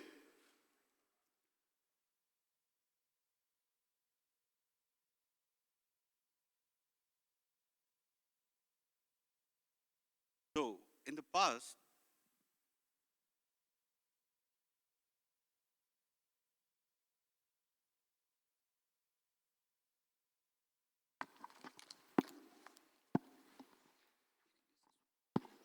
yeah, in past the patient could be the center of attention through that visit.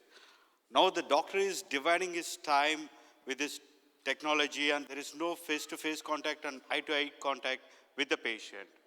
He has to order with the, with the computer. He has to keep paying attention to the computer instead of patient.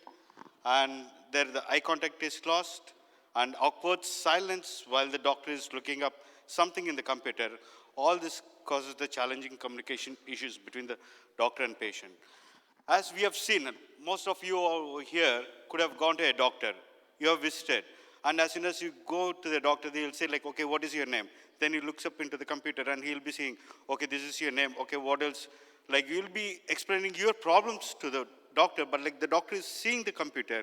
But in the past, there was an eye-to-eye contact was there, and they see the patient, and they greet, and they understand, and they maintain that relationships. And even the patient is also happy to share, okay, what all has happened to him and how it was there and how to take it forward and what is my cause. Okay, that we are losing nowadays with the technology integration into the healthcare. So, yeah, so there is a declining in the cleaning healing touch. Okay, so as I said, the same things.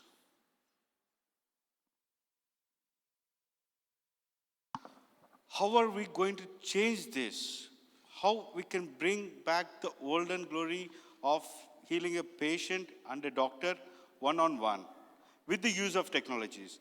Yes, the technology is really important, but we need to use it at the right time. See, first we have very less doctors globally. It is a global problem. Patient-doctor ratio is global problem. It is not like in India we have one doctor for 1,300 people. Okay, in US also there is the same problem. We need to integrate, we need to educate more doctors and give it to them and get into the public sector. And doctors does extending hours, 80 hours per week, they'll be working instead of just in developed countries, where they need to work only 6 hours a day, but in India or underdeveloped countries, they need to work 12 hours to 14 hours. And because of this, he's having a lot of stressful and he cannot give a good care to the patient. And the patient is again going and checking with the other peoples also. What I have to do it. Okay, why I'm not getting a proper treatment. And excess documentation.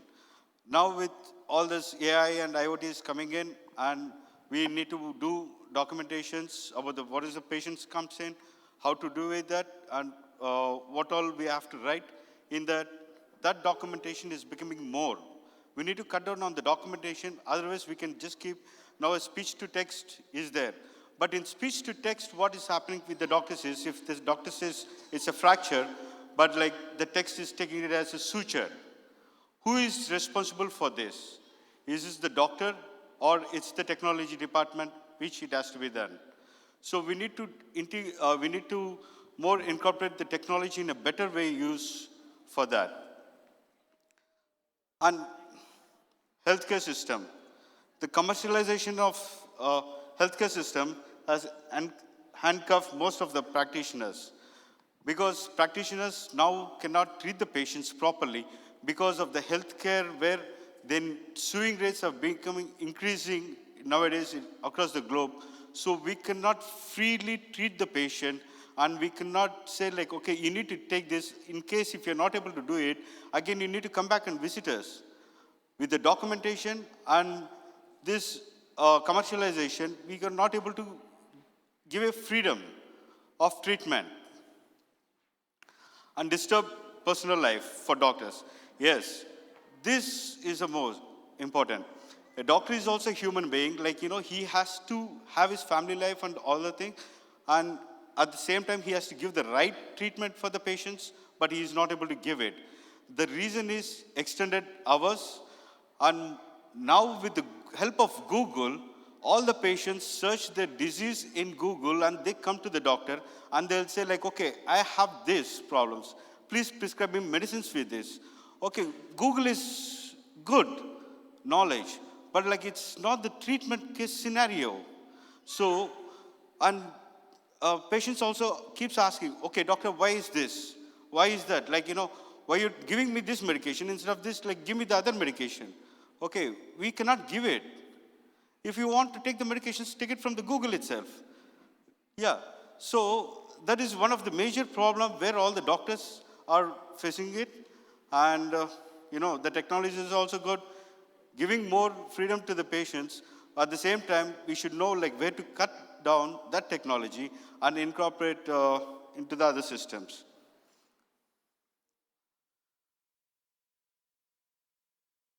So, how to bridge this patient and doctor relationship with the use of technology? What does actually the patient wants? He wants to have the medications. Now we have a virtual consultations and IoT devices and smart healthcare devices, all these things. Where before you come down to the doctor, you say like, okay, your everything digitalization has taken place and it is in front of the doctor. But okay, what is it going to do? Okay, now you have a smartwatch, like, it gives you 10,000 pedometers and you have burnt like, 200 calories.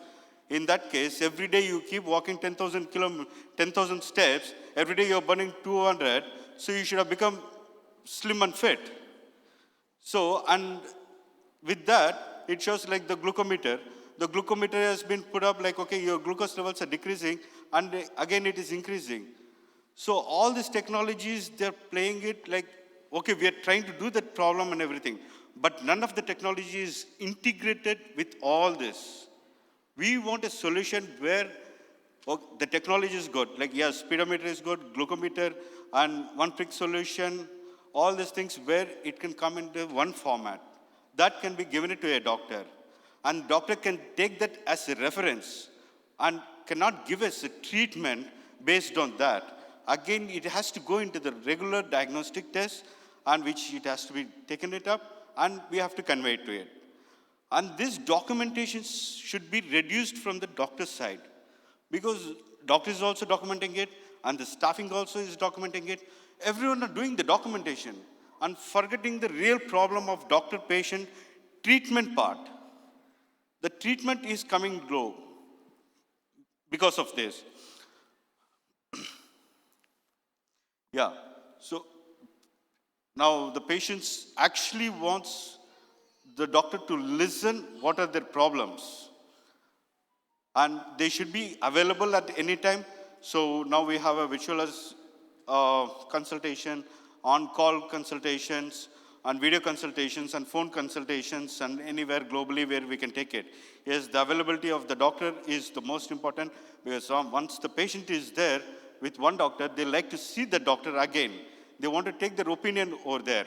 At the same time, they want a second consultation also, or second opinion from the other doctor, from a different geography.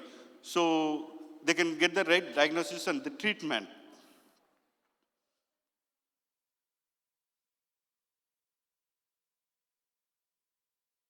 Before, we used to build a good rapport with the patients and the doctor, okay, because they spend most of the time sitting over there and talking to them, and the diseases also, or treatment, half of the treatment happens in the consultation room by just being with the patient, having an eye contact and hand contact, and talking to the patient. The patient's self-satisfaction is the most important. So with that, we can increase our, the treatment conversion rate also. The technology should be used in a proper way where it can decrease the stress of a doctor and increase the productivity to the patient and even to the healthcare system like hospitals. There should be revenue generation. With the use of technology, most of them like, healthcare systems in the hospitals, they've incorporated EMR systems and lot of the things. But doctors are not tech-friendly. They don't know what to do and what to write. So they have to appoint like few more people to enter the documentation into the system. So this should be decreased with the help of some other, technology where it goes in a smoother way.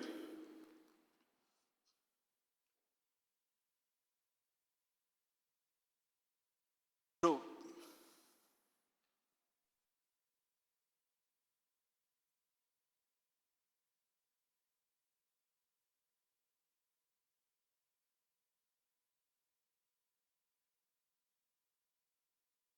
yeah. So the screen sharing with the patients, most of my patients are like, they said, okay, doctor, what are you doing it? Like, okay, can I show this? So once screen sharing of what treatment they're going to get it or why they're going to get the treatment and based on what. So if you explain some more time to the patient and the patient is really happy that like, okay, because of this, I'm getting this treatment. So that screen sharing mechanism should be there.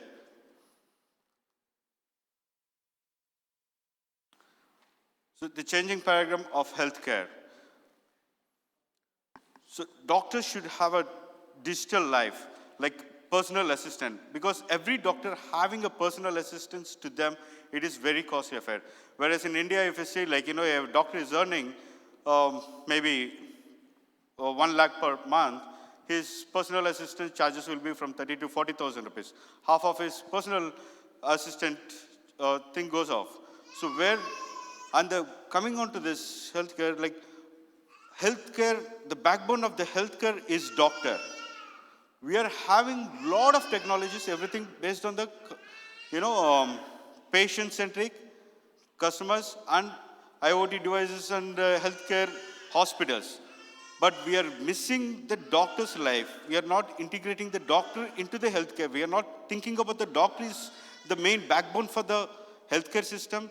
So the technology should start developing from the doctor's view, from the doctor's angle. From the doctor's side, if the technology has been generated and the use of the technology in the healthcare system can be easily accessible to anyone across the globe or all the patients and even the hospitals also, they like to implement it. Because EMR, most of the doctors, not only in underdeveloped countries or developing countries, even in developed countries also, they don't like to use the EMR system still today because it's not about, I don't want to use it. Doctors love to use it. It's about the time taken and what happens, what is the conversation between the patient and the doctor which has happened that is not recorded, and once it has been entered into the EMR system, it is a cloud generated, and where it cannot be changed, and some other doctor sees that, okay, this has been done, and why you have given this treatment for this. So every doctor's protocol is not there in every country. Some of the countries are like, they don't have a protocol at all. In India, there is no protocol. And in India, they don't treat patients based on the disease. They treat based on the humanitarian grounds. So that is the main challenge. Where in US, they treat based on the protocols, invariably or whatever it is. So if a patient is coming with a back pain, they say, okay, take these medications. And in US, they say like, okay, you need to take an X-ray and next is an MRI. But in India, we cannot do that. We have to give first the patient like, okay, you have come down with the back pain. Now you take medication. If it is not subsided, like, okay, next, after 3 to 4 months, then you go and take an X-ray or MRI. That we are doing it on the humanitarian grounds. Once you decrease the stress level of a doctor and put the technology to a doctor, then the technology awareness in the healthcare system, it is very easy. And we are talking about the blockchain and IoT devices, lot of things.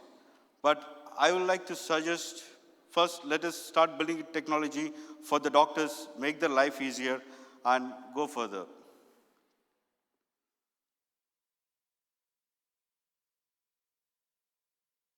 So doctors like to work smart.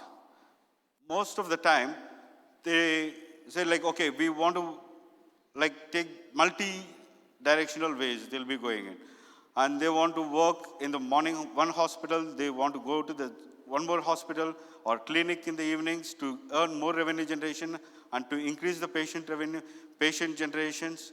That when the doctor is doing so many things, how to cut the stress of a doctor and make his work-life balance.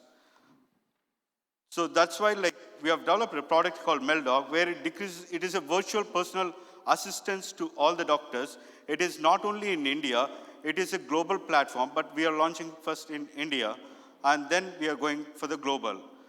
What are the doctors' faces it? What are the doctors' challenges? There are so many things where no one is understanding about the doctor. Every doctor is not like God or any Greek this thing, because he doesn't know complete healthcare system by himself. He may be specialized in one, but he is not specialized in all the verticals of angle. Even in his specialized thing, he cannot give you the precise medication. Sometimes he wants to connect with other doctors and he wants to ask, okay, what to do? What is the treatment I should be giving for this? So the networking of the doctors is the most important thing across the globe, where I've spoken to a few of the people from the US and UK and Australia also. They said like, we are doing this technology and we are doing this problem, we are solving it. But to come down the same technology to India, it will take 4 years. So if the networking of that, now LinkedIn we have it, but LinkedIn is there everywhere. Anyone can use it. But it's a LinkedIn only for the network of doctors, only for a group of healthcare people, then they like to share it. Because doctors, first, they don't want to come into the social media page because about the technology, about maybe hacking or various reasons. So once if you give them a LinkedIn kind of a network to the doctors, they can share their thoughts and process and they can give a better medications to the patients.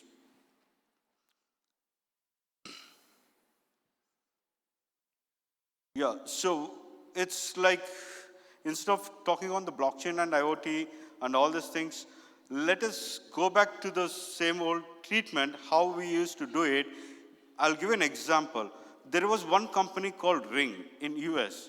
It has become a multi-billion-dollar company.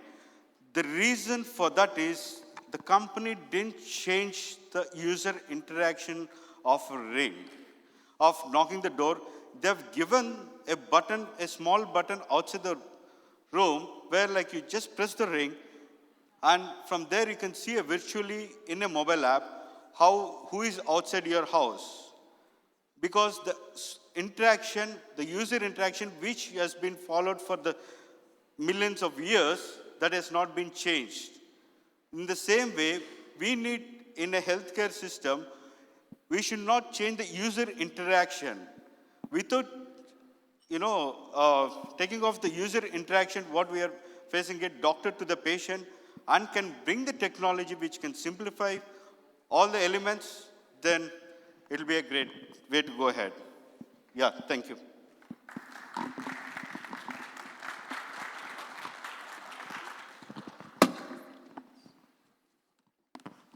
Thank you very much. All right, ladies and gentlemen, we will be proceeding for a 15 minutes break, and definitely feel free to network and ask all the questions for the panelists and the keynote speakers. I would also like to call upon the following names for the one-to-one interviews during the break: Dr. Navas Osman, Dr. Sushil Kumar, Dr. Chandan Nagaraj, Joanna Taylor, Kirit Vasan Pillai, Lyndon Forrest, and last but not least, Manisha Raval. A big round of applause and have a good break. I'll see you here shortly.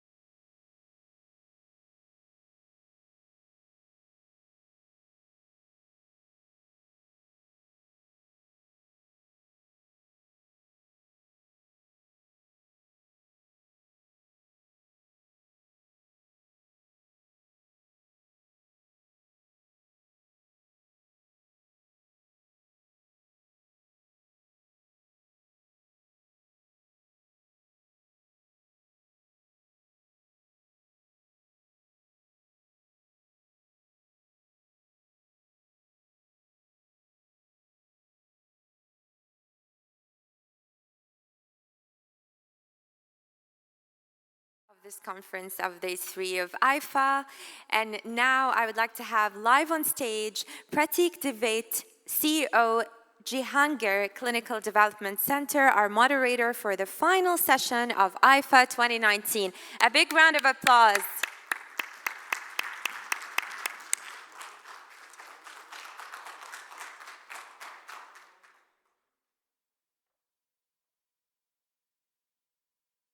Thank you and welcome back. So we're getting towards the end of this conference. This is the last technical session, and it's been a cracker of 3 days. I have definitely learned a lot, and I'm sure everybody here would have some takeaways. So let's get on with the last session. The topic for today is trends in medtech, and we've heard a lot about digital health, digital nutrition, 3D printing, blockchain, a lot of these interesting new concepts. And let's get our panel of experts here to talk a little bit about this. I have been told by about 3 people to keep this really short because we are going behind schedule. So we're going to have a crisp panel discussion, and then we'll open it to the audience for some questions. So first I'd like to call upon Rahul Chopra. He's the Chief Digital Officer at Max Healthcare. Rahul.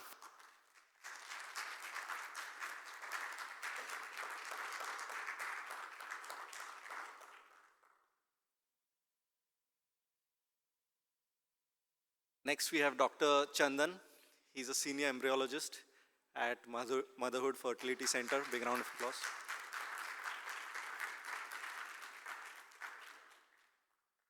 And lastly, Joe Zhu. He's the CEO of Pocket Health.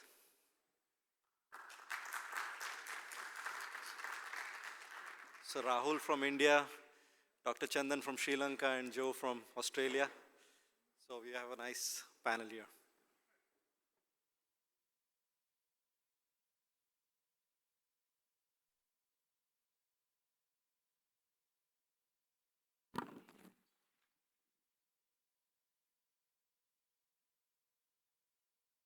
So first I'd like to start with you, Rahul.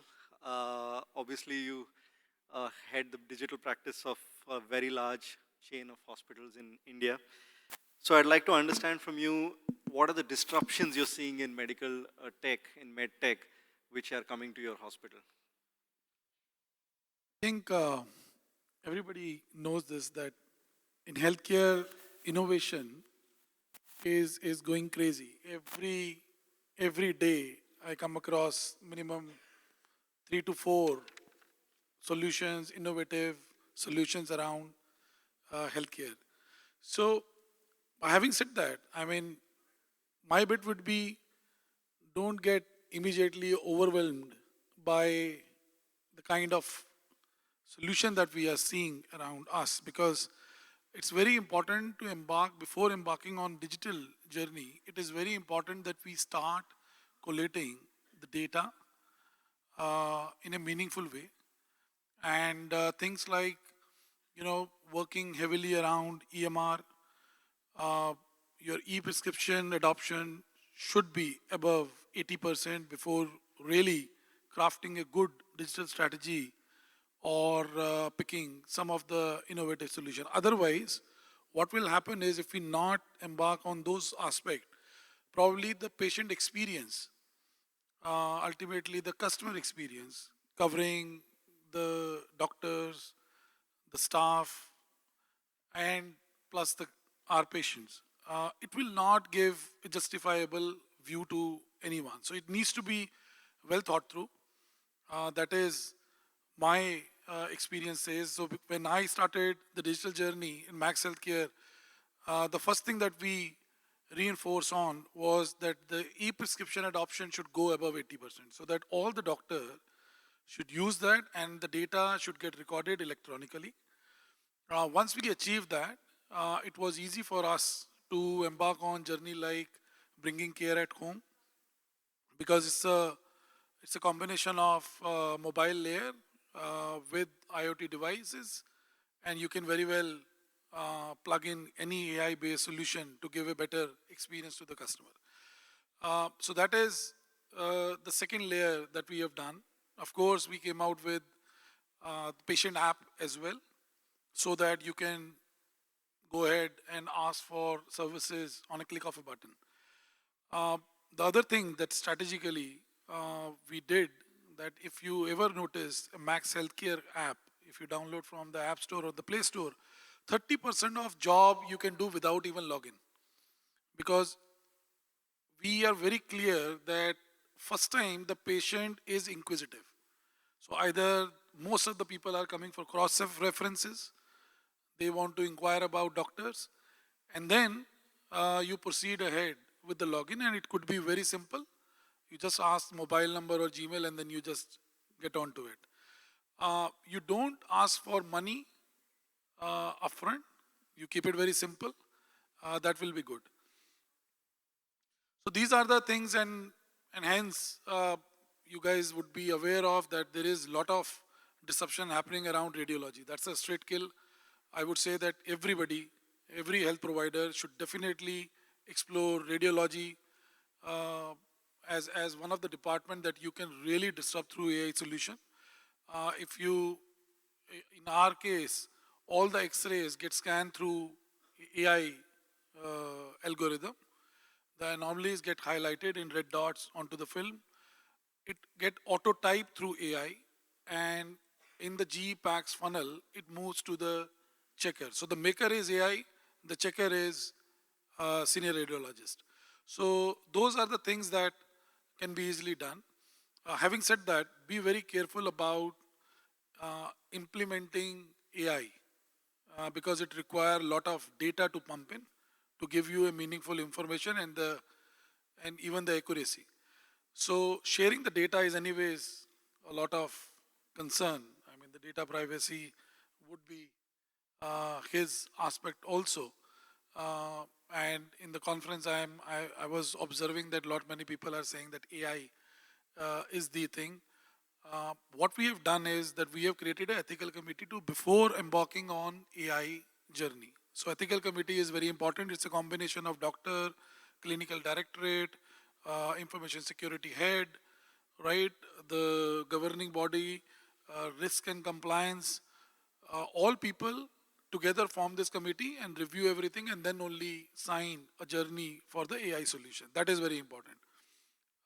So these are some of my bits around when you're looking at disruption, when you're looking at innovation around you, be very sure about that whether our ecosystem is well connected. Do I really have a unique identification of my patient so that accessibility is better, so that giving information, meaningful information is better, so that I can give a better customer experience, which is not disjointed.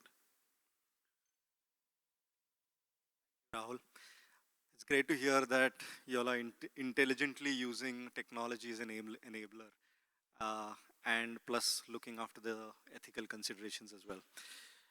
Moving on to you, Dr. Chandan. So obviously, you are senior embryologist at IVF Center. So if you can tell us a little bit about the recent developments in embryology and medical technologies. Thank you for that.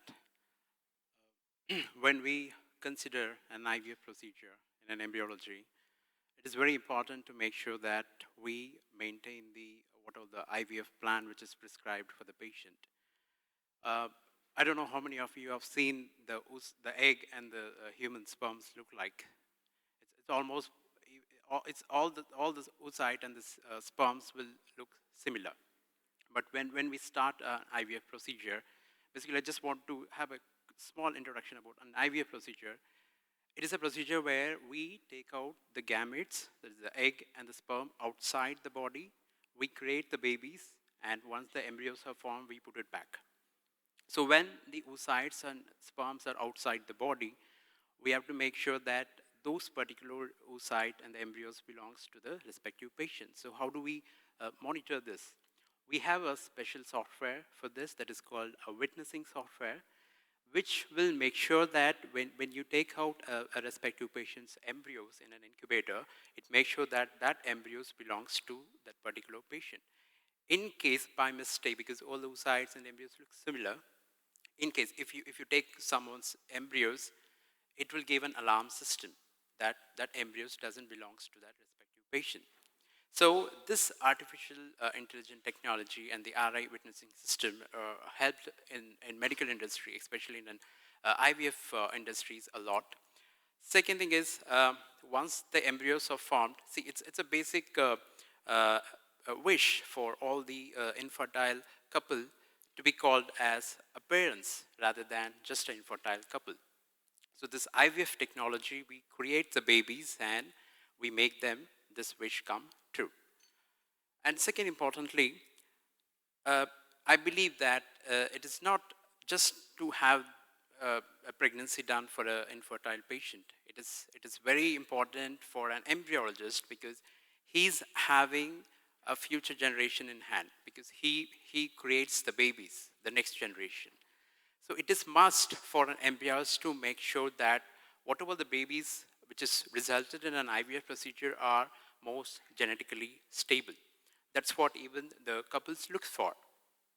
So here in the science and technology, we have something called a PGS system, an embryo biopsy system, where the grown embryos, when you select the sperm and when you select the oocyte and you make the fusion and make the embryos, we really can't find out or differentiate which embryos are really genetically stable or which are not.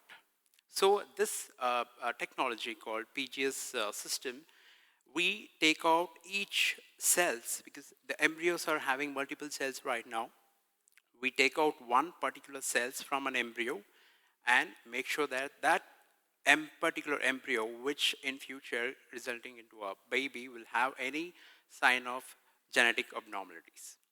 So when you have 10 embryos in your lab, you don't know which one is the good one. So PGS will say the embryo 1, 5th or 6th, 7th are fine, rest all having a genetical defect, so you don't transfer that embryo. So the science and technology have come up such a level that we can genetically choose the best embryos for the transfer procedure. One. Second thing is, the infertility ratios are becoming more and more nowadays. If you see back in 20 years back, the infertility ratio is only 40%. But now, because of the lifestyle, the infertility ratios are becoming more. The present ratio says that is almost like 50 to 55% infertile couples around the world. Down the line, scientists have predicted that maybe another 30 to 40 years from now, any couples who wants to go for a pregnancy, like IVF is the main priority. That's how the infertility ratio is coming up. So when these things are happening, we have certain technologies in order to select the best embryos in our IVF procedure. So when we select this embryo, we make sure that the babies which are resulted from that are genetically stable babies so that your miscarriage rate will go down. And one more thing, IVF is a quite expensive procedure. So, and second thing is, it's not like a guaranteed procedure in a first attempt. So the patient has to keep on trying for the best until they get pregnant. So to cut down the cost of this procedure, again, this artificial system and this, the PGS and the biopsy systems are plays a very much important role so that we can reduce the number of cycle and make sure this patient economical, maybe in the first or second cycle itself, they become positive. So this is how, and there is one more present research which is going on. You can design your own babies. Everyone, they have a wishes that my baby's color should be blue and the hair should be brown. So this is how, this is called recombinant technology. We can able to create designer babies. So probably in the future, there'll be a consent form which shows that what the expectation, what should be your baby's eye color, what should be your skin tone of the baby. So we manipulate the genes and make sure that we get them. But it is still under clinical trial. It is not yet fully come to a picture. But the future designer babies are the recent things which we are looking into. Thank you, Doc. Thank you, Dr. Chandan. That was fascinating and a little scary as well. But moving on to you, Joe. So obviously you have a tech and a health background.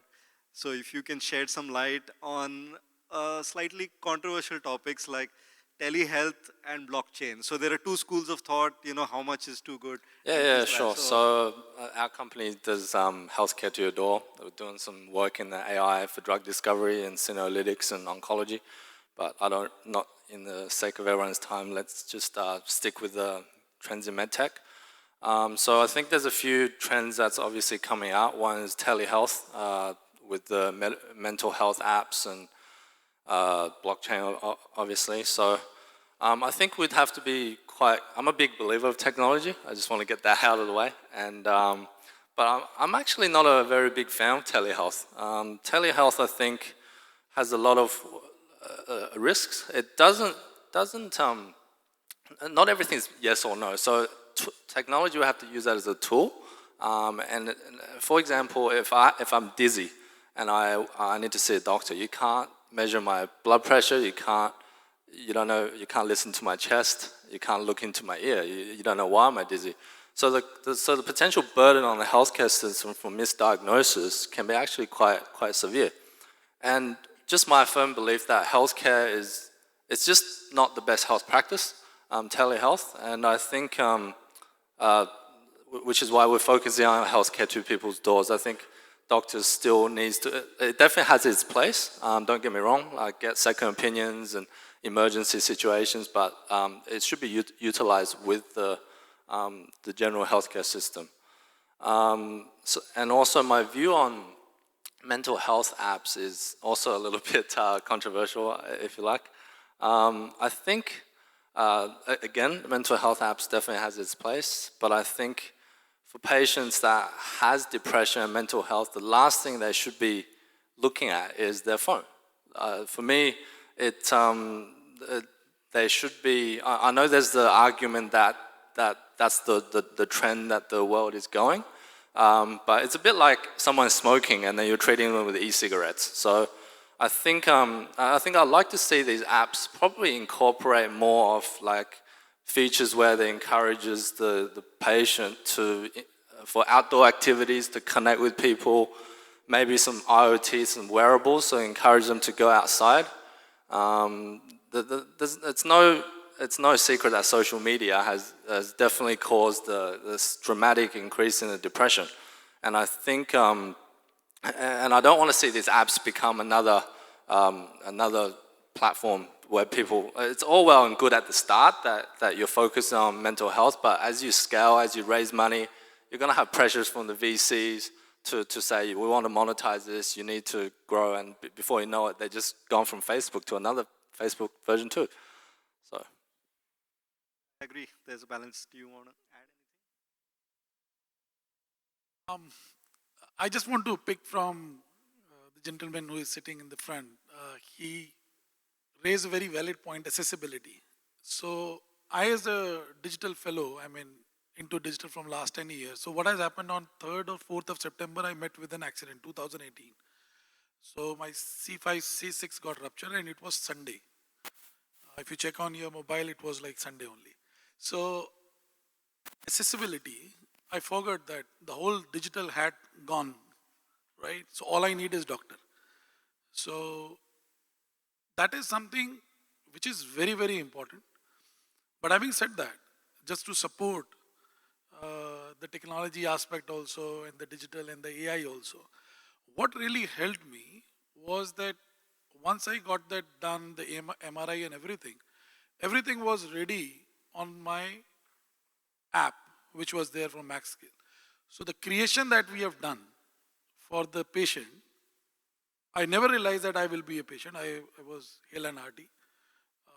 But I met with an accident, but that app really helped me later on to consult doctors, different doctors, and very easily I could show those images on a handheld device itself. And I can share that on a click of a button on a WhatsApp also, so that if doctor is not there, he can see later on and give me some output there and then.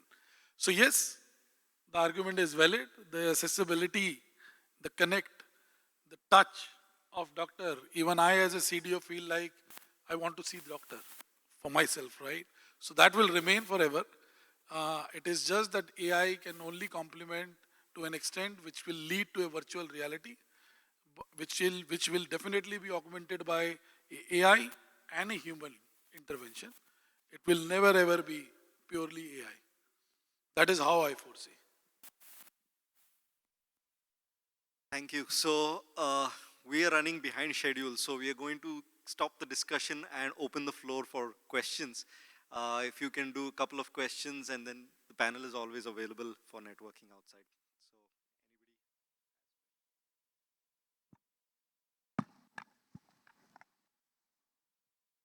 Thank you for giving us the floor for questions. My name is Khaled Saadi, and I am Chief Medical and Compliance Officer at Enoch. One of the things that attract my attention is the genome. You know, one of the speakers, he said that they are defining 1 million genome and plotting that against 1 trillion bases, right? That will give some reflection on so many things. One aspect is the insurance. However, I think it is too early to go into that at this point of view until the full genome is identified. There are more than 30,000 genome in the human body. Most of those have been defined, but the full function is yet to be defined.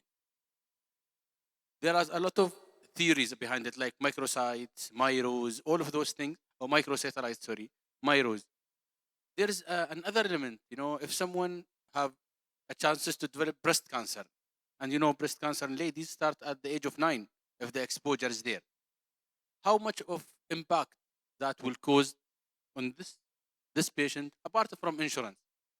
I think too much information through those apps should be monitored to the benefit of the patient rather than giving everything in a bucket format.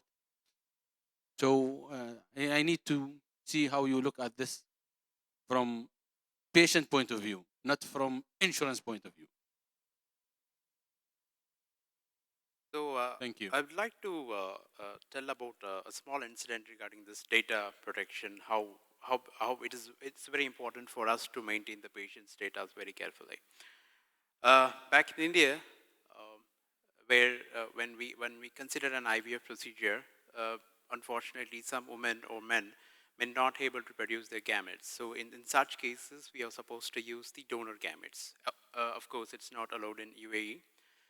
So during such situation, what we as a clinical people, we make sure that the data are protected. We had one example. Somehow, when you introduce a donor for an IVF procedure, we have to maintain the privacy between the donor and the patient. And the donor should never reveal to the recipient, or the recipient should not be revealed to a donor. In such cases, what happened, somehow a donor came to know about who was the recipient. It's an egg donor who has donated her egg to a particular couples, and somehow from the hospital, or I don't know where the information she got, so there is a data breach happened. She came to know that her particular egg is gone to a particular recipient. What she has done, she has started blackmailing the couples, asking for the baby back, saying that it's my oocyte. And couples, they are completely unaware that it is from her or not. So why I said this example is because it is patient trust, the doctors or the hospitals, and the data which we enter in this, the so-called tool, the artificial intelligence or the data management, whatever, I feel that has to be protected very strongly, should not be taken it very lightly, so that in future all this kind of event will not happen. So later what happened, once the donor started blackmailing the patient regarding their embryos back, it went to the court, and there was a lot of, almost like 2 to 3 years, there was regular happenings, schedules happening, and finally the court decided that, okay, this breach was a mistake, it shouldn't have happened, but it happened. But according to the Indian Medical Council, any donor who donates the oocyte or the egg to the patient, they don't have any rights to claim it back. So that's how it's very important to make sure that all the data are protected with some special, because I'm not much into the IT and the technical thing, but it is important to make sure that the data is not leaked and it should not be hacked by any of the hackers.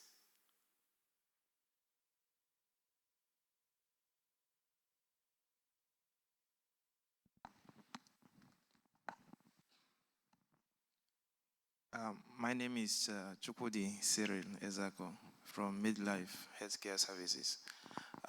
Dr. Chanda, I want to ask about frozen egg and fresh egg during the procedure of IVF. Which one is more effective to get the results? Is it a frozen one or like a fresh one? Your question is whether the frozen egg is best or the fresh egg is the best. Yes. And the second question is, a lady or a woman that has had miscarriage like 5 times, that is going for the IVF, what are the conditions? Like, what progress can the patient get in having a baby through IVF? So when a couples, we choose, see, first of all, I would like to tell why the frozen eggs are used, so that you will understand my answer properly. Frozen eggs, all women will not be very healthy to produce more number of egg. There is something called a hormone called AMH, which is called anti-Mullerian hormone, which will predict what could be a woman's capacity to produce the egg. Just in case, if the AMH value is lesser than 1, their oocyte production quality will be very lesser. So in such cases, just with one egg, see, in a natural cycle, it is just one egg, sperms will be fertilized and the pregnancy happens. But when we consider an IVF procedure, just with one egg, it's very difficult for us to make them pregnant back. In such cases, we give certain hormones to produce more number of eggs. So coming back to this woman who is having very low AMH value, even though if you give a high dose of hormones, which is not advised, in spite of that, she will hardly produce 2-3 eggs, but we are not sure whether those eggs are matured or not for an IVF procedure. When you stimulate the woman, say for example, if she's producing 10 eggs, all 10 will not be matured. All 10 egg will not be fertilized with the sperm. All the 10 will not turn into good quality embryos. So we have to make sure that we have more number of eggs, ultimately ending up with getting 40 to 50% of recovery of it. So when you have such complication, just with one egg, it is very difficult to go for a IVF procedure. So there comes the freezing. What we do, we call it as a pooling cycle. Every month we stimulate, collect the egg, freeze and keep it. So again, the next month, collect the egg, freeze and keep it. So like this, we will have maybe 5 to 6 cycle. That is like 5 to 6 month of cycle. We collect the egg and keep it. So coming back to your question, whether the frozen egg or best or the fresh one. The fresh oocytes are always better. Why? Because when we freeze the oocyte, the temperature goes to minus 195. Imagine minus 195. So when you retrieve back, when you thaw the oocyte back, all the, say for example, if I have frozen 5 oocyte, all 5 will not be retrieved back because of the extreme condition to a normal room temperature, that is 35 degree. So during this transit, we will lose most of the oocyte. One. Second thing is, when you freeze something, the DNA of the sperm will be altered when you thaw it back. So you're compromising with the number of egg. Again, you're compromising with the quality of the oocyte. So, and if you consider the fresh cycle, the embryos don't have, the oocyte don't have to go all this pace. So we make sure that we collect the embryos, make the embryos, do all the genetic testing and transfer the best embryos. But in an frozen cycle, if the AMH value is very lesser, yes, freezing is the only option. If the AMH value is normal, definitely you can go for a fresh pickup. That's always better. Last question we have time for.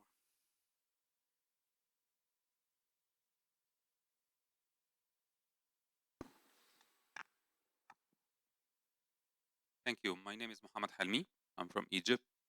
And my question to Dr. Chopra, you mentioned that you use artificial intelligence to interpret radiology modalities, right? Do you have any data about the accuracy and the discrepancy levels on this? Yes. So, a good question. On AI, so when I started evaluating AI things, so mostly largely the solutions were coming from US. And when we inquired about the accuracy of it, so they said it is 98.8% accurate. So then I asked that, what is the volume of data that you have played on? So they said that, guess what, Rahul, it's 15,000 sample. So I got shocked. I said, in our 14 hospital, 15,000 transaction is in one day. And you are selling me AI solution, which I should buy and then run the show on. So hence, what I realized that time, any AI solution, to make it realistic, you have to put a lot of data back into it to make it more intelligent, hence, so that it become more accurate. So we did that way, and I met the gentleman from Apollo also in Singapore in third patient experience conference. There I said that the only way to bring AI into reality in healthcare is the players like us, who have massive patient base, multiple hospitals, should pump back the data into the AI so that the AI become that much intelligent and the accuracy appears to be where we want to. Now to do that, as I said, be very careful to all the technologists. It is very important that don't take the game into your hand fully when you play with AI. Hence we formed ethical committee, right? Because I can only talk about experience. I can only say that this technology is good, but I don't know the legality, the compliance factor, the medical factor around it. Hence be very careful and work on anonymization of data rather than encryption. Encryption is another dangerous spot to be in. You be very sure about this thing, that what data you are anonymizing while you are playing with AI. So these are 2-3 things bit when you embark on any AI based journey in health industry. And just quickly add something really quick. I think the current challenges with AI, as we're finding with drug discovery, is obviously the data is one is not enough. The second is molecular modeling. And the third one is actually processing power computers. So I think in the next 5 or 10 years, there's a significant increase in trend of quantum computing rather than the current processing computers. So quantum computers will definitely, we'll see an increase in trend in that. And that will, yeah, see a lot of advancement in AI. Thank you. Thank you very much, our panelists. A big round of applause. Yet another insightful panel. Thank you.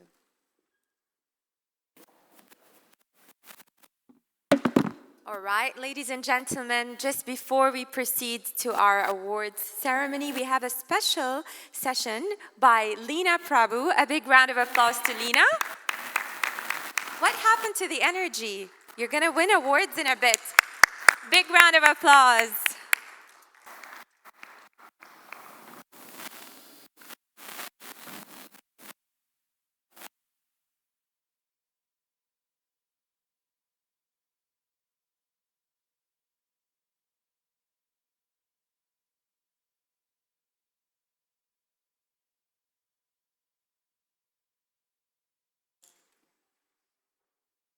Can I have my, yes, okay. Guys, I have only 5 minutes, so I'm going to really rush through this. It's going to be a marathon run. Path to Pradnya Solutions introduces how to navigate life skillfully to live life successfully. And over here, I'm not getting anything over here. So, so to get on your path to Pradnya, which is enlightenment of the self and the soul, you have to first go into your inner direction, look within yourself, and to do that, you have to discover your life's inner compass. And then you go through the 6-step formula to navigate your life skillfully, to live life successfully. So this is the process that you have to go deep within yourself. Now this process was developed by myself over a period of 20 years, as I discussed earlier. And so when I was studying, I realized that the techniques which I had learned were not helping my clients. And hence I had to develop my own technique of finding out the operating systems of life. And through this 10, 15 years research and development, MESQ methodology came into being. And these are the companies I worked with. And this is the Amazon #1 best-selling book, My Path to Pradnya, which I had mentioned earlier. So I had done a survey, over the years I've done a survey, and ask me later how I've done it. So this is what has come, the percentage of unhappy people I found is 98%, the percentage of depressed people is 99.9%, percentage of confused people is 90%, and percentage of stressed people is 99.9%. So this is what the survey was very shocking for me. Now I will introduce you my inner direction to you. So why do we need my inner direction? Is because what is happening in the world is there's a rising intolerance, there's depression, there's suicide, there's low self-esteem, there's murder, there's rage, road rage is happening. So these are all excessive burdens which people have stored within themselves, and currently the only way of getting rid of that is by harming oneself or harming other people, like through terrorist attack or killing somebody. So how did this happen is from the age group of 0 to 7 is where belief systems happen and when the maximum growth of a child happens. But during that period, the elders in that child's life are so occupied with their own life and they're unable to figure out what's happening in their life. So there's improper upbringing of the child. And hence, it's a vicious circle. The family or the caregivers transfer their own anger, hate, jealousy, revenge, all these kinds of mechanisms onto the future generation. And this is the excess emotional baggage which is the future generation is transferring on to the younger generation, and because of which the future generations are clueless and they don't know which direction they have to go in.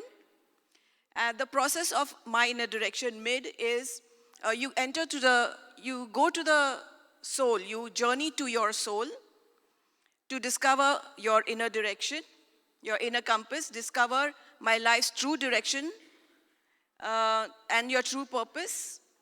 And that is how you will receive true abundance from the universe, which is there waiting for you to receive for prosperity. Purpose is to optimize your potential, to be stress-free and well-balanced in your life, to improve your relationships, and to have a happy and positive outlook towards your life. That's all that we need in our life, right? So what are the goals of my inner direction? It's to understand my emotional strengths and weaknesses, my thinking, believing, and feeling pattern, other people's thinking and believing pattern, how do I manage my emotions effectively, clear out negativism at source, and create my own formula of life. Each one of us has our own unique formula of life which you can create, and once you follow that formula of life, you will be harnessing all your energies and working in an optimum condition. So the objectives are to understand yourself and understand my environment. Now, what is in the environment? You have the family, my society, my universe, and my destiny. Then you have to connect with the outer source. You have to connect with the universe to channelize all its abundance into you. and to influence other people, not in a bad way, but in a good way. What are the advantages of discovering your inner direction, or rather my inner direction? You can understand the meaning of your life. You can identify your emotions and beliefs. And you can have a better control over your emotions and actions once you do that. And to improve inter and intrapersonal relationships. You can see what is coming your way once you discover your inner direction. You can have the strongest support system that you will ever need. Even if you're alone in an island, you will be very strong. You will dissolve all the mental and emotional blocks which you have. We'll understand what those blocks are later on. Handle my own life. You will be able to handle your own life and be stress-free. So these are the emotional blocks that most of us have. And please read through them. Sorry, I won't be able to go through it. And these are the further emotional blocks that all of us have had at one point. And the outcome of this spa, this is like going into a spa for your soul. The outcome of the spa is increase my emotional and spiritual quotient, which is basically the MESQ methodology which I'm talking about. And because of which all these wonderful things will happen to you. You'll be more confident, you'll be stress-free, you'll have negativism out of your system. You will look at life in a 360 dimensions way, and you'll go through a deep heart and soul cleansing process. And you will be unburdening your soul. So much excess baggage we have within our souls. So finally, you will become a master navigator. Now, master navigator is someone who rides through the ups and downs of their life skillfully to live life successfully. On the 23rd page of your brochure, there is an advertisement over there regarding my Path to Pradnya Summit, which I'm conducting on April 2020. I would like to invite all of you for this summit, and I hope I'm done within the 5 minutes that I've been given. Yes, please come for the summit to know more about the details. Thank you very much.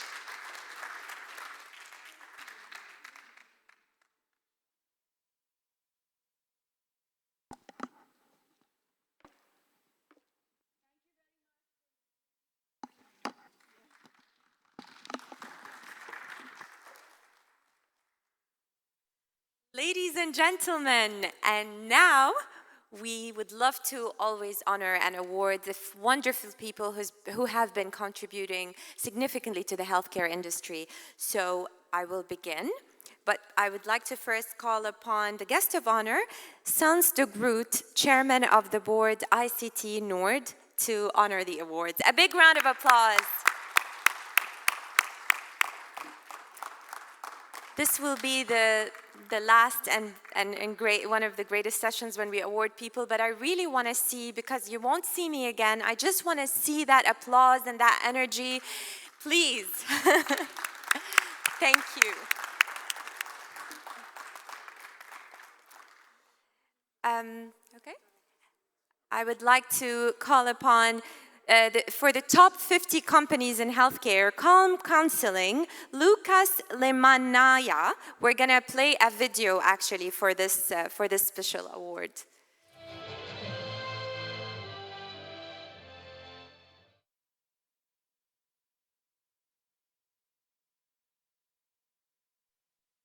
From Jakarta, Indonesia.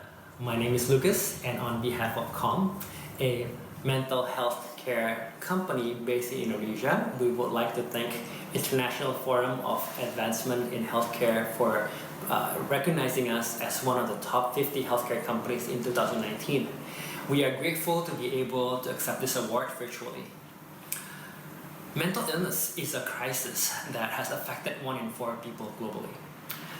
Unfortunately, many are still unwilling or unable to receive and access proper mental health care services. This is especially true in Asia, where mental health is still considered taboo. More often than not, someone who seeks help will be labeled as weak, shameful, or crazy. The scarcity of mental health care providers only exacerbated the crisis. For example, Indonesia only has less than 5,000 licensed mental health care providers for 260 million populations in Indonesia. And most of these licensed mental health care providers are concentrated in one major island, leaving millions and millions with no access to proper mental health care. Calm sees that technology not only can be used to raise mental health awareness, but also a bridge to connect people at the most remote regions to mental health care providers. By using our mobile application app that are available in both Androids and iOS, they can now receive online counseling anytime, anywhere, in a more reasonable price. As Calm also allows privacy and anonymity for clients, it protects them from unwanted and unwarranted judgment. Thank you, Ifah, for validating our hard work and effort. We will continue to strive to reach as many people as we can, to be the mental health support that they need, and empower as many mental health professionals as we can. That was the acceptance speech by Lucas Lemanjaya for his award. I would like to now congratulate Ryan Vicente for the Top 100 Leaders Award in Healthcare. A big round of applause.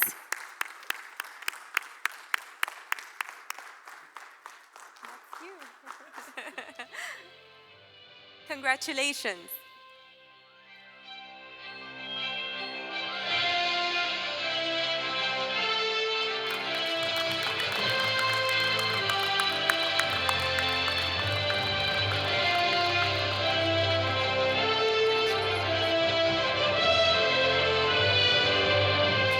And now let's congratulate Joe Zhu for the Top 100 Leaders in Healthcare Award. A big round of applause.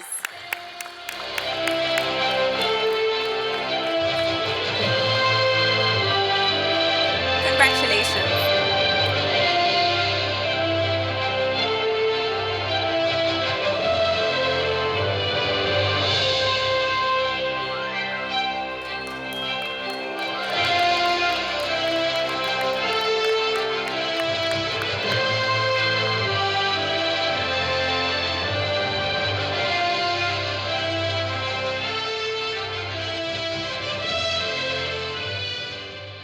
Let us put our hands together for Dr. Christopher Tay Ameng for the award of Top 100 Leaders in Healthcare. Congratulations.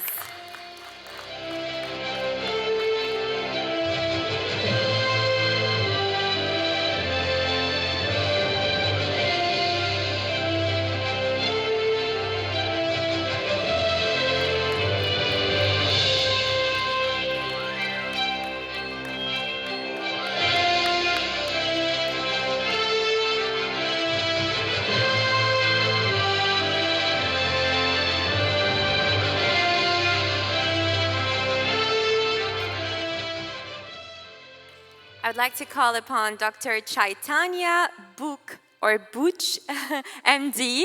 A big round of applause for the Top 100 Leaders in Healthcare. Congratulations.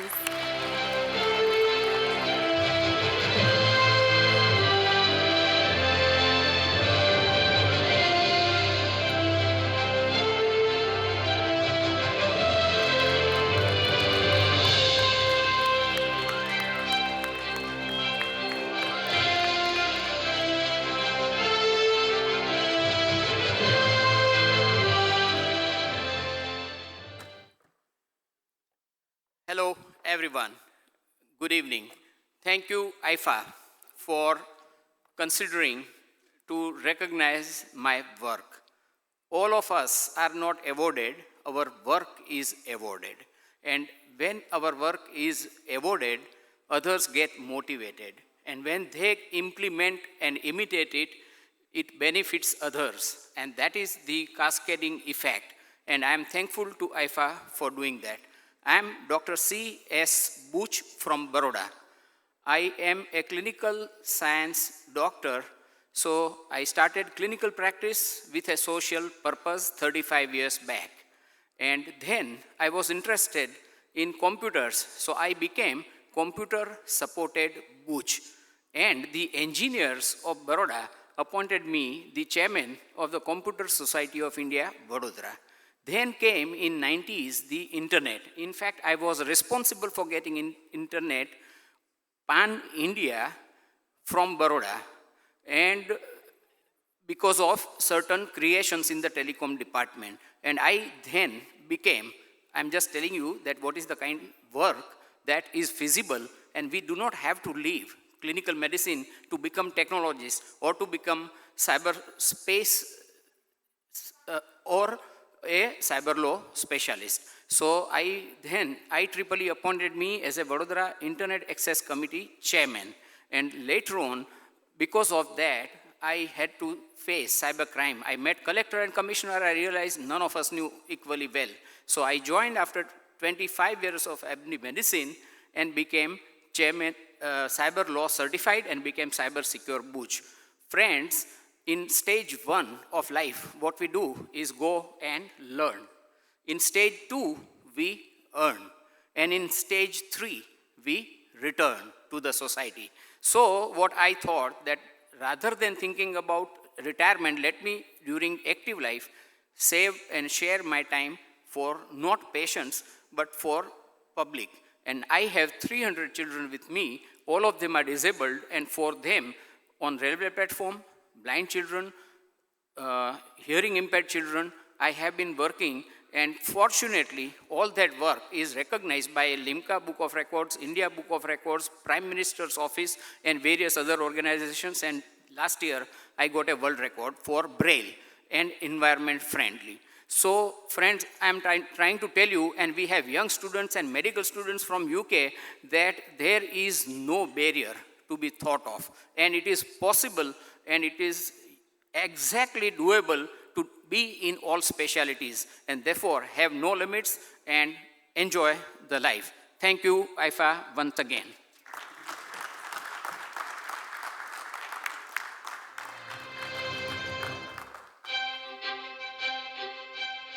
Let's put our hands together to Dr. Chandan Nagaraj, winner of the Top 100 Leaders in Healthcare. Big round of applause.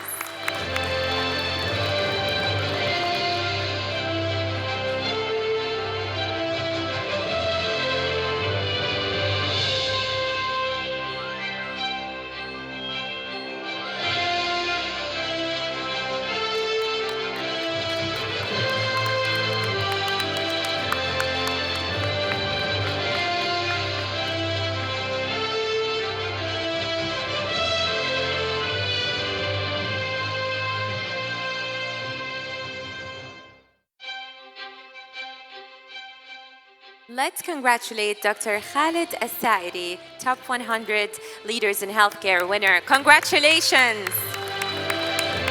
Mabruk!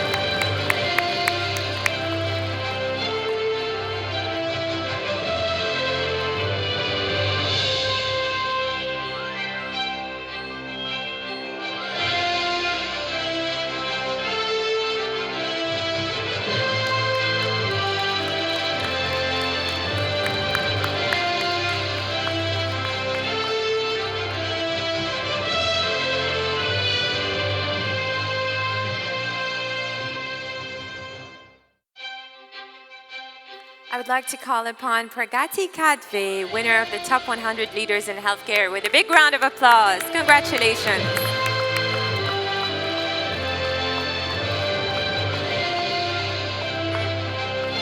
Now let's welcome Gemma Bailey with the Top 100 Leaders in Healthcare with a big round of applause. Congratulations.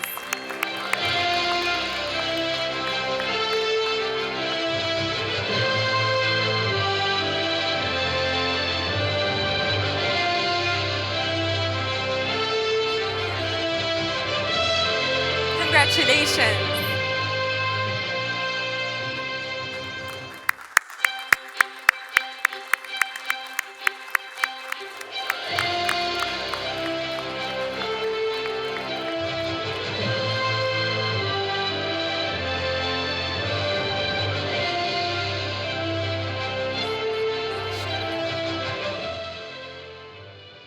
Hi.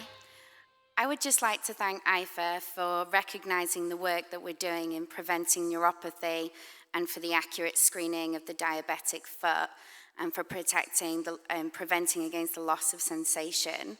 I think it's amazing what everybody in this room is doing, and together we really can make a difference in healthcare.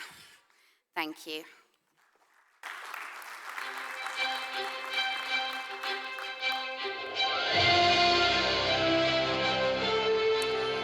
Let's congratulate G2 Joes for the top 100 leaders in healthcare. And on behalf of G2, Neetu would be collecting the awards. A big round of applause to G2.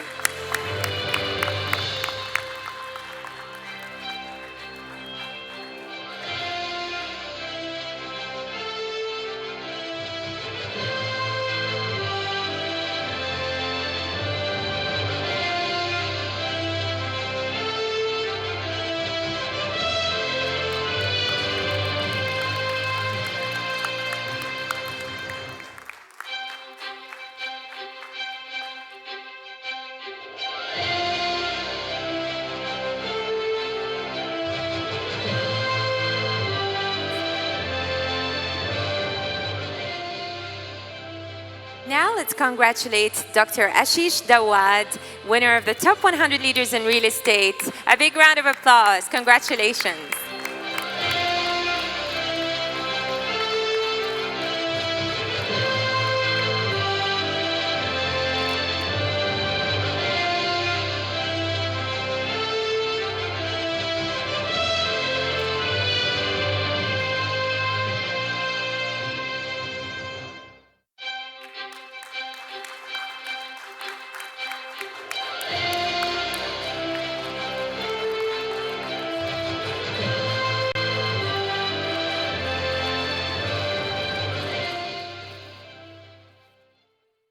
Good evening, ladies and gentlemen.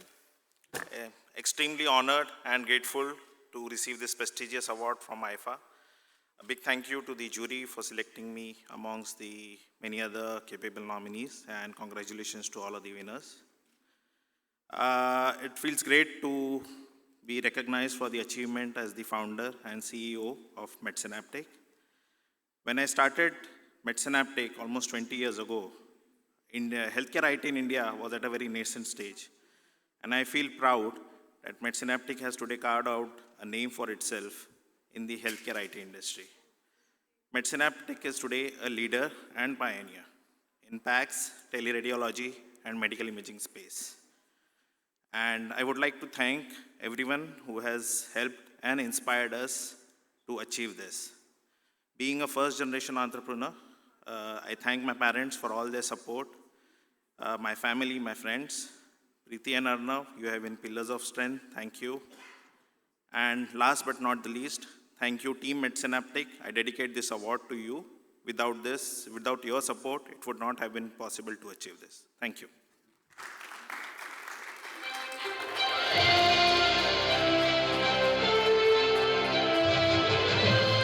Now let's congratulate Dr. Akshay P. Jadhav for the winner of Top 100 Leaders in Healthcare. Congratulations.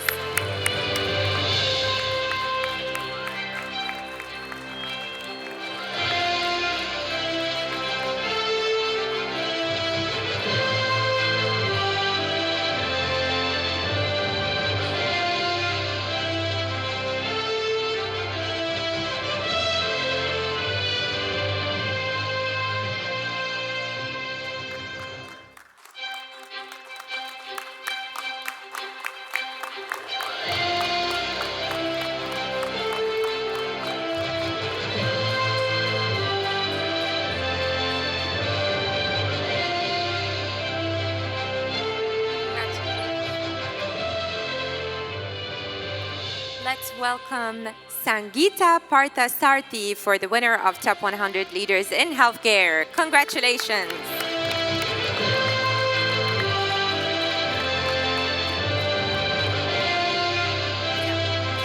Now let's move to the category of top 50 companies in healthcare. I would like to call upon Amicures Research Private Limited, Dr. Sushil Kumar, to collect the awards. Congratulations.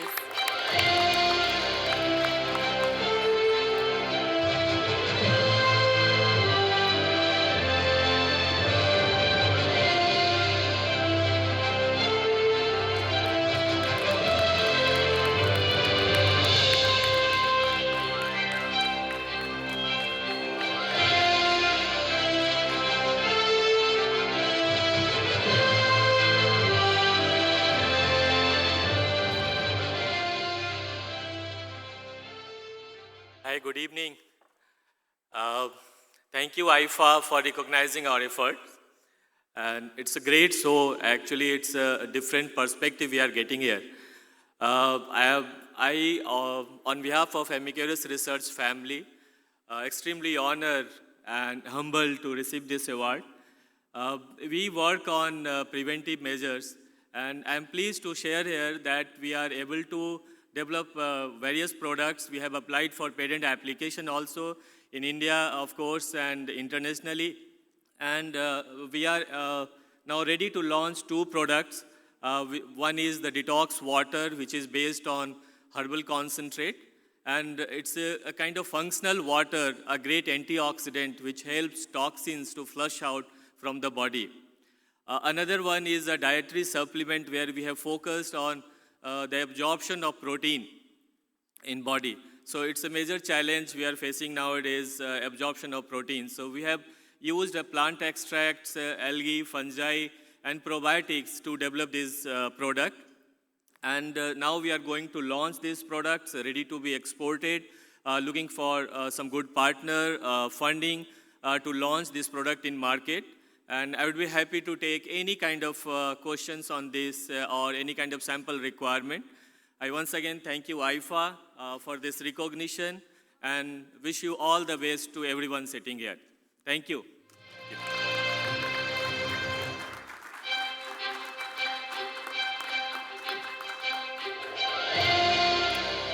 Let's call upon Bug Australia Control and New Zealand, Lyndon Forrest, to receive the award for the top 50 companies in healthcare. Congratulations.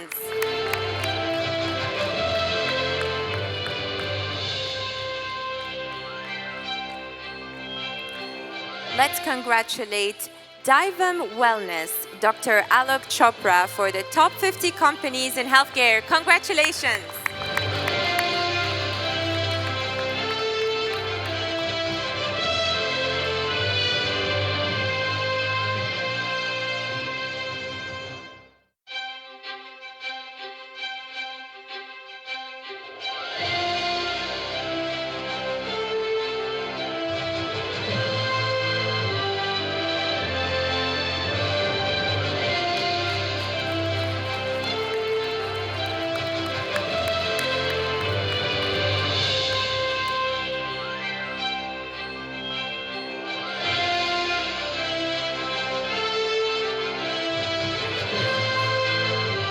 Our last but not least winner in this category is MedLife Healthcare Group, Dr. Navas Osman, for the top 50 companies in healthcare. Congratulations.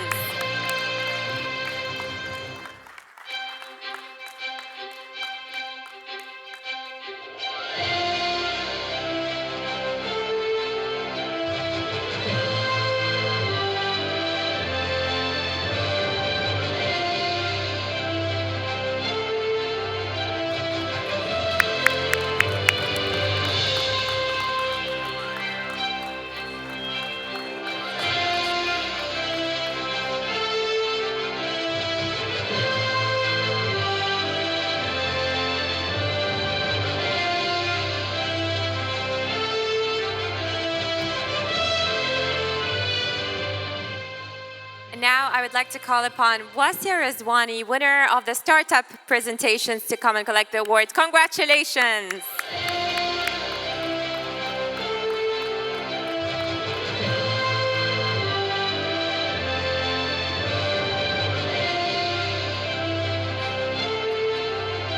I'd like to call upon Wasia Razwani, the winner for the startup presentations. Is she in the room to collect the awards?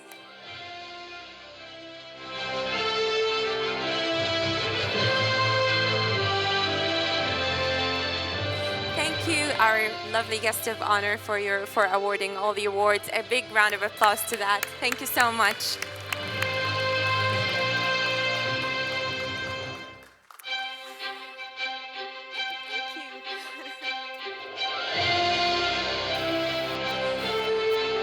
Ladies and gentlemen, as we get to the end of IFA Day 3, I would love to say once again, heartiest congratulations to all the awardees, to all those who contributed to the conference. Thank you for your excellent work, as without your consistent efforts, Ifah would not have seen the light of the day. I owe so much gratitude to all our delegates, our partners, and their proactive participation and support in so many direct and indirect ways. Also, our speakers need to be thanked for their significant inputs and fruitful discussions. I hope that you enjoyed attending the conference as much as we enjoyed organizing it. My name is Karma Al-Tahir. I loved being your host, and I thank you once again for your time, and I really look forward to seeing you all once again in IFA next session. Let's all say thank you, IFA. Say thank you, IFA. Thank you, IFA. See you all again. Bye-bye.